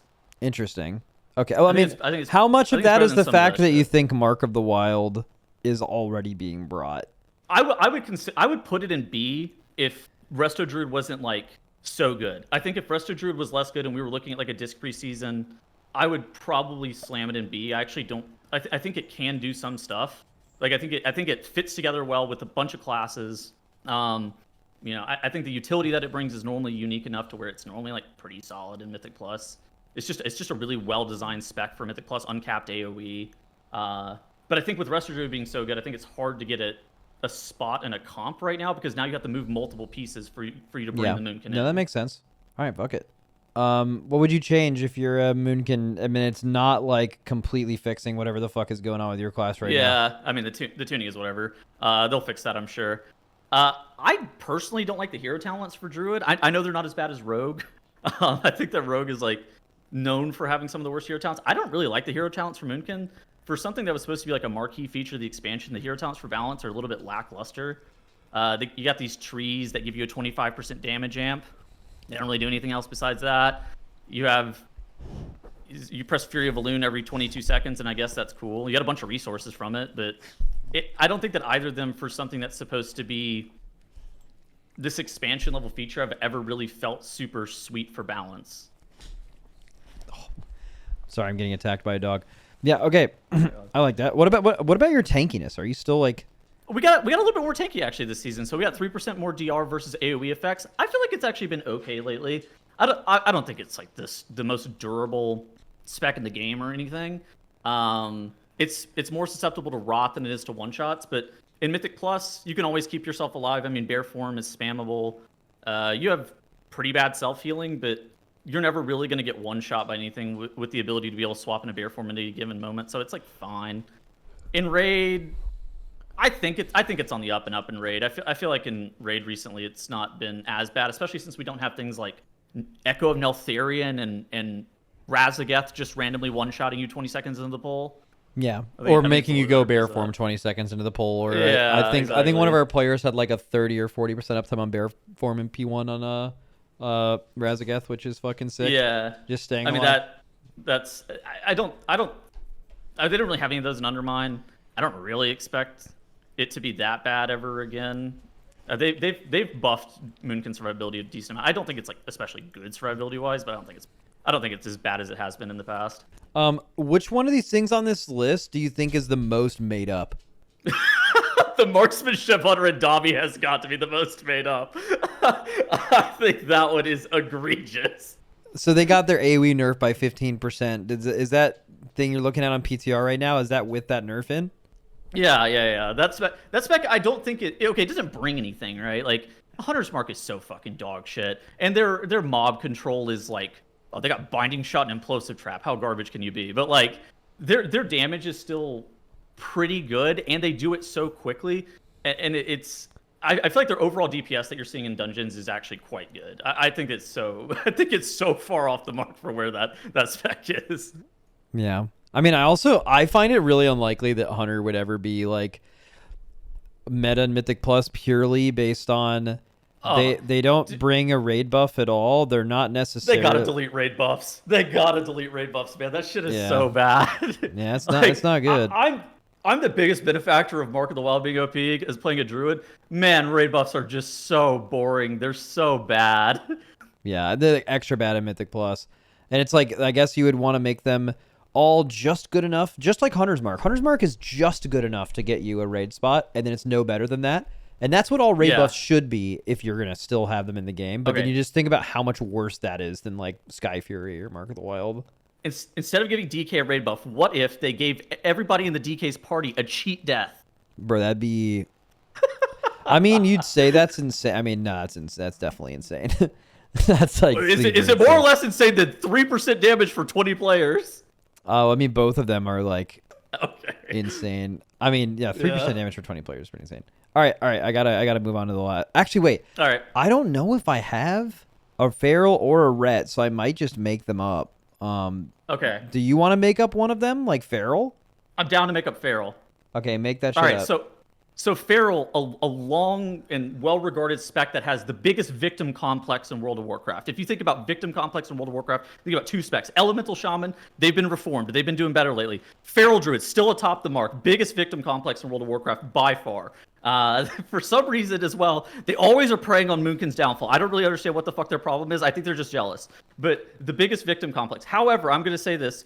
They're both of them belong in Jdotb for both Raid and Mythic Plus. They don't do a lot of damage. So, big victim complex, but I think it's maybe justified this tier finally. Congratulations, Feral Druids, Jdotb.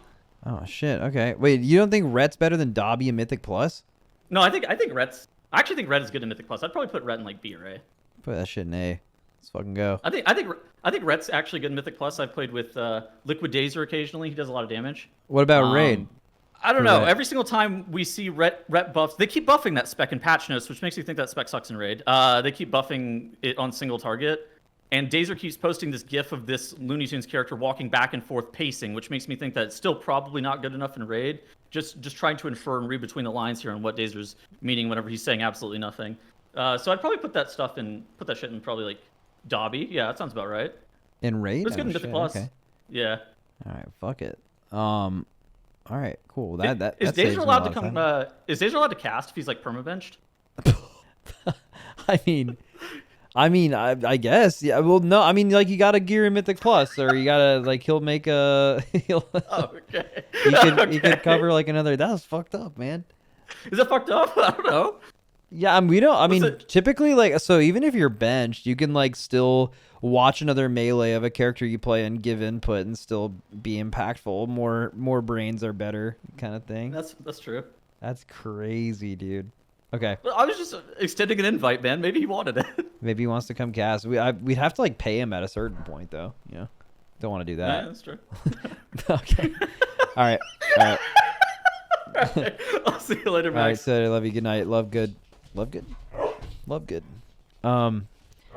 So I might actually like. I mean, if someone wants to like talk about Red or Feral, like we're already here, we can do that. I just don't. Reptar.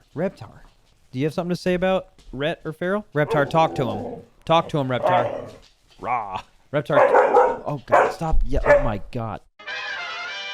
All right. So before I call them, and before any of the people who came on and ranked this stuff get mad, that video already exists, right? Where you guys got to be the list. And that's what we've done before. But something I just wanted to do in general this time was have, first of all, we can create some extra content, but we'll have, instead of each individual spec ranking themselves, which can have some optimists, some pessimists, you know, we're just going to take a group of, well, let's call them experts, which are mostly just my friends plus a tomato, and we will get them to maybe criticize the list that was made a little bit. Get them to maybe make some changes by looking at like a panel of people rather than leaving it up to each individual. Tomato isn't your friend? I've never spoken to this guy in my life. He made a fucking great YouTube video one time though. Hello, cats. Yo, what up? Yo. So I haven't talked to Growl in a long time. What have you been doing? You playing Mop? A little bit. I mean, so we made like a little friend guild with like it's like Evade and Rivens and Twixt and Terrathal and some of his Final Fantasy buddies. Are you guys owning? We're all right. We did. We only raided like 2 days, and someone was busy, so I think it was like 5 hours or something. We got all the bosses down except for Will, and we were on Will for a little bit, but we decided to just like switch to normal and kill it because it was getting late. What was holding you back? Was it the dance or was it the CC? Well, when you say CC, like CCing the ads. I'm assuming you're just CCing them forever. Were you actually killing them? No, well, it's 10 on 10 man. You You have to much kill them. harder. Yeah. Will on 10 man is like it. At least from what I watched, was like much more difficult than 25 man. So we were trying to kill all of the ads, and like we don't have a rogue, so we can't soak them, and so we were basically like doing the fight as natty as can be, and it was very tough. At least with like our gear. Or is that insane? I don't think they're that insane. Everything was like pretty reasonable. Basically, it's basically like an ad fight where it just keeps spawning ads, and then every time it kills an ad, it spawns another ad that like fixates and blows up and kills you instantly if it touches anybody. So like in 10 man, it can be really tough. Like if you have one of your best ad killers fixated and having to run around like. I was like RNG. Yep. Yeah. Okay. But it was fun. Love the mop is good, but you have been you are still somewhat in the know of like at least probably like Mythic Plus going into the next year, right? Oh yeah. All right, W. I mean, maybe not as much as the other people in the call. That's why there's multiple. You guys are a panel of experts, is what I've been telling people. So a panel of VTubers. We got 2 cats and a tomato. Yeah. Oh yeah. What's up, Zorthus? Yeah. Do you guys know the tomato? Good morning. We played. You guys have played together? All right. Fuck yeah. So I have had a few people accuse some people on stream the other day of sandbagging. And I think there's been maybe a little bit more of potentially that than in previous tiers. But also, I don't know how much of it is sandbagging. It could be you just have some people that are like, everyone's yelling at them, don't rank it too high or else we're going to get nerfed, and don't rank it too low or else no one's going to invite me. And they just don't know what to do. And and just maybe in general, someone's like a glass half full. Like I talked to a rogue Shindig, and he just put everything. He's like loving the fucking game. He's like, you could hear the passion. And you hear other people, and they're like, everything sucks, right? They're just like different. JPC. They're just different people. Yeah, new JPC. So you guys are here to maybe look at some things that stand out, and you guys will have the final decision of where these things are going. So if you feel like something's like totally wrong, you guys can debate as to where it should actually go. All right, give me the first one because I think it's easy. Okay, what is the most egregious thing you see on this screen? I feel like Unholy is turbo mega sandbagging, right? Like, isn't Unholy really good now? Now that I think Frost is still good, but I think Unholy is like, considering that Unholy is also like giga tanky, never dies. Like, I feel like Unholy is insane in M+ right now. Like, a lot of people are saying it's gonna be like in the meta spec again, right? I think Unholy and Frost are like the same spec. I think they actually do like the exact same thing, the exact same cooldown timings, and do like both do like very high damage. I feel like Unholy is on par or better than like almost every DPS spec. No, like he's got Dev Evoker ahead of it. He's got Ret Paladin ahead of Unholy. He's got Demo Warlock ahead of Unholy. Okay, Ret Paladin was made up. Way. Like literally hard made Yeah, up. is that just like some anti-Dazer propaganda? No, I just literally just couldn't find a red and we just made it up. Oh. Yeah, yeah. I would put well, seeing the specs that you have in S, because you literally have like Ellie Shaman and Shadow Priest in S and Havoc. I feel Those like can move, Unholy is though. At least Unholy is at least as good as those. I would put Unholy in S to start. So you at guys least think with middle of more S tier than- for yeah. Unholy? Any I debaters? want your guys, but you guys know more about PTR than me, so I mean I could be wrong here. I think the craziest thing is that there are no good DPS in raid. I think everyone should just play a tank and healer according to this. Well, that's. Wait, I just realized what is that raid? What? Okay, this is this is exactly how people sandbag. By the way, so every healer and tank just says they're the best and tells everybody to invite them because they want to get invited, and then every DPS no, that's not how it works. No, no, and then every DPS sandbags. No, that's not why. It's because the healers and tanks are being judged relative to each other because it's like the same person judging the multiple tanks and healers, right? But yeah, the DPS don't know how to compare to each other. They're just ranking Well, themselves into. I mean, they kind of, I don't know. It depends on who starts. So, like, the first healer I called was Ellesmere, and he, like, kind of did, I think, like, a pretty fair ranking for Holy Paladin. It wasn't, like, too optimistic or negative. It was just, like, I think they're, like, kind of okay at both, but it wasn't amazing. And then it was talked about that, like, Crazy Style is, like, this is so good that you definitely, in raid, you definitely want one of these. S, and we could actually probably just re-clarify this just going forward. S is, like, I think you probably want one of these, but I'm not sure about stacking them. So Crazy Style is like truly Crazy Style. Like this class fucking owns. You want multiple of these. And Mythic Plus, what Crazy Style means is just this class is going to be in the meta comp. Like it is so good right now that you are going to definitely play this in the role that it is like taking the spot for. S is we need to see how things shake out, but all these things have the potential to be like in the meta comp. Either their raid buff is really good, like that matters, or like they're at least like built really well, and like maybe if you play physical comp you'd play this, and maybe if you played magic comp like this really fits, and then after that it just kind of goes down. But at least for raid and Mythic Plus, that's how I see those top ones actually shaking out, which means that the guide writer people who are giving their opinions, no one thought that there's any class that you would definitely bring multiple of in raid, which seems weird because I think at least public opinion right now, people definitely think there's going to be a few classes that are stacked, which means that things are not put in the right spot. So I don't know. Yeah, so well, basically with every WoW tier list, you like have to move everything up one tier because everyone is just whiny and annoying. So like you have S tier, but that's really A tier, and then whatever Crazy Style is actually S, and then A is B, and then like B is like look at B for Mythic Plus. It's like Fury Warrior and Holy Priest, like. No, that's okay. All right, it keeps going down. All right, you have. Oh yeah, it goes worse. Yeah, it goes lower. Mad tier, but let's be honest. There's not much of a difference between a Fury Warrior and an Arms Warrior and M+. Well, yeah, I think also you're actually mad in Mythic Plus is very different because let's say the S classes are actually meta, or like 5 of them are meta. There could even be a class in S, and it is truly very, very good. But because it isn't in the meta comp and it doesn't get invited, it's the game mode where being at the lower end of S or an A feels like C because you're just not in the group. You know? That's just like how it works. So I feel like... I don't think an S tier class can be not invited to the meta spec. Yeah, maybe not, right? Though. But A tier couldn't, it's right? Whatever. Yeah. Either way. Okay, so he said Unholy. Let's get a spot on Unholy. What do you guys think about Unholy? You think Unholy... It's not definitely meta. It's not Crazy Style. It's not like for sure going to be the best thing. But you think it is certainly going to be able to. And you guys, and I think Zorthus also said that like Frost should be ranked basically anywhere Unholy is. Yeah, I think they are the same spec. I think Frost is a little bit better than Unholy, but yeah, I would also be inclined to agree with that. No, I would agree with that. I think they're close enough. They should always. I think that they're just close enough. They should always be together at the current state. I think. But where should they be, Zorthus? Give us the word. Give us the good word. I think it's S. I don't think they're like super mandatory. I don't think they're like you think of something that's super mandatory in the past getting like enhanced in season 1. That's super mandatory. I don't really think DK is doing that. But I think they are like incredibly powerful compared to other specs. I think it's more a Just dungeon in, like, what thing. they have. Like do you not where do you think Unholy's good? Like Gambit and Halls? Pretty much every dungeon. I just thought they have very similar. Yeah. I don't know if the mass AoE thing is like much different between them. I actually, I don't know. I just been looking at it. I swear they're like very.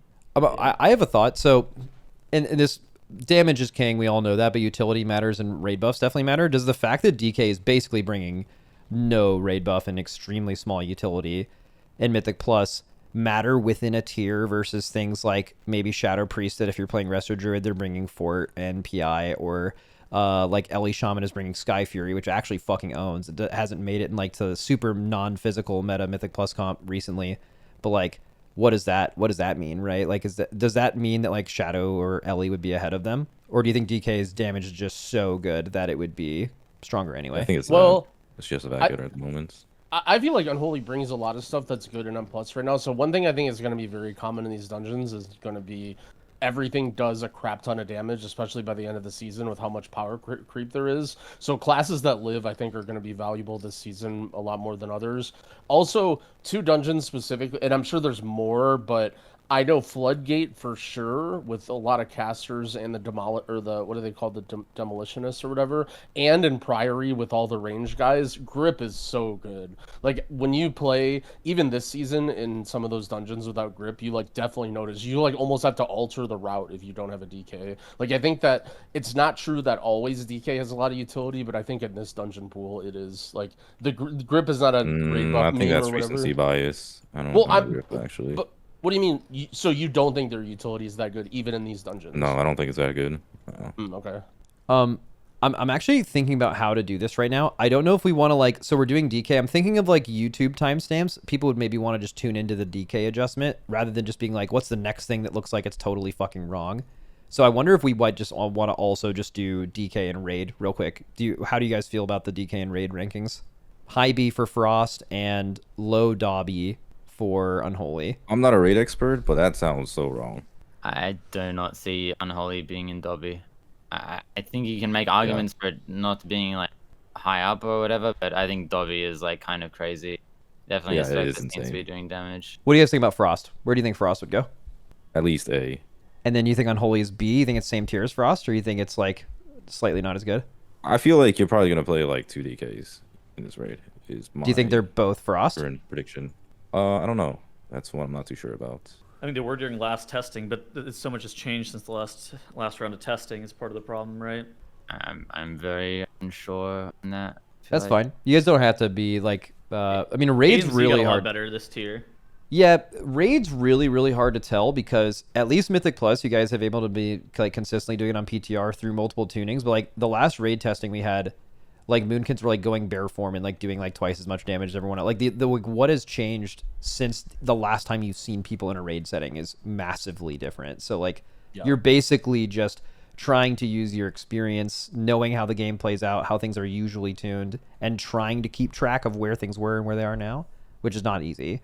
But yeah, I mean you're kind of on the right track. Like let's say DK's damage isn't amazing, but you just absolutely need 2 grips on like, I'm just gonna make it up, like Nexus King or Dimensius. That like kind of naturally puts them higher, kind of, in a way. So high I don't A. think you're playing a bloody K, at least not right now. Yeah.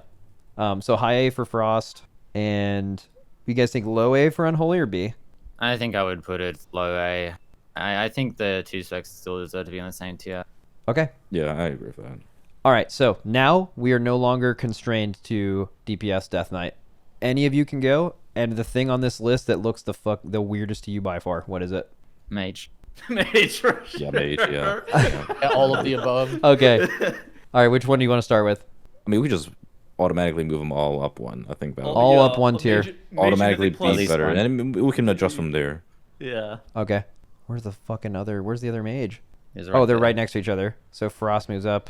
So Arcade and Frost in A, and then do the same thing in Raid. Made Arcane's an S tier Raid spec. Fire was in Dobby, okay, and Frost goes from 8S as well. Okay. Any further movers? I'd probably move Frost down to A just because there is a pretty decent differentiation between Arcane and Frost right now, in my opinion, just in terms of the usefulness that it brings in Mythic Plus. But that's mostly like a comparison between Mage's thing. Resonance and their funnel damage is just really stupid. It makes it to where you actually want to play through the Arcane Mage a lot in Mythic Plus, where if Arcane did end up getting a reasonable buff, then you probably wouldn't end up playing through Frost. I think that Frost is actually pretty good. Like if you just want to play Mage just generically, but I don't think it's as game warping as Arcane is, and I think that you're going to be expected to play Arcane as opposed to being playing Frost. And I think that maybe should be some consideration with it. So there's some weird stuff going on with Mage. I think Arcane and Frost are both really good. I think the downsides to Frost are that like you provide less generally because tanks don't really kite anymore, and also prio damage usually is more valuable. Also, Frost just tends to sim higher than it actually performs Always, in practice, yeah. like both in raid and M+, because you can't just sit there and do whatever you want to do. The downside to Arcane, and this is kind of a weird downside, but it's an evolution of the hero talents right now, and I could be wrong here, but I feel like a lot of the good classes right now also have really good funnel. So I think Unholy has good funnel, I think Ass Rogue has good funnel, Havoc has good funnel, and I feel like you might even run into a weird situation where you're playing with a bunch of classes with funnel and you actually like almost want to play Frost just because like your target just dies, especially with Sun Fury Arcane. Basically, it extends your cooldowns a lot longer than Arcane normally is, so you actually do kind of want your guy living for a long time, and so that's a problem that I've run to on PTR. So I don't know. I think I would say Arcane, generally speaking, is very useful, but I could see people definitely playing Frost in certain comps. I tend to agree, especially in Mythic Plus, that you only really want one of these priority specs. Like, whether it be Arcane, Mage Assassination, Rogue, Havoc, Demon Hunter, I think that those are probably the top 3 big prio damage specs, and if you double up on those, I think it's harder for the other ones to play together. But I think that's more of like a compositional building thing than any of them individually being bad. In Raid, I feel like Frost is simming super high, right, Zorthus? I think you've looked at Raid sims more than I have, Yeah, at least. Frost is simming high. I do hear every mage says Frost won't be played. It doesn't interact with fights well. It doesn't work well when it has to move. If it's truly simming as high as it is, I predict it would be played on some fights. But it seems like it's a common sentiment that it is always doing less damage than it sims. Yeah, something else about the raid sims thing too. So there are classes for sure that don't always sim as much, or always over sim, and there are classes where their movement really sucks, and that can be something going into a tier where you're like, okay, we don't really want to do that. But I think it depends on what kind of boss you're doing. If you're doing a boss that dies in 15 pulls, that moves a lot, that class is going to feel like shit. It's kind of why we played Dev instead of Og in Nerebar Palace. Wasn't that Og couldn't have been better. It was just way fucking harder. And Dev, you could just play instantly, and their stuff was pretty close anyway. So it's like, why would you do the hard thing if this boss is going to die in 30 pulls? I think it's kind of the same with Mage. Like, if it's truly doing that sim, like you're saying, and it's like, it's actually simming that high, you end up in a 100 pull boss, you're going to take the L early to have something that's going to perform better later. So those things still have value. And I would like to say that like good players feel challenged by that and want to make it work if it's actually that far ahead. So I would generally think that logic is pretty sound.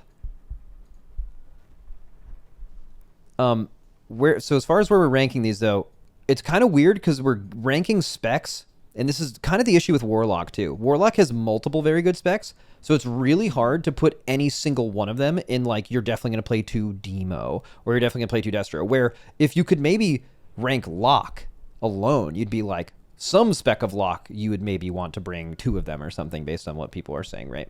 But that's just kind of not how this works. You do have to do the specs. So I want to ask you guys about Mage. Are there any specs of Mage, before we go to Mythic Plus, just in Raid, that you feel like there are definitely going to be 2 of them in the Raid comp this tier currently?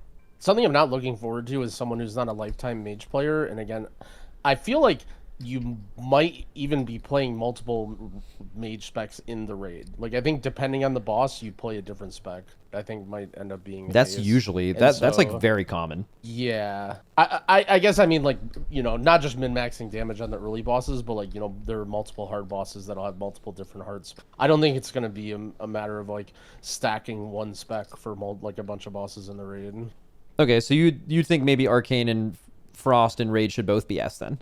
Man, I feel like, I mean, I don't know exactly what S and A means in Raid, but I can tell you. If Arcane being an S means that it does more damage than everybody, then Porom really needs to put out a new Barrage Helper for me, because I am not in that tier in my Raid testing. No, Crazy Style is like, this shit is so good, you're going to play, at least for DPS specs, that means you're playing multiple of them. It's Windwalker and Fire from last year. Yeah, exactly, yeah. So like, it would be, there shouldn't be a lot of things in Crazy Style, right? That's not the point. S is like, this class is good, you're definitely going to see this in the race or in the Raid. And it has potential to be stacked based on the scenario. I would say would be an accurate S ranking. Like, really fucking good. Really good single target, maybe an interesting niche. So they both. I definitely would. I would not put any mage on crazy.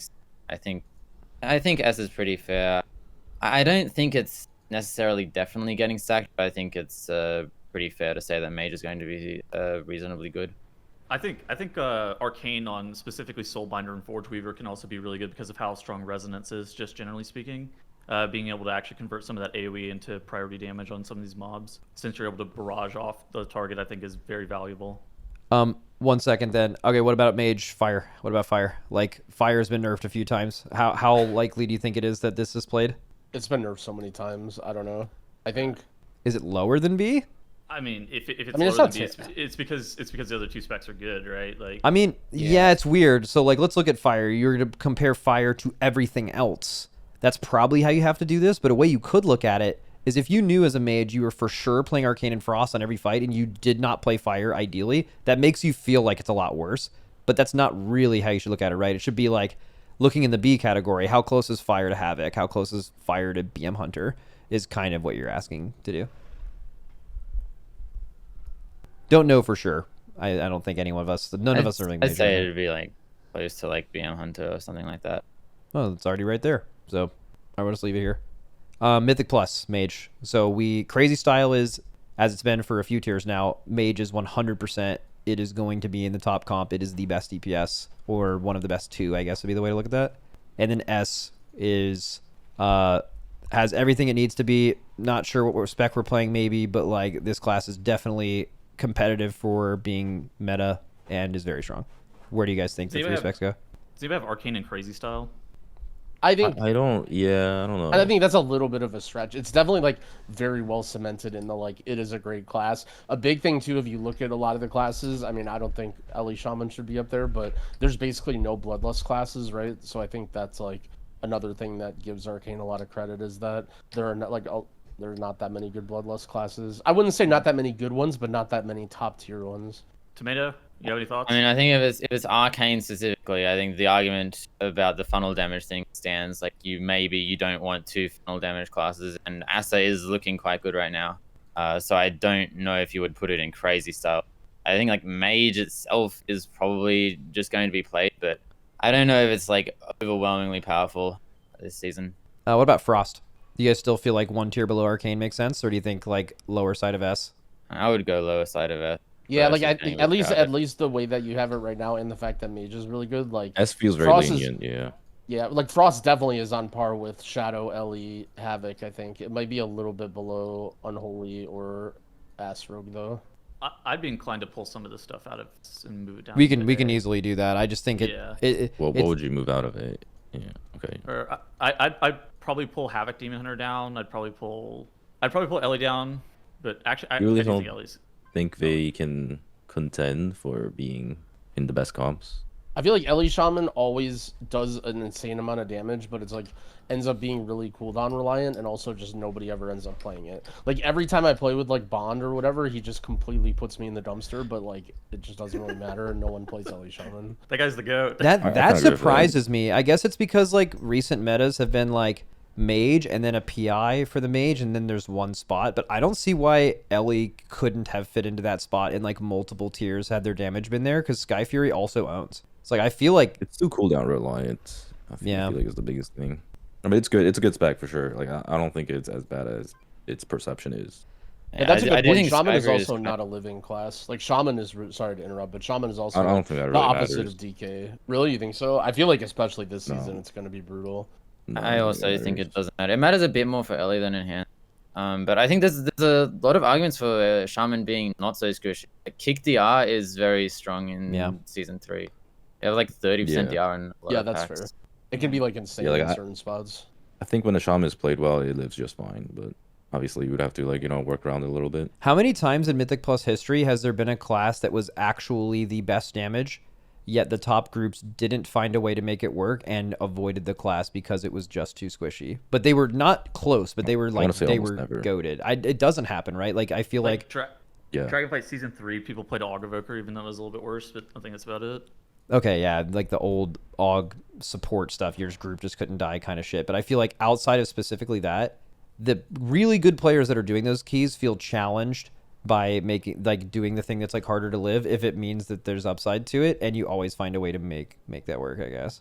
I mean, it depends, right? Like, we're talking about the probability of a class being good. Like, realistically, you're just not going to have a comp with 3 classes that do tons of damage and all die, right? Like, if there's one class that does insane damage or is really good, obviously you're going to find a way to make it work. But, like, that's why I think DK is so valuable, right? Because it does, like, competitive damage, but also it can just fit with anything, right? Like, you can just bring DK with any classes, whereas, like, you can't just play a comp with, like, Havoc and Ellie Shaman and I don't know, like Dev Evoker or something, like a bunch of classes that are squishy. Like there's room for Oh, what I some... mean, in season 1 we played Boomkin, Enhancement Shaman, Og. I mean, you have Og.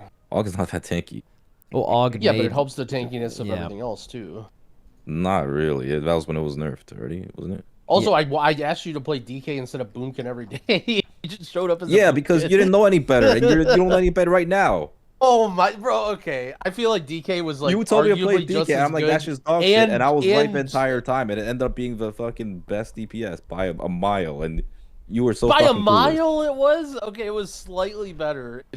All right, look at the fucking TTP where the Chinese team, Supreme team, got rolled because they played DK instead of Boomkin. They couldn't even remotely time a 20 Dawnbreaker. I don't know. I mean, I agree with you that that was like a little bit of a squishy comp, but also like Disc Priest was a big part of that season too. Did you play Prot Pally that season also? It wasn't the Disc Priest, it was the Prot Pal. Yeah, you had Prot Pal and you had Disc. But again, like I'm not saying that like okay, you can never bring a class if it's squishy, but my point is like the more durable the class is, the more likely we are to see it in terms of like if damage is equal. Like that's a pretty It's value big for factor. sure. Yeah. Like you only have so much limit for how squishy your comp can be. Nah. Okay, moving off mage though. The so Arcane's up there, Frost, lower side of S. We just do have Fire, Mythic Plus, but are you guys okay with B? Mythic Plus is kind of weird, right? Because you need like if you're just playing Arcane or Frost and you're never playing Fire, how good is Fire?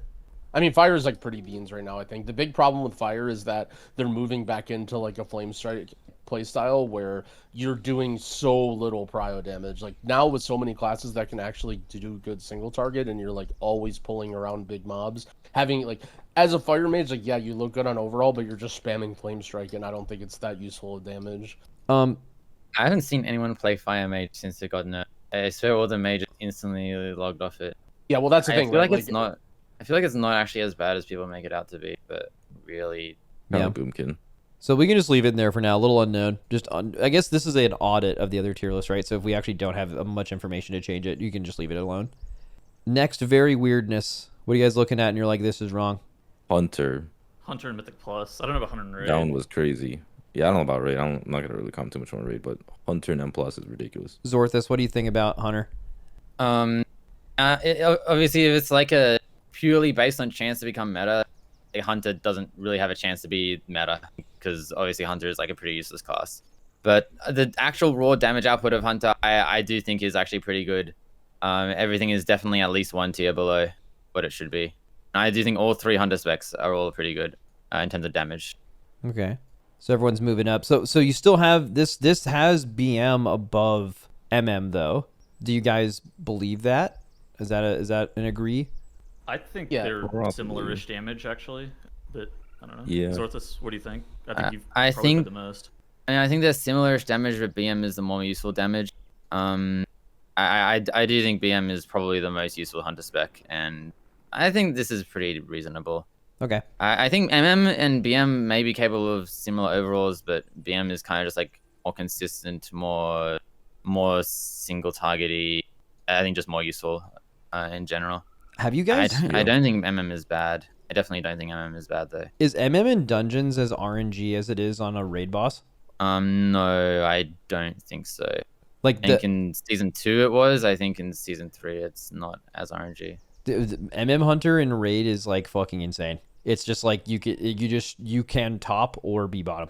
It's like one of the only classes I know that has ever been like that. So I don't really know where you'd rate that raid wise, right? But okay, so just leaving Mythic Plus though, I guess Hunter looks kind of fine there. You guys don't think Hunter is like, damn, that's crazy. So you think maybe just based on damage, Hunter maybe could potentially be meta. It could be yes, but the fact that it just doesn't have, what does it they have up here? DK unkillable, DK stuff. Shadow Priest has Fort, PI, Ellie Shaman has Sky Fury. You You think raid buff and overall utility. You literally use the word useless. You think Hunter is useless enough in Mythic Plus to where... Yeah, 100% useless. I mean, A tier, like in the middle of A tier is like pretty far down, right? Like we're under like 15 specs. I don't think it has like A tier. At least the way I read it is like, okay, this including is a class tanks and healers though.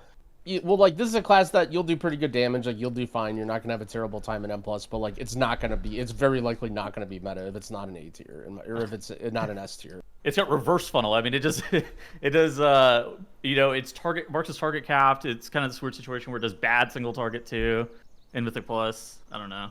Yeah. But I'd probably lobby to put marks in A with Beast Mastery. I think it's samey to me, but if Zorthus thinks that BM is more useful than MM, yeah. I would be happy to put MM in low A.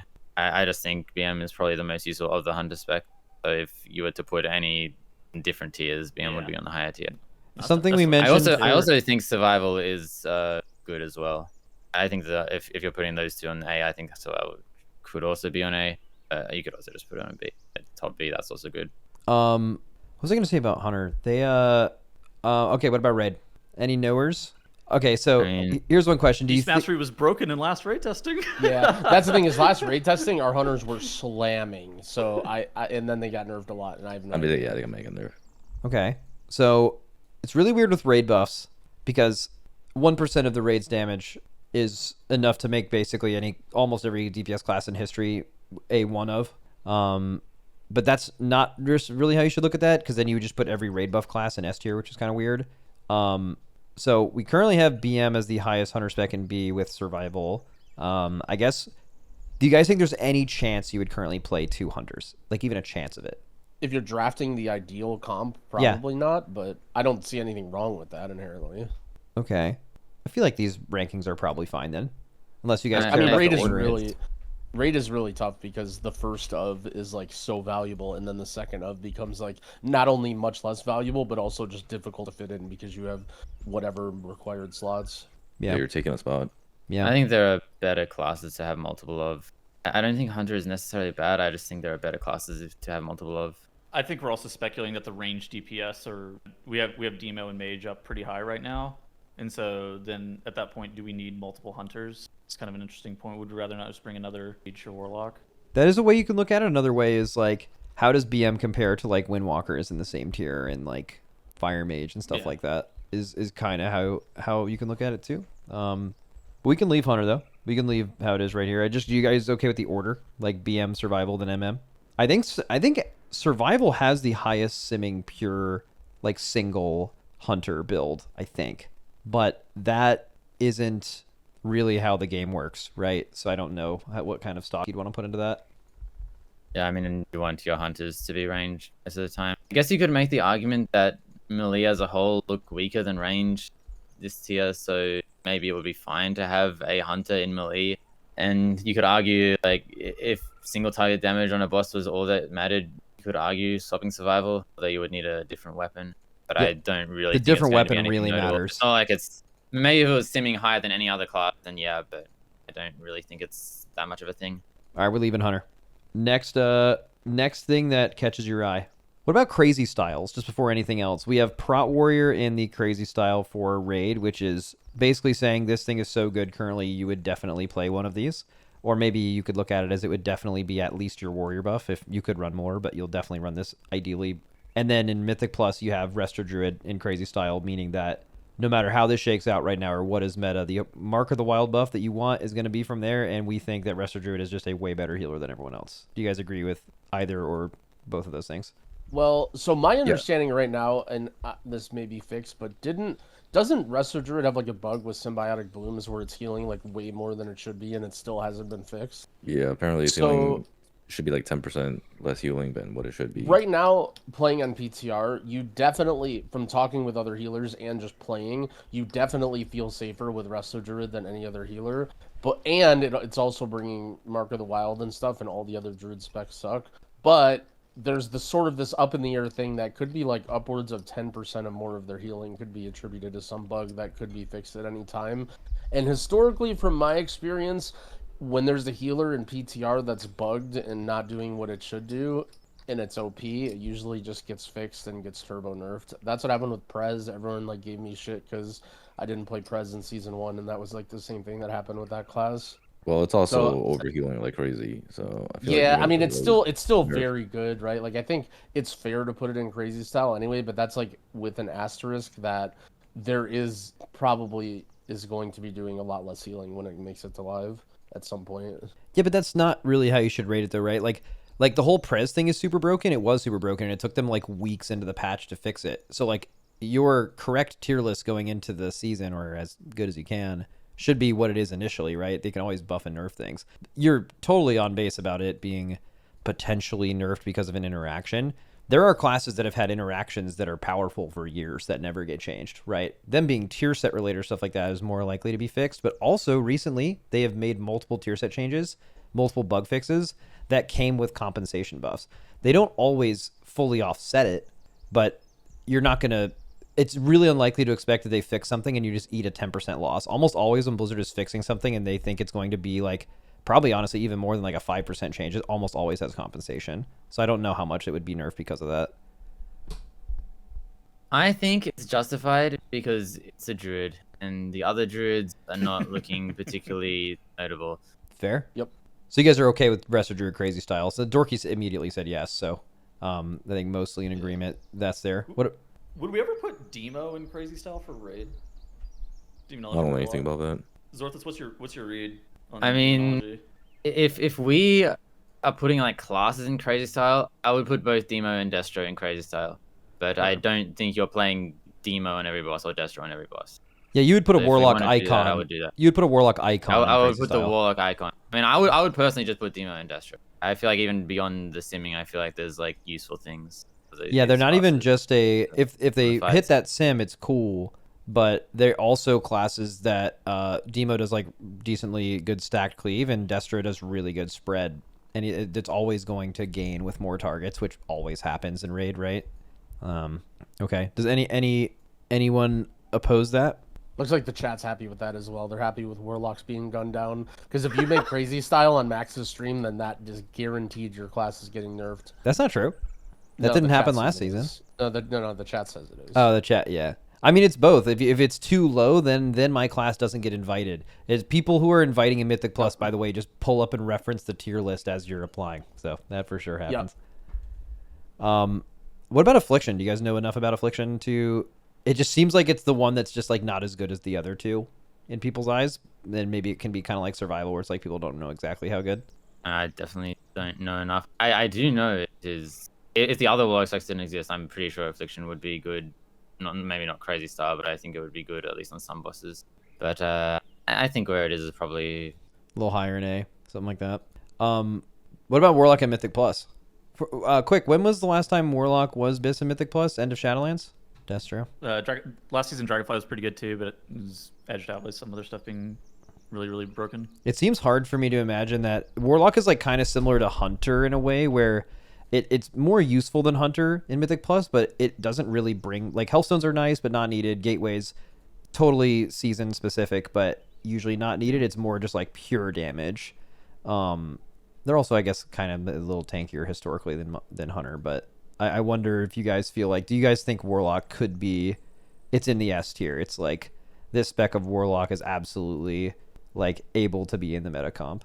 I think that all three Warlock specs being an A is probably the correct read. Right now, I think that AF is actually probably the best Warlock spec. Does pretty good priority damage with Malefic Rapture and just some of their priority damage stuff. I do think that the season, though, lends itself really nicely to something like a Demonology or Destruction Warlock, just damage profile-wise, just with the amount of target count that we're seeing from the dungeons. But I think that all three Warlock specs probably belong in A for Mythic Plus. I think just maybe a little bit more damage from either Destro or AF could brought them up into S. I think they recently nerfed like Helicaller Destro too, which hurts them a little bit. I don't know anything think about Warlock. should not be an S. I think A is pretty sufficient. I think the Warlock specs are good, but I just do think Warlock is like not that useful a class again. Yeah. I don't really think it's doing the damage to be considered meta. Raid buffs in Mythic Plus are so weird too, because like if you don't bring a raid buff, you better just do god tier damage. Like it's because whenever the specs or whenever the classes are really well tuned relative to one another, the raid buffs are more impactful at that point too. Just so you can try to get some differentiation. So it's like if you don't bring one, then you better be doing a lot more damage. Yeah, agreed. Does anyone here disagree with anything at generally the bottom of the list that we have currently? Like, is there anything in like Mythic Plus down here where you're like, I mean, this M thing... plus. I think Boomkin and Feral are better than the person who put them down there. Feral was made up. So and Tettles put Moonkin down there, I think. I was willing to put Moonkin in B, and then I just saw Marksmanship Hunter down in Dobby, and I was like, well, I can't be above that. Yeah, I mean that's how it generally goes, right? Like with DPS, it's like, all right, well, if this person's gonna put it down here, then I'm gonna put mine down here. Then. This spec sucks ass. This spec's way worse than that. All right, so Boomkin's at least in B, apparently. What about Feral? There's some people in chat where people keep seeing Feral low, and they're actually so mad. Feral is solid, yeah. I think it's like, I would honestly even be tempted to put in S, because like it has potential to be in a meta comp. Like if the meta comp happens to be like a Resto Shaman, right? Then I think you slot a Feral in that for sure. It's actually like really like Fizz comp again. It is V, yeah, sort of, yeah. It'd be like what Warrior Tank, Resto Shaman, Assassination Rogue. It's probably through those. Yeah, Warrior Tank, Resto Shaman, or Brewmaster, right? And then I guess Warrior's just so strong right now. There's a bunch of good. Because I mean, like if you play a Resto Druid, what do you bring as your lust? Assuming you're playing not many casters. Hunter maybe. Yeah, I mean, I don't think Enhance is at a state right now. I mean, I think Enhance is right. I mean, I think Shamans are fine. Shaman DPS is fine. Enhance. So would Shaman go up then in that case? Because I feel like Shaman should also go up in that case, right? So you said Feral S. Do we have any other Feral S enjoyers, or is it more A? I do not think Feral is. I think Feral is in its PhysComp state, like the same state it is in the current season 2. It's like, if it's PhysComp, I think Feral is doing the damage it needs, and it's the Druid. But I think if it's not PhysComp, then I think Feral is too far behind. And I feel like that's a big uncertainty to say, like, yeah, Specs S in the event that we're playing, like, Brewmaster and Resto Shaman in the meta comp. Yeah, that's fair. Okay.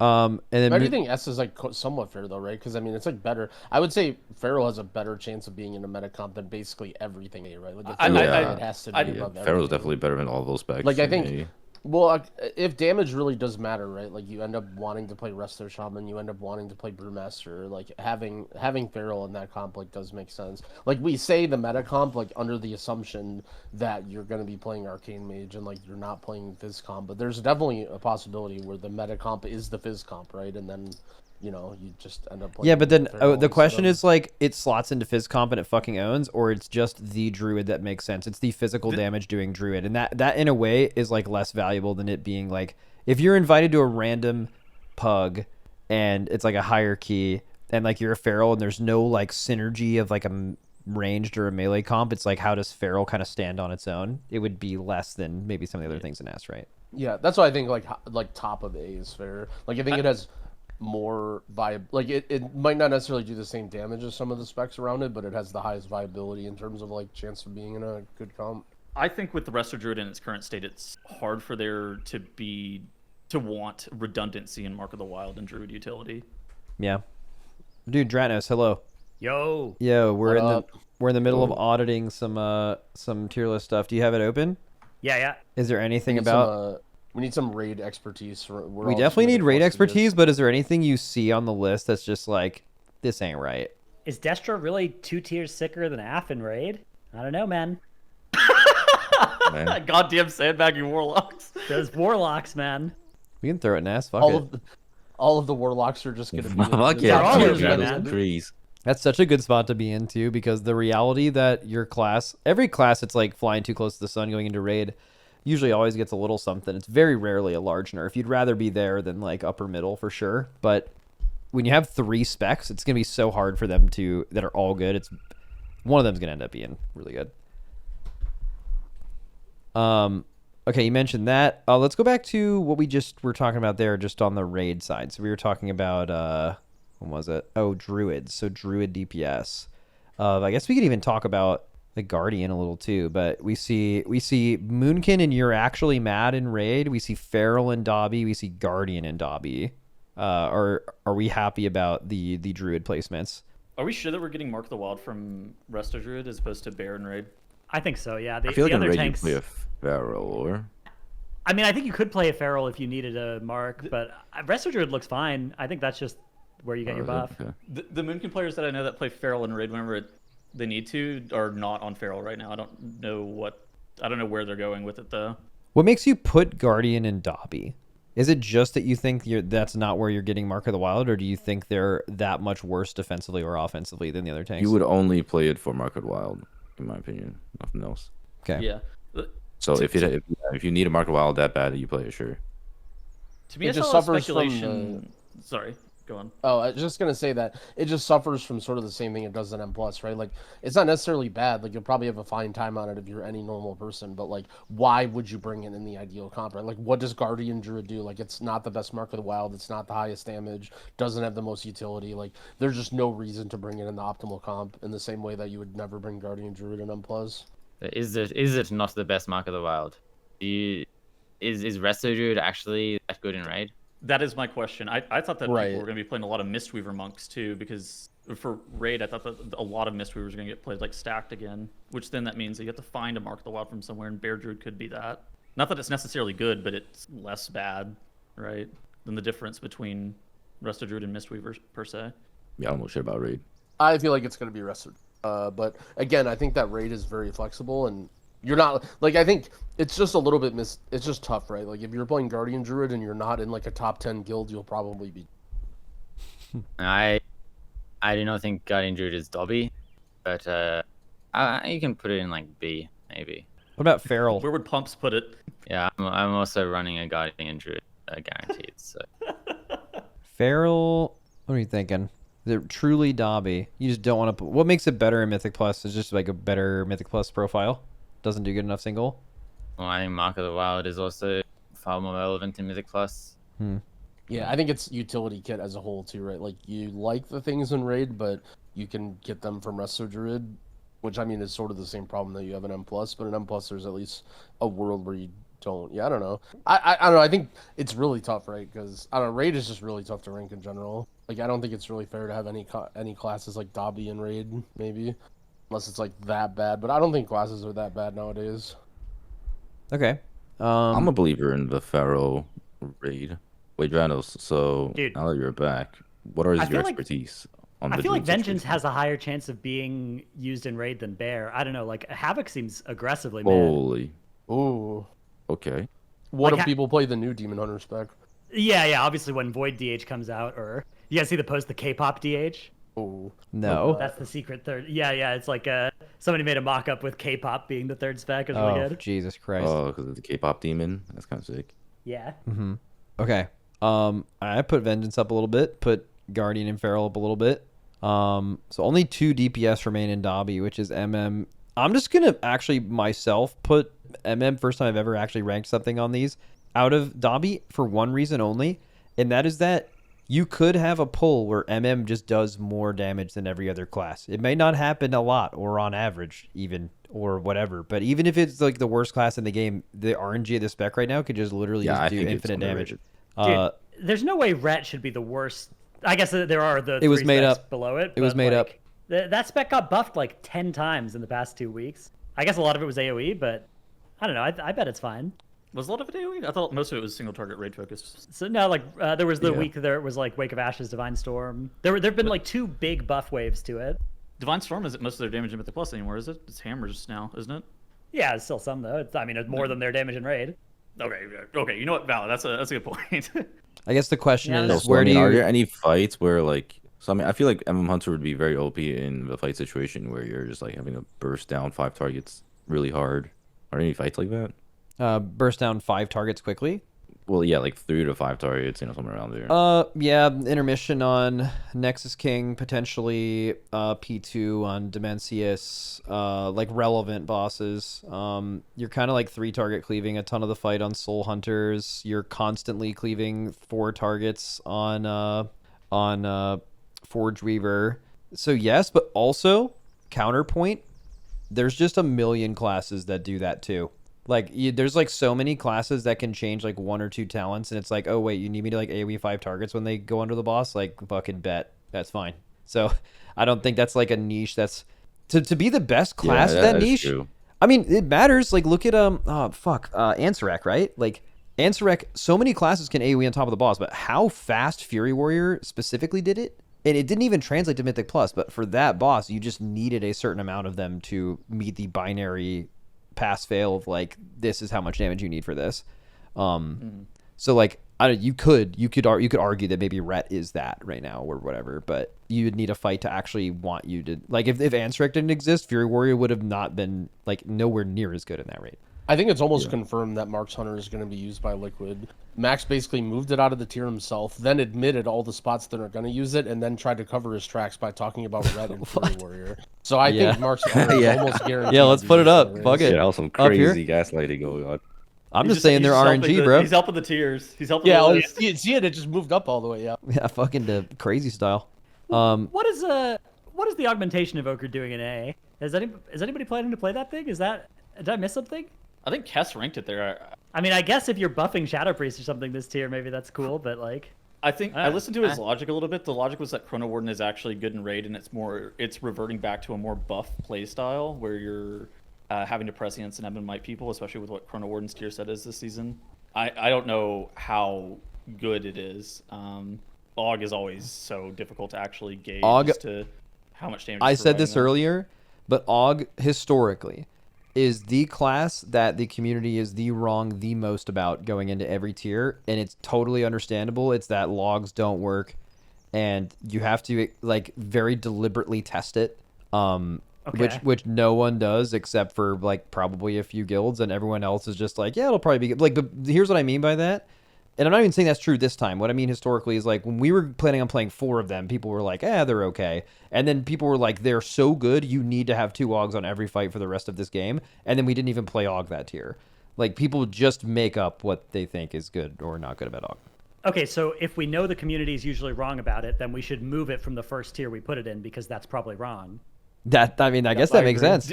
I don't know more about Og than Kess does, especially related to raids. So I wouldn't touch it personally, but I don't know. And what else do you know about Og and specifically a raid environment that wouldn't necessarily apply to Mythic Plus? What makes it different? Well, what is something about raid specifically that like could make Og better? Well, so a nice thing about Og this tier is if we're moving to a world of polarized damage profiles, Og can be like your 5th and 6th Shadow Priest or Destro Lock or Athlock that are like doing spread cleave, right? You can buff the people that are OP on a fight and be sort of an extra copy of an OP damage profile on fight. That is a nice thing. So they what have in fights? raid that they What don't kind have of in fights lend itself to Og being strong? I think it is the fights where there is an OP spec, right? Like One Arm Bandit this tier would have been an example where an Og buffing a Shadow Priest would have been, not as good as another Shadow Priest, but better than everything else. What else? Or a fight where there's multiple OP specs at different points in the fight. Exactly. That are different specs. And what would make people OP at different times? Maybe a cleave phase, maybe a damage amp, maybe a split, maybe 2-target cleave. All elements that to the table. All elements that exist, just for you guys to chew on a little bit. All elements that exist on both of the last 2 bosses. Og apparently sims 6.7 million according to this. Og sims 30.7 mil. No, 6.7. Well, this says 30. Well, that's a good point. 30.7 million if you really think about it. Yeah, fuck it, move him to crazy style. None of us have any idea what Og is gonna do. Let's be honest.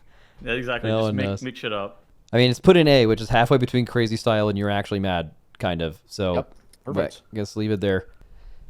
Okay, what was another? Let's go back to Mythic Plus. Actually, is there anything, especially near the bottom of Mythic Plus? Like, do you guys believe Enhance is Dobby? Like, even with what their single target looks like. I play with Greg Shaman, the same as Greg Tank. He plays a lot of Enhance. The first 2 seasons of M+, he does like more damage than almost anybody I play with. He has been so sad when he plays Enhance on PTR. That guy is the nicest, happiest guy ever, and he is just so down whenever he plays Enhance on PTR. I think the playstyle makes it sad as well. It is very sad. You get to like an end of a pool, you actually like literally go F. Have like more than like 50 mil health, and you actually can't press any buttons. You just sit there auto attacking. That could lead to the sadness. Now I think numerically, Enhance is like cheesable. Like you like carry over Tempest between packs. Now you're carrying over Cheerset between packs. You can burst for a lot. Enhance gets a lot from PI. I don't know if you're even going to have a PI, but Enhance is quite PI reliant now. I think based off of raw damage, I would put it in like B, maybe even low A in this tier list. But I think the damage is like not that great as a whole. Like if you were actually like putting like playstyle, like usability compared to other specs into this list, maybe you'd take it down a little bit. Okay, fair beans. Do you guys like Ellie and S? Why? I just think I put Ellie in sort of the same category that a lot of the other classes in AR of like the damage is fine, it's good, but it just doesn't quite fit, and like I just don't see it really being in the meta comp. I think high to mid A is fine. I don't know. Zorthus knows more about Ellie than I do. I mean, I think all of the like it all makes sense to the synergies, etc. Like I think Skyfury is good. Actually, might be useful to have a Lust. The damage is good. I just don't know. I feel Ellie is inconsistent. I do feel Ellie is inconsistent, and I think that's actually like a downside, an actual like significant downside compared to other specs that are kind of just like doing damage all the time. I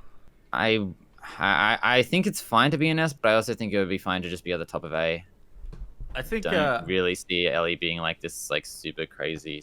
Yeah, I think damage-wise it's really polarizing. Like you need to pull around them pretty heavily. Like whenever you start routing the dungeon, you want to be pulling around Ascendants whenever you're trying to play through the dungeon.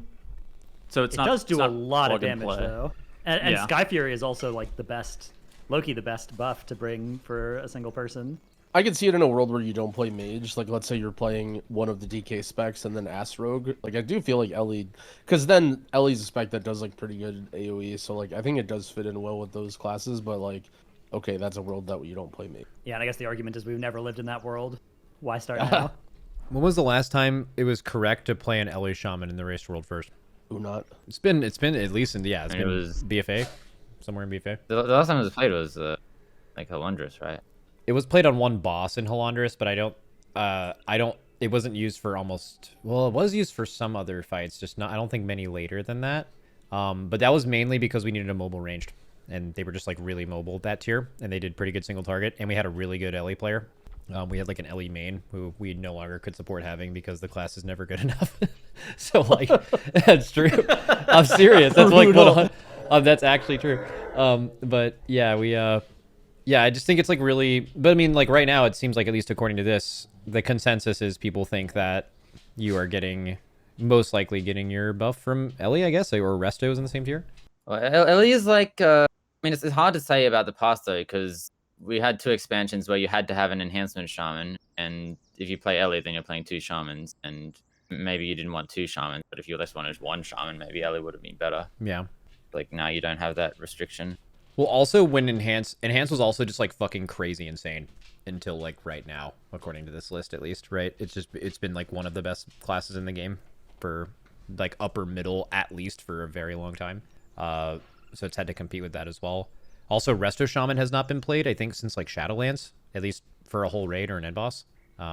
That's another class. So it's like Enhance has just dominated for so long, and if people are actually really down on Enhance, which I know Wordup was very down on Enhance for raid. Do you agree with that, by the way?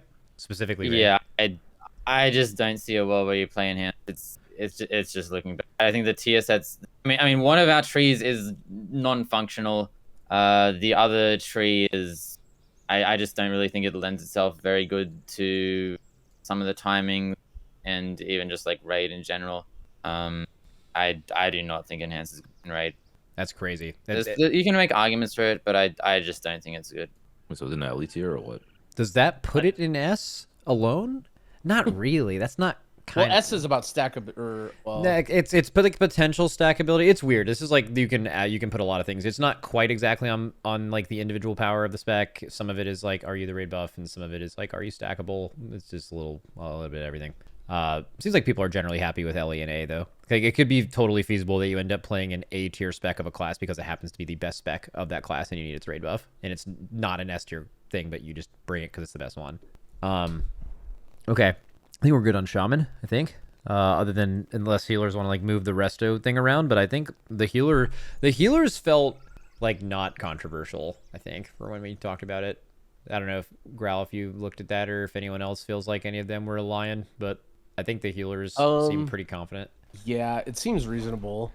I mean, Disc Priest traditionally is really, really good in Raid, but the Holy Priest tier set is like really, really, really good.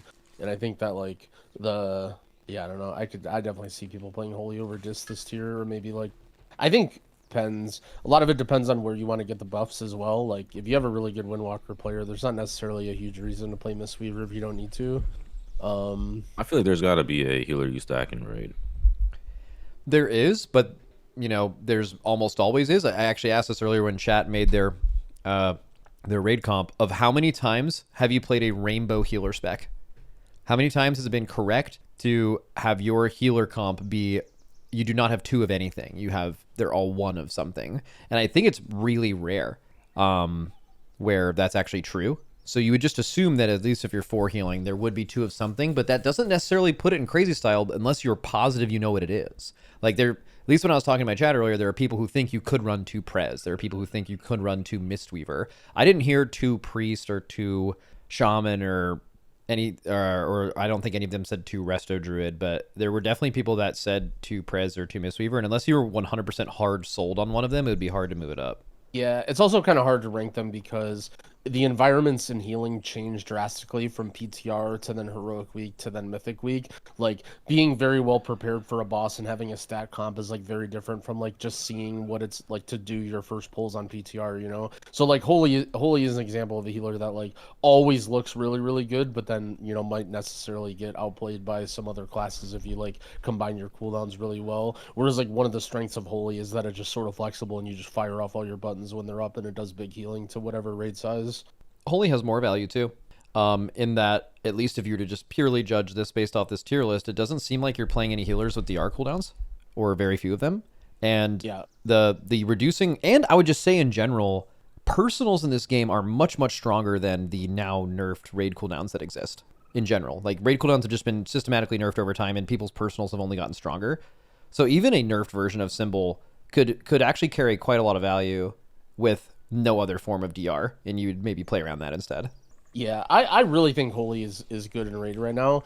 Another thing that's insane about Holy, especially for Prog, is the whole, like, angel talent into resurrect yourself. Like, just having, you know, having a cheat death on a healer is something that you don't normally have. I mean, I guess you have Ankh as a shaman, but I think, like, Holy just is never dead. Like, I was looking at our logs for this tier, and the Holy was, like, literally the most personal, like, the person who was most alive by far, ahead of fire mages, ahead of tanks, ahead of everything, because you just have a 15-second invulnerability or whatever, and then you self-res every single time you die. Obviously, it depends on the types of mechanics that ends up being the tough ones. Like, if it's just a raid wipe, it doesn't matter, but yeah, I mean, I think Holy, in general, is really, really good on Prog. Yeah, I have kind of a tangent to that, but I don't really want to do it. Sorthus, what do you think? I think the thing that's interesting is that I think Resto Shaman and Holy Paladin have gotten like, several buffs since raid testing ended. So I feel like it's difficult to know things. Mm-hmm. So you can. Yeah. So there are ways on PTR that all the top guilds do where you can find an environment where you put 20 players that make them constantly take damage, and you can basically just have your healers just heal damage in whatever scenario almost infinitely to get that kind of information. But that is something that is never simmed. That information is not public, and very, very few people do. But you have it, so you should just tell us what it is. I mean, also, I bet our opinion differs from other guilds too. It always does. I feel like healing, whenever the race world first starts, is normally the thing that is the most missed by the community in regards to like what is played. I think that most people that is 100% true. Yeah, Mistweaver was not prepared to get stacked last season, I think, by the broader community until you guys started stacking them, and everyone was like, oh, wait, hold on, this spec's OP. Well, Mistweaver in particular, there's always hype about, and then it usually sucks. I do recall Mistweaver hype. I do recall Mistweaver hype for season. Not like 3 Mistweaver hype. Okay, so. Yeah, there we go. Well, when you were called Mistweaver hype, though, a lot of people, it was not about their damage. It was like, I think the thing that's often missed is how much damage healers are doing, at least from the, like, I guess, like, more, not casual community, because they don't give a fuck about this at all, like, the less super hardcore, someone who's not in a top 50 world guild, like, they'll see Mistweaver not necessarily dunking on other healers, but if you see a melee spec Mistweaver that's doing as much healing as every other healer, but they're also just bringing, like, 700k plus DPS for free, and that's just gapping everyone else, like, that's just like the value of that in the race is just insane. And that is usually why that is missed, I think. If you could see the value of healer damage and healer throughput maybe on the same bar in Warcraft logs, or if you saw it on the same sim when like people look at sims, I think people's perspective would probably be a lot more accurate. That's the issue with Prez, right? Like Prez in general in Raid is, generally speaking, this is always true, has to do not the best healing, it has to do significantly better healing than any of the other healers because they're the only one that is doing nothing. I'm curious about the other Prez hero tree. Which one are they playing right now? In Raid you play in Raid you play Flame Shaper, but in M+ you play Chrono. Why are you interested in the other one? Chrono Warden does mad damage or something? I think it does damage. I'm just curious in it. Gotcha. Yeah, well, Chrono Warden is the AUG Prez hybrid, right? So there are some like interactions with buffing teammates with it, and part of the new, I don't remember if it's the tier set or a change in the hero tree, but basically you get like double the uptime on what your buff is. So you actually like, not only are you doing a lot of damage as Prez, but you're also like buffing people a little bit and like having a percentage of their damage as well. So I think, yeah, but I mean the tough part about Prez though is it's a lot different from a class like Mistweaver or Disc, where those classes just do those their damage passively, right? Whereas Prez, like, a lot of its M+ damage comes from like being able to DPS when you don't need to heal, and like using Fire Breath on big AoE, which doesn't necessarily translate to Raid. So it's like hard to say whether or not it could be good damage.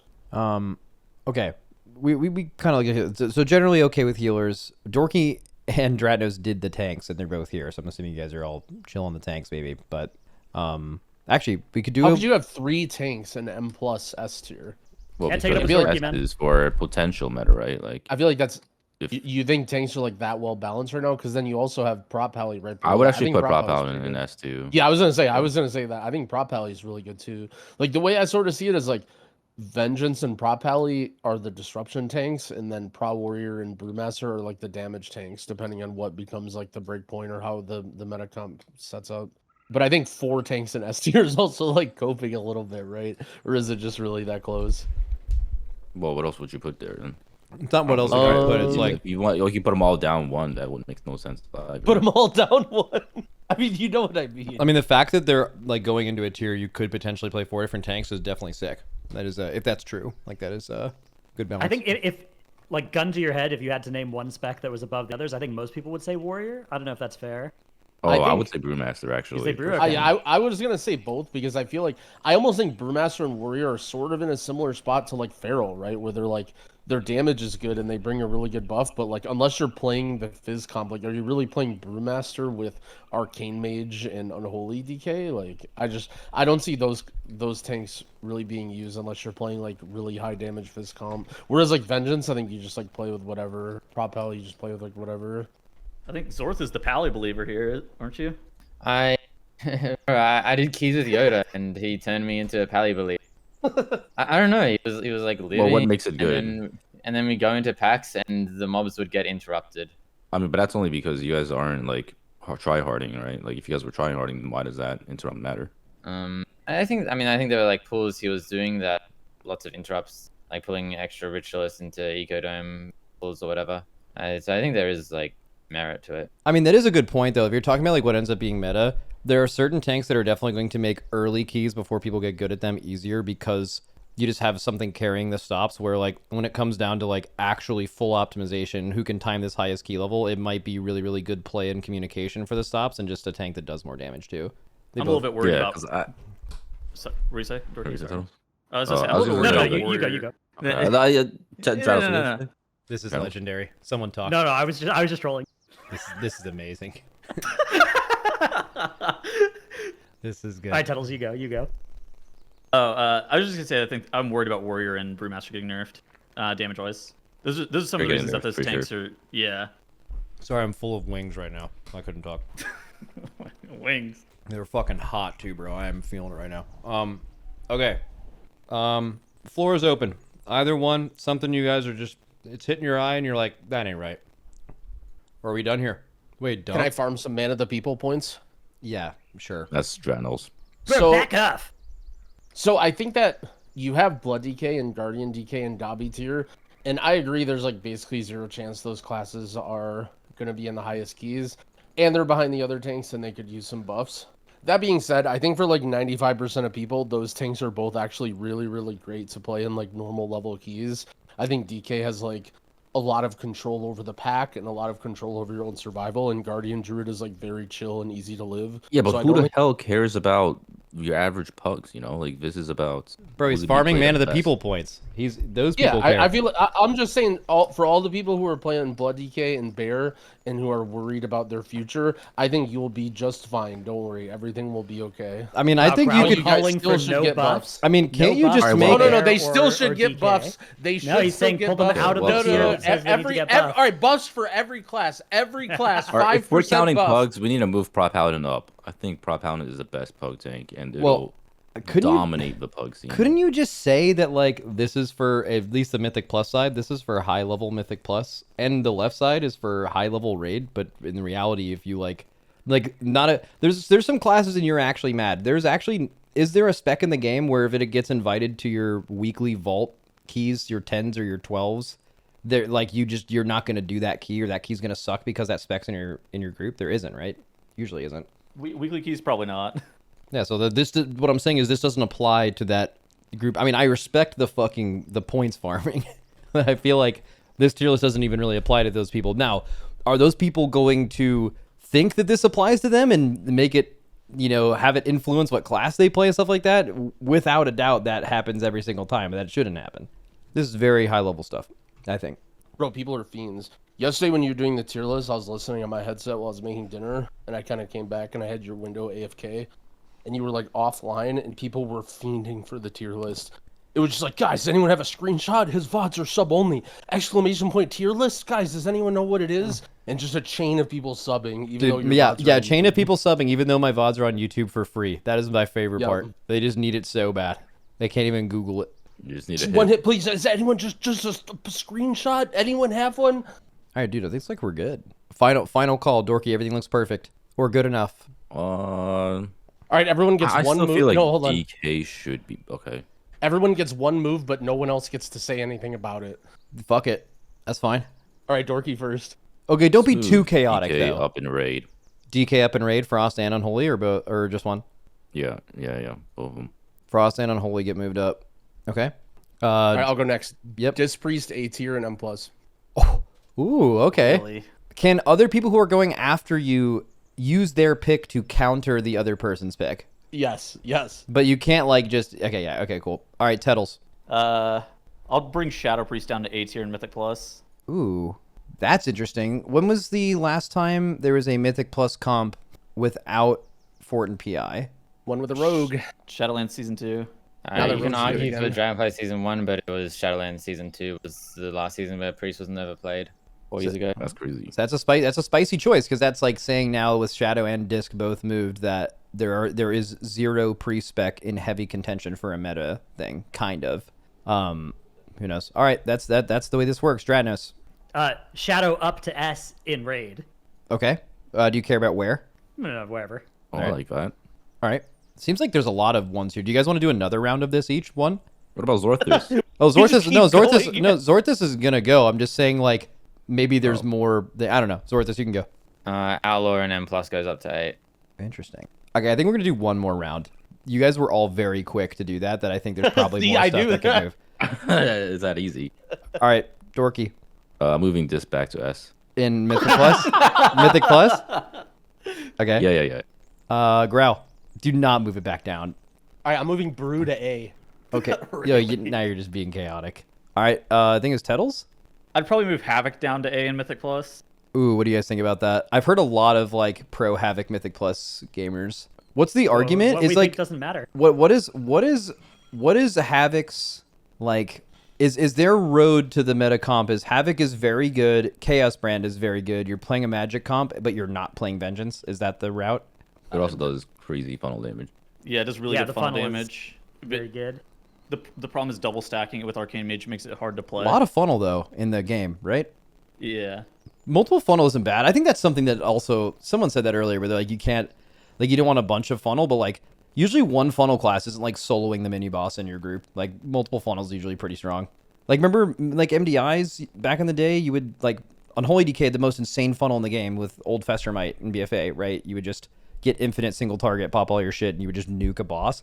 But you just played multiple of those because it turns out that's really fucking good. Okay, Havoc down to A though. L Havoc. That was like MDI, wasn't it? What'd you say, Zorthus? That was like MDI there, wasn't it? Yeah, not high keys. I guess that does change things. Is it Dratnos? Sure. Yeah, we have 2 more total. Ret up to B in raid. Just empty that Dobby tier. Okay, so there's nothing Dobby, but there's 3 things that are fucking ass. Yeah. That's great. Okay, Zorthus. That was my move. I feel H-Pal should go down to B with the other healers in Mythic Plus. I don't think it's like particularly doing anything. Ooh, maybe an Ellesmere bias choice. I think the other 3 healers at the top are a bit too strong right now. Okay. Shit, I mean, I guess this could be it. Last time I asked the group if we'd want to change anything, no one said anything for like 10 seconds, but then you each got an individual choice and changed 10 things in a row, so... Yeah, it's nice to know that I don't have to fight anybody on it. I just can do what I want. Yep.